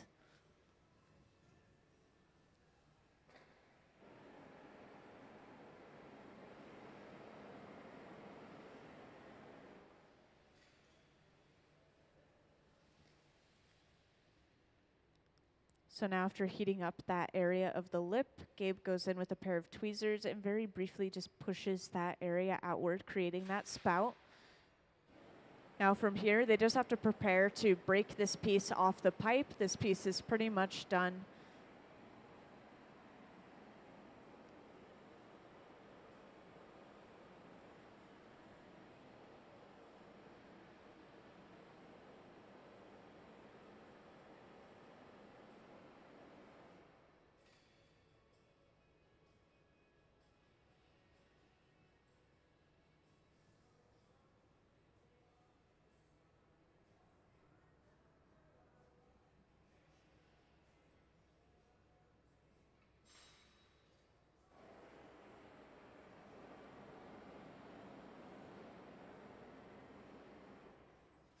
And now, just like earlier, to break this piece off, they just apply a little bit of water to that connecting area, causing a little bit of shocking and cracking at the connection point. Then all they have to do is tap the pipe, and that should break that piece cleanly off onto a wooden paddle resting on the bench.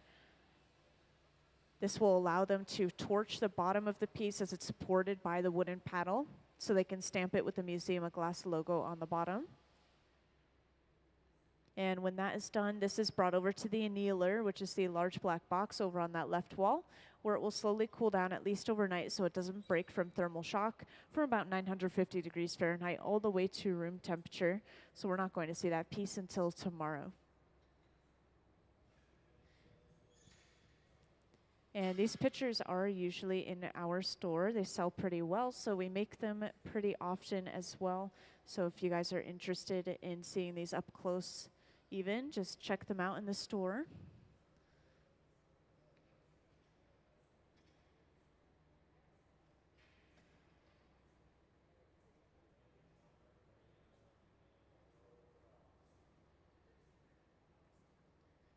And we've been working on multiple projects today, or 2 different ones to be more specific. Right now we're just working on these pitchers for the store, these pineapple pitchers, but earlier we were working on some little rocks glasses or some whiskey glasses for an upcoming auction that we have once a year called Red Hot. Just thought I'd mention that auction. It's going to be at the end of September. We have it once a year here at the museum for the museum. And just a reminder, if anyone ever has any questions, feel free to raise your hand and I'll come right over.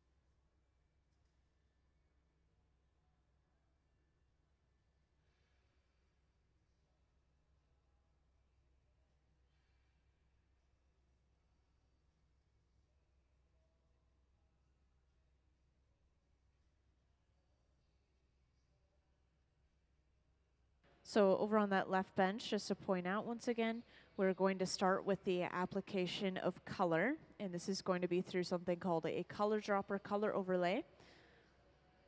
So right up on the screen over on that left bench, you could see Nick is holding a clear bubble upright, and then some molten color is brought over and dropped on top. This will be lightly flattened down into a disc before being evenly pushed back over top of that clear bubble. And this will create that really smooth, even layer of color across our piece.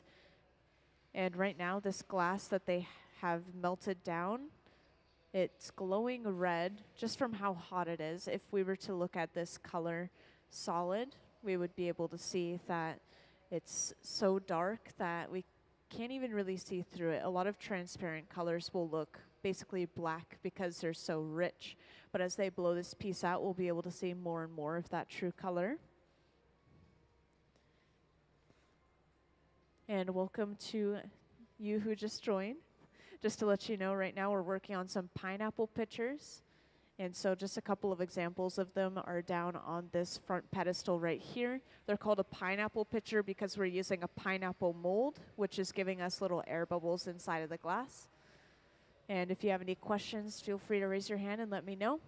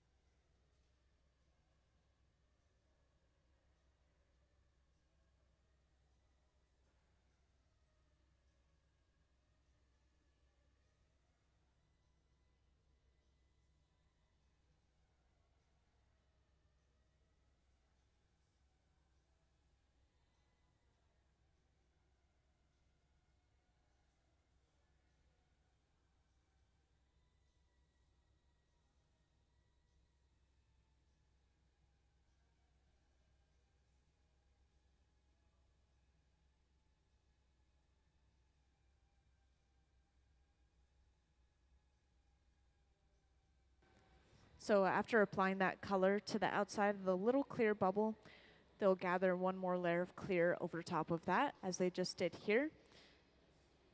And they'll blow this out just a little bit more, make sure everything is smooth and even before narrowing the shape of the bubble. They'll create a little bit of a longer, thinner shape, and then they'll stuff it inside of that pineapple mold.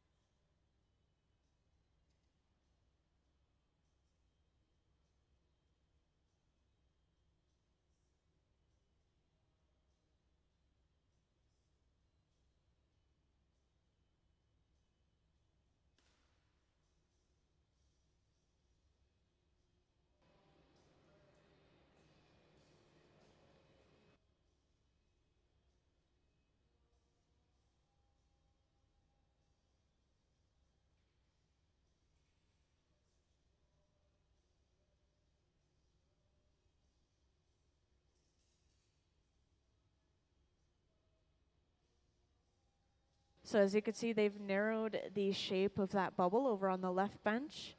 And after heating it up once more, this will be stuffed inside of that pineapple mold on the floor.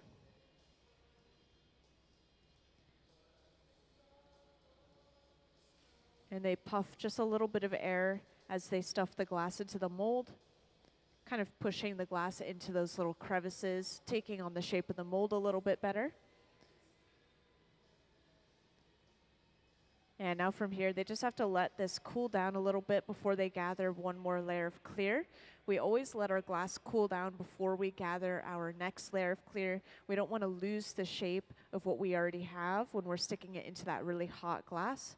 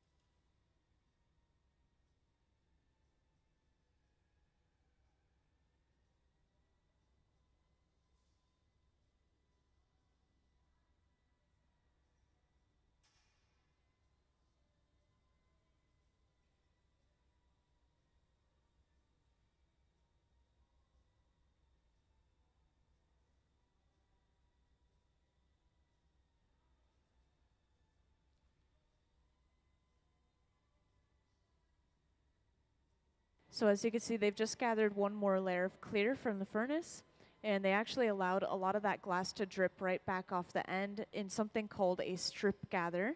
And this is giving them a partial layer of that clear. And you can see now that we've covered all of those little divots or those little dimples inside of the glass with that layer of clear, now we have trapped all those air bubbles inside of the glass. And now that we have all the glass we need for this project, this will be brought over to the center bench where they'll start to blow it out and turn it into that pitcher.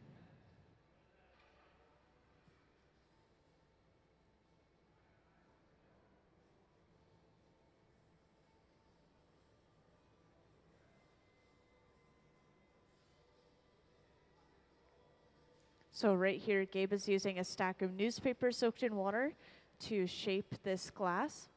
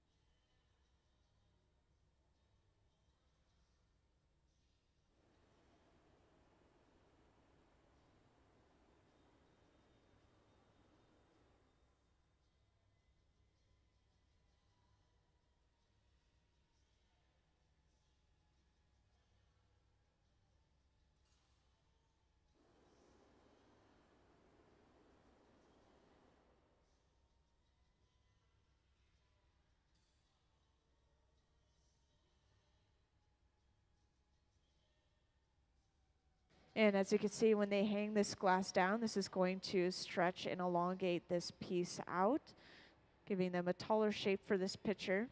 Then Gabe goes in with a pair of jacks, those two metal blades, creating a jack line in the glass. And this is where we're going to remove this piece from the pipe a little bit later on, is that divot you see there.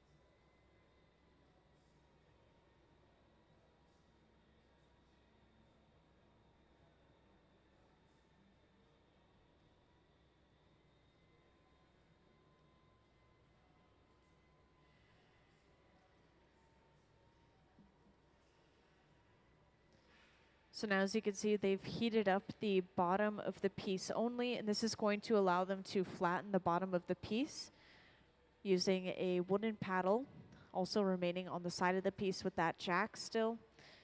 This is going to push that glass into a nice crisp corner on the bottom. You'll see as soon as they remove that wooden paddle. And now that we have the bottom of this piece complete, we attach a second pipe to the bottom, break this piece off from the pipe it's currently attached to, giving us access to the top side of the piece where we can start to open it up. And usually before breaking a piece off, you'll see them using this large fluffy flame to torch at that connecting area. And this is because we break it off right in that connecting area. If the surrounding glass is cold, the cracks will travel through the cold glass. So this is going to prevent any cracking or shocking.